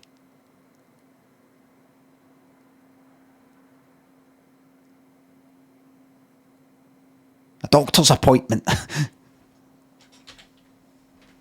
Am I right? I'd get a clamp if I was on that. Half of them would die a heart attack with a laughter. Marion said, you must remember this, but in case you might forget, you have this to remind you, you'll see it on the set. Now, a little while ago, you were saying something about cameras and stuff like that, but what do you think? Can you remember what this one said that Charlie brought in? Yes, push on. Push on. The only thing I've seen pushed on is the bin. And what about the one that Carl's just brought in, the documents? Any idea what that could be? The bottle gets pushed on. I would honestly just, you know what I do? Every time I just go at the first one. The one that's nearest to me, reject that. Whatever is placed in front of me, I'm rejecting it, the one that's closest to me, because it doesn't fucking matter, because I know you've got 2 sets of fucking answers. I'm no stupid. Documents, car documents, logbook. Oh, thinking pretty well, isn't it? Well, what do you think? Round of applause. You I want think to it's reject clever. that one? The button. Charlie Williams' button? Please. Yes? Doesn't mean anything, mate. What do you think about that, audience? Oh, yeah. Oh, good. They're all on your side tonight. OK, you're rejecting Charlie Williams' button, and Charlie said, a push-on, not a walk-on part. You've seen it once on shot. You've seen it once on shot, so take it nice and easy, so near, so far, so what? So what is it? Push on, not a walk-on part. You've seen it once in shot. Well, what have you already seen that we could push on? You did say, Frank, it could be the bit. So take it nice and easy, so near, so far, so what? Well, part of it, in fact, is near. Part of it is a bit further Close away. up on the guy. Now, let's have a look. Camera 3. You could have taken it nice and easy three. in this leather armchair. Just have a look at this. Now, let's have a look. Well, part of it, in fact, is near. Part of it is a bit further away. Now, let's have a look. You could have taken it nice and easy in this leather armchair. Just have a look at this. It's beautiful. Fucking what? Meaningless. Did he even read the clue out? Part of it is far, part of it is near. You could have been taking it easy on this fucking leather armchair. I think it might be a leather armchair. What makes you think that? Well, you said part of it is near. And part of it, you know, so far. Here you are. Hmm? Beautiful. A beautiful, marvellous chair. It's real leather, by the way. But it didn't end there. There was one more just over here, if you'd like to take a look. Here we are. Look at that. Fuck me. Oh, Alison struggling to get through there. Who's that? Beautiful. A beautiful, So that's not Fiona. That's Fiona. marvellous chair. It's She's not real one of the leather, by three. way. She's not one of the triumvirate. It didn't end there. There was one more just over here, if you'd like to take a look. Here we are. Look at that. Careful, careful. What a professional ATS is. Look how she puts her horn on the vase there to make sure it doesn't topple her. Take a look. Here we are. Because these mugs are... Look. See that? See that? She detected that these mugs had bumped into it. And then she's putting her horn on it to steady it whilst not looking at it. Or just over here, if you'd like to take a look. Here we are. Look at that. Beautiful. And once again, Do I sit down? Right. this was it. There it was, yes. Oh, because it's on the set. It was on the set all the time. Right. There was marvellous Chesterfield, a fabulous suite there. The whole thing is worth certainly £1,500 and a marvellous prize. I'm sure you'll agree, won't you, Frank? Oh, definitely. Yes, could you All help with right. that? Just a bit. Well, sit down. Just sit down, Frank. Sit down. No, You'll see what I'm not it sitting thinks. down in it. You know, you're not going to take it Do we home. have to? But it's not bad, is it, really? Don't worry, we'll sit back and relax and enjoy it for just a couple of minutes, and we'll see you after the break on 3, 2, 1. Don't go far now. We'll sit back and relax and enjoy it for just a couple of minutes, and we'll... Just show me, Ted. I don't want to guess. Just show me. Okay, so that's your 4 there. You know, that is your pinky, that and that and that. That's a 4. That pinky is like... That's a 4.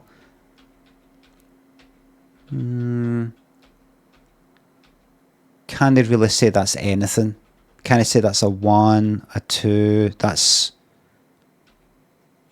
It's not up high enough to be a 1. That doesn't count. That counts. So that's a 4. That's a 4. Don't go far now. The point doesn't count. That's just 4. That's it. 4.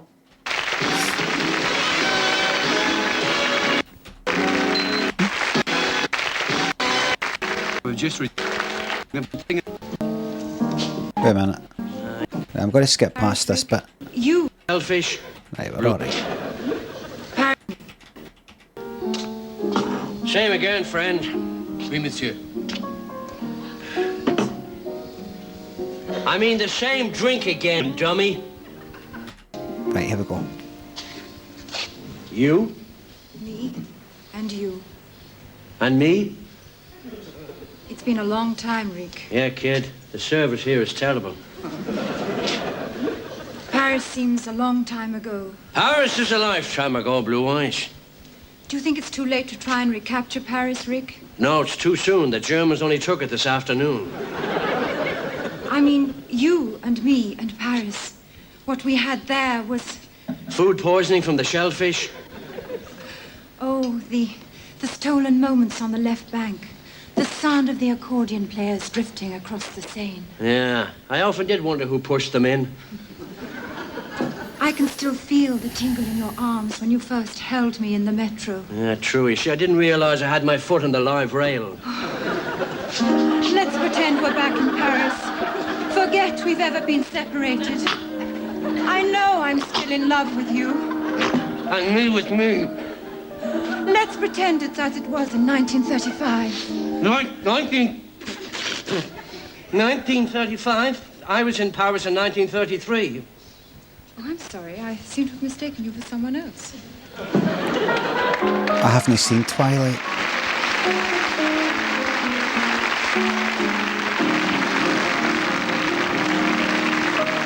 Hello, how are you? Well done, mate. Good turn. Good turn there, mate. Well done. Good work, girl, mate. Everybody, please. Good turn. Humphrey Newman here. Lovely portrayal there, Mike. Brilliant, It's mate. quite interesting eating a cigarette. That's the clue, is it? That's the clue. This rather nice champagne glass. And what is the this rhyme, is sir? the rhyme. Are they staying together, I don't think that's a champagne glass. That's more like a cocktail glass. or are they ships that pass in the night? Can this really be love, or will everything turn out right? Shite. There we are. Now, what do you say to that one, Frank? Aye, Aye, is Fuck what up he you, says. mate. Thank Mike Newman. Nice Cheers, to Mike. see you. Take Thanks care. a lot. You wink. You professional wink. See you later. Okay. Yeah. Good job. Well done. Thanks a lot. Aye, is what he says. Thank Mike Newman. Cheers, Nice to see you. Mike. Take Thanks a care. lot. Fuck off. Good man. Good man. Ah, it's a good man. Any idea at all? The ships, yes. Ah, ships. Maybe ships. Could be. Well, I can read again the Ships, hairclip maybe. brought in by Marion there, or the documents brought in by Carl Rick. Which of those two would you like to hear? Which ones? That doesn't look like that. That one, please. You want to hear that one? Marion said, brought in the clip, and she said, Doesn't matter. you must remember this, but Doesn't in case matter. you might forget, you'll have this to remind you, you'll see it on the set. So Oh, that's not that one. Yeah. we have to reject one more. I Got rid of think one I marvellous thought- prize tonight. I thought the set one was the... I think that's video equipment. It could be anything, mate. It could be a motor, it could be a fucking holiday, it could be Dusty Bin, it could be fucking coats. Remember the coats? Get to pick your fur coat. To have this to remind you. Legit.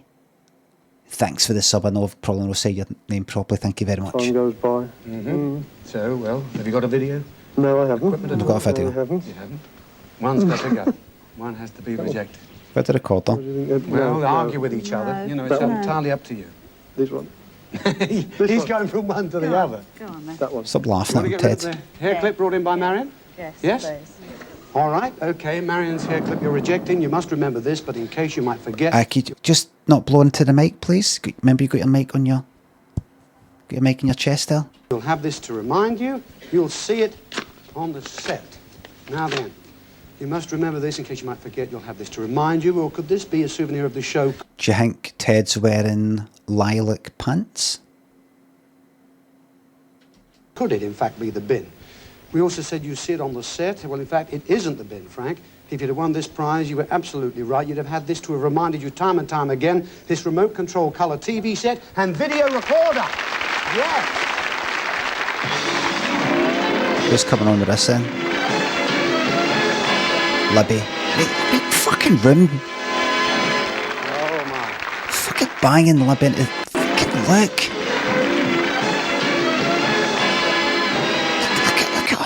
Look at her having to move at the fucking wave. That's put the telly in the fucking middle. I mean, really, your only job is to wheel on the fucking telly, mate, and you're like nudging her at the fucking... Bye. Useless fucking... They're everywhere, aren't they? Useless bastards everywhere, aren't they? There we are. Look at that. A remote control colour TV. I suppose it's leaving a wee bit of room for them to come around like that. Maybe it's alright, really. TV set and the most marvellous video recorder. They're great machines. I can really recommend them. As you know, you can record anything you wanted. Are you a bit upset you've rejected that? Just a little. Just a little. Yes, yes. Well, there's a few bob there too, Frank. I can tell you that. This is a good opportunity for Libby to do the kind of I'm pure daft me character. She could say, Ted, does this mean I'm then on the telly? Like she's like lean on it. Oh, that's one way of being on the telly. How about you, Jill? How do you feel about that? Oh, that's a little Oh, like well, that. she's saying Lama says you giving in that quick is how these people win. Limmy, I disagree. If they've no fucked it up, there's no point in me jumping on them and saying he moved that the wrong way, he did that. But they'll just use that as ammo. They'll just go like that. That's no fair. I got accused of something that I didn't do. He's saying that I should have pushed the tail into the centre. I had to leave room. You have everybody on Twitter going, he had to leave room for them to go there. And then that completely discredits me. He nearly crushed her. Libby might have had, maybe she was in the way.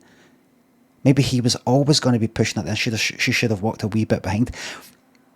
If I accused him of something that on this occasion he's not done wrong, something he's not done wrong, that discredits me. So when something comes up that he genuinely has done fucking wrong, and I go, look at this cunt driving in that motor, and he's nearly fucking rammed it right into the audience, and I accuse him of that, and he really did endanger them, he can just go like that. He's just doing that thing again. He's doing that thing again. You know, he got that last thing wrong about me. He's doing that again.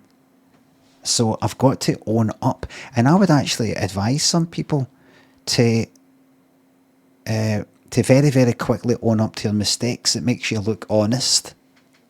Even own up to mistakes that you don't actually think were mistakes.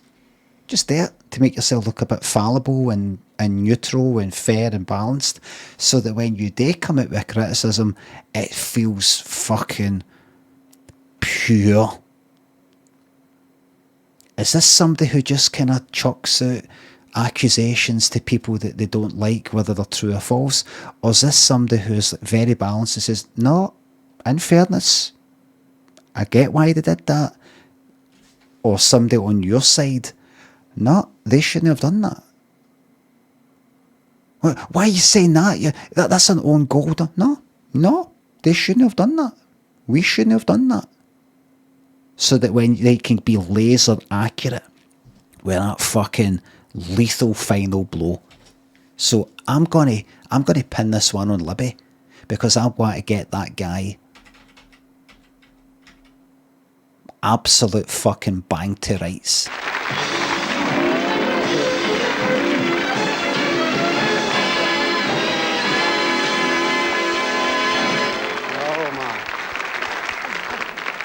There we are, look at that.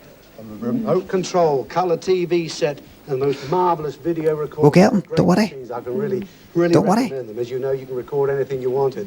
We'll get them. Too, Frank, I can tell you that. How about you, Jill? How do you feel about that? Oh, that's a little Oh, like well, that. she's got a couple more chances back there on the table. Okay, thanks a lot, Libby. Take it away, it's got to go. Let's get back to the table. Come on, Frank. Come on, Jill. It's not your job to close that wee bit there, Ted. Yeah. Right, okay, we only had one more, then we're down to the final three. Now then, we're going to have our last look at Casablanca. We're going back to Rick's place, where the customers must have had some kind of a party. They're all seeing double. Fucking shite. That is not all. Oh, yes!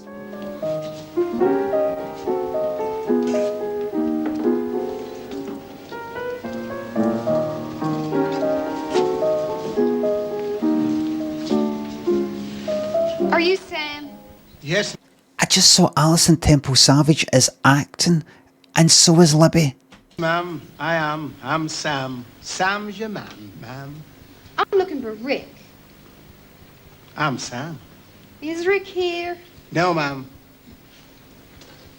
He's over there. What's going on? Is Rick here? That's me, lady. Here's you looking at him, kid. What do you want with me, lady? Which one of you is the Rick that owns this place? I am. Look, this is important. You can't all be Rick. Haven't you heard of the 3-card Rick? Listen, lady. Listen, lady. We're the man you're looking for. With one small exception. We've all got problems. This is stupid. 2 of you are lying. Listen, lady. Have you any idea how hard it is to talk with a matchstick in your gob? Not easy, you know. You know, lady, to call a man a liar is a sure way of feeling the back of his hand. You're a liar. Just feel the back of that hand. It's the washing up, you see. What's a nice guy like you doing in a face like this? My face, sweetheart, is my fortune. Well, whichever one of you it is, John Huston wants him for a starring role in Hollywood. Holly? Wood? Hollywood. That's what I said. Listen, blue eyes, and you two red eyes, this one's on me. Who is this fucking wank?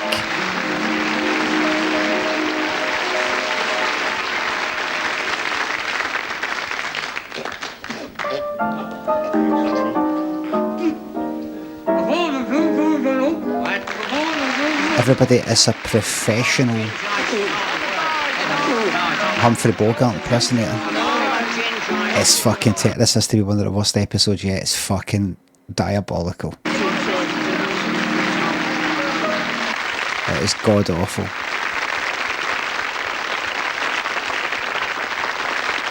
There he is. He's looking at you, Brian. Yes, you're looking at me and terrifying me. He really is so much like him, isn't he? Yes, this is Kenny Weimar. Kenny, well done. What are you going to leave then, Ken, as the clue? What's that? Well, the clue is what's left of the flower. What's left of Who the fuck are you, mate? Now, listen, when you look so much like Humphrey Bogart like that, I mean, he never, of course, met the great man himself. No, he died. Yes. 24 years ago. A bit before your time, yeah. What about Lauren Bacall? Did you ever run into her at all? No, only a double. Oh, really? They flew me out to Paris just to kiss her. Oh, just to kiss Lauren Bacall's double and then flew you back? walk in, kiss the girl and walk out again, fly me back again. And you picked up the check as well? Are we back again? What a way to fly. I'm howling, this is awful. Aye, pretty Ken, bad. well, what about the rhyme? What does that say? What about the rhyme? What's going on with his voice? He's impersonating Humphrey Bogart, the actor that was in the film Casablanca and others. They thought they were headed for Hollywood until Bogey came to call. It was Bogey who walked out a star. I guess he said it all. Now, that's the very last one we've got to think about. What did he say? Yeah, What did he say? What did he say? Well, anyway, let's thank Kenny Weimar. Thank you, Kenny. Okay. Bye-bye. Take care. Thanks very much.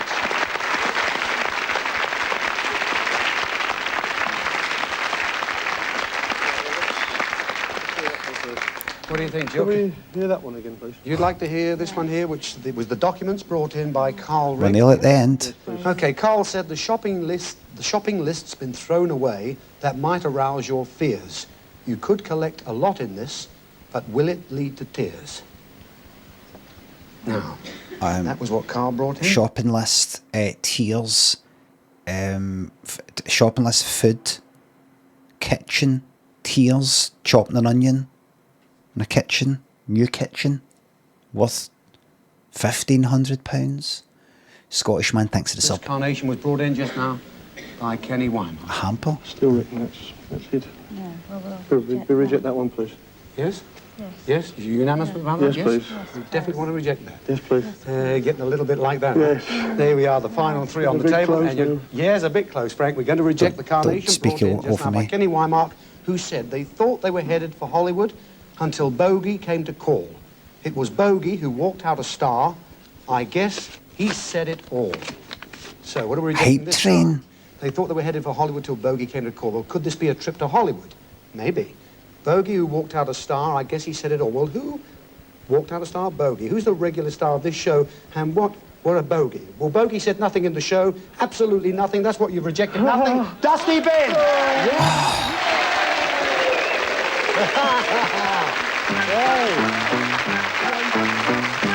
Come on, Frank. Come on.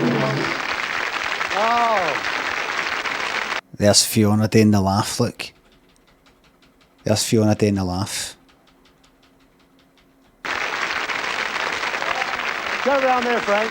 Jill, just go around that side. Oh, they Problematic, are so you don't happy. say. Look at them. Now, let me tell you, what's your little girl's name? Victoria. Victoria, and she's how old? 7. She's 7, and you just told me a little while ago that she wanted you to win the bin. Is that right? Would you look in there and apologise to her now, will you? Sorry, Bob. There you are. But they're so happy, I can't tell you. Let's get back to the table. Yes. Thank you, Fiona. Take them away. Oh, yes. Magic, says Frank. We're down to the final 2, Jill, so I can read both of these again. The glass was brought in by Mike Newman, who said, are they staying together, or are they ships that pass in the night? Can this really be love, or will everything turn out right? Shite. That is what Mike said. Again, the documents brought in by... That's right. Is this what they've picked? Is this what they've picked? Is this what they want to keep as opposed to reject? Carl Rigg, the He's just shopping reading list has been thrown away. That might arouse your fears. You could collect a lot in this, but will it lead to tears? Show. Well, the only one I was thinking about collecting a lot in, you could collect a lot in a car, you could collect a lot in the bin. You got rid of the bin? The bin's called Dusty. Yes? Yes. You don't really... Oh, yes, they're all saying around here. Yes, this one? Yeah, the glass. You don't care because the rascal's gone now. The rascal's gone. You've got to take home a nice prize, so the glass has got to be rejected? Rejected, yes. All right, rejecting the glass brought in by Mike. Right, rejecting Are they this. staying together, or are they ships that pass in the night? Can this really be love, or will everything turn out right? Let's have a look. Staying together, ships that pass in the night, well, they didn't look as though they were staying together in the sketch, did they? Can this really be love? It could be anything. Don't think ships passing the night. Don't think cruise, holiday. Don't think anything like that. It could be a stereo. It could be golfing gear, golf clubs. Fucking Well, anything. can this really be love? Is this a can? No, you know he's gone.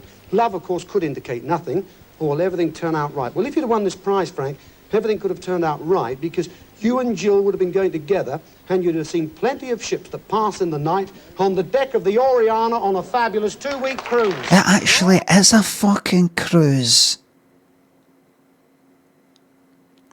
Ships passing in the night. Wait a minute, a ship's like a ship, isn't it? I think it's a thing on a ship. Like a cruise. Now, Fucking is a cruise. look at this. You were going to sail from Southampton on the Oriana to Casablanca. Casablanca, then you'd have had a lovely That'd take about 2 fucking weeks. day for a sacred distance in Morocco. You'd have gone to Alicante. From Alicante in sunny Spain, you could have relaxed Oh, Alicante, Ibiza. on the beaches of the Costa Brava. From there, you'd have gone to Cannes. You'd have had a complete Cannes? day there. Overnight stay to test the cuisine and your luck at the casinos. Of course, from Cannes, you'd have come back to the The casinos of Cannes. You think Monaco? Praia da Roca for a day in the resorts of the Algarve, a short hop along the coast for a day in Grand Lisbon, the capital of Portugal, where you've had plenty of time to stock up with the final souvenirs, then another 2-day cruise back home to Southampton. 2 days and back there to Hartlepool Southampton in for Lisbon. Birmingham. It's been rejected, it has to go. How'd you feel about that, huh? Well, Actually, I'm very travel sick. Oh, you've been travel sick? on a boat. Jill's sick on the Isle of Wight ferry. Is that right? So have you ever had a cruise anyway? No. Never been away on a cruise? I think they've got the motor. I mean, the motor isn't guaranteed. Oh shit, did they not show stuff at the beginning? Lots of sand thinks the sub. If that was like the big fucking prize, the holiday, they would normally show pictures of it. They just went like that, map. You know, they show grainy fucking film footage that somebody did like 5 years before. Could be a motor. No. Oh, well, I believe It would have been lovely. It would have been. I can tell you, I've done one of those cruises. Where did it be lovely? And I'm sure you'd have had a terrific time.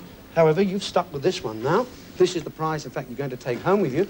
The documents left by Carl Rigg.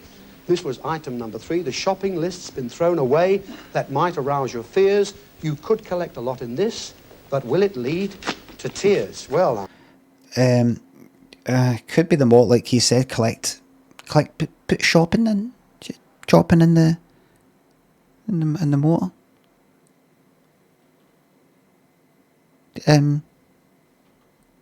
Shopping list thrown away, that might arouse your fears. Well, did you really think that would have been? I don't know whether you did. You said you might have done a little while ago. Did you think they'd save the valuable documents? You also mentioned that too a little while ago. Well, you're right, Frank. You could have collected quite a lot in this. The tears that would have led to the whole tear coming down your eye would have been tears of joy. You've won tonight's Dar Prize, the Ford Festival car. Yes! You've won tonight's Dar Prize, the Ford... You've won tonight's Ford... can we do this again? No, we can't. How no? Pre-recorded. We just can't, Ted. Just get on with it, mate. Festival car. Yes! Star fucking prize, everybody. The farted car. Fucking, what you're driving, Jesus fucking Christ. Who's driving that one? Who's that? Who's that? Is that Karen?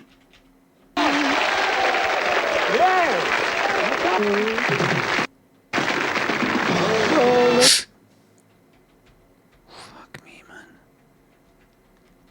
And you know, back in 81, that would have been full fucking fumes, full fucking carbon monoxide with lead as a special feature getting pumped right into that fucking studio.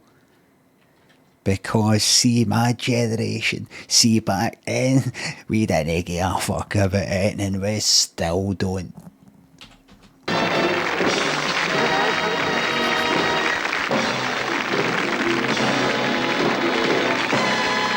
The amount of brain damage I must have felt fucking lead fumes and all that, man, it's fucking love it. Love it, man. Love it, man. Oh, really? Not going to sit in? Good. Come round here. That's nice. There it is. Oh, he's saying fabulous. Fabulous, he's saying. I say it's fabulous. And metallic paint as well. That can't be... Rev it up. Get it revved. Well, you've been a terrific couple. As always on 321. They're always marvellous people. Can I congratulate you, Jill? Look at this. She can't wait to get on the motorway. Sorry about little Victoria just losing her dusty bin, but Mummy and Daddy are coming home with a brand new car. That can't be bad. Plus the money you won in the quiz. What is it, Karen? Run. £40. That's what it is. The whole audience like that.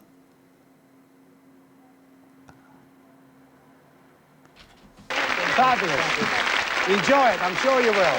Ladies and gentlemen, there we have it. Fabulous people, fabulous prizes. 3, 2, 1. Hope you had a... There we have it. Fabulous people, fabulous prizes. 4, 3, 1. 3. Oh my. Wait. 3.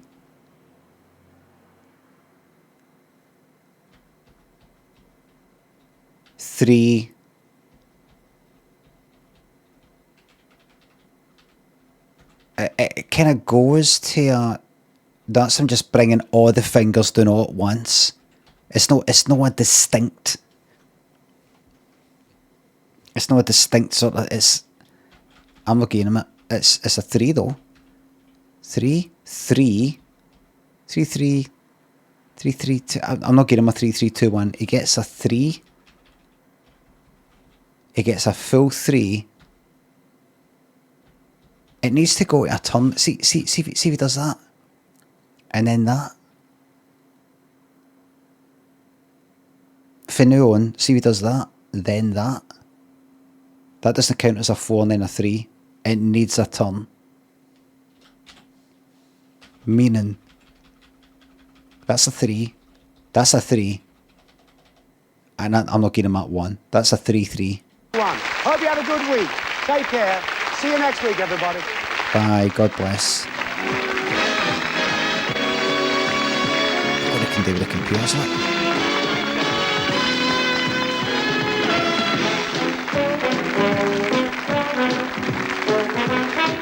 I can't give the cast and crew the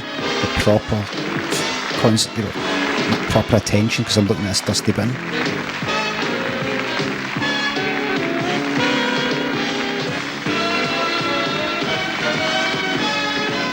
You think he's still speaking in his voice? To ATS? Great episode, kid. Aye, right, mate.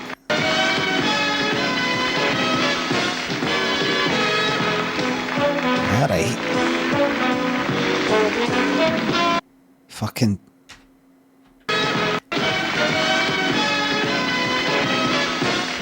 I'm pressing his wee fucking lipstick into her hip. The dirty bastard.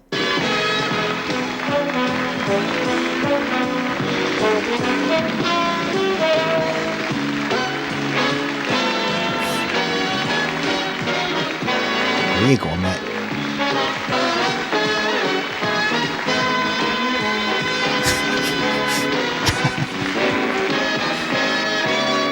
Ian Bolt, director Ian Bolt, they can all bolt. Fucking shocking. Shocking. Shocking. No, that's the guy. He might have. No, he was one of the guests. He was in Emmerdale apparently. That's fucking bad. Brilliant episode. Brilliant. Oh, gloriously fucking shite. Really, really bad. Everybody, thank you very much for watching. Thanks to subs, resubs, the bits and the tips. Mods, thank you very much for the modding. I will be back. I need to go now. I should have ended at 1:30 on the dot. I'm going to have to lie tomorrow. I'm going to have to lie. What time did you finish last night? 1:25. Thank you very much for watching. I will see you as tomorrow. That is Saturday night, as in the night. For a bit of this and a bit of that. We'll see if there's another 3, 2, 1. We'll see if there's a bit of Bob's Full House. We shall see. Have a great rest of your, a great Saturday. And I'll see you on Saturday night. Entertainment and comedy just got serious.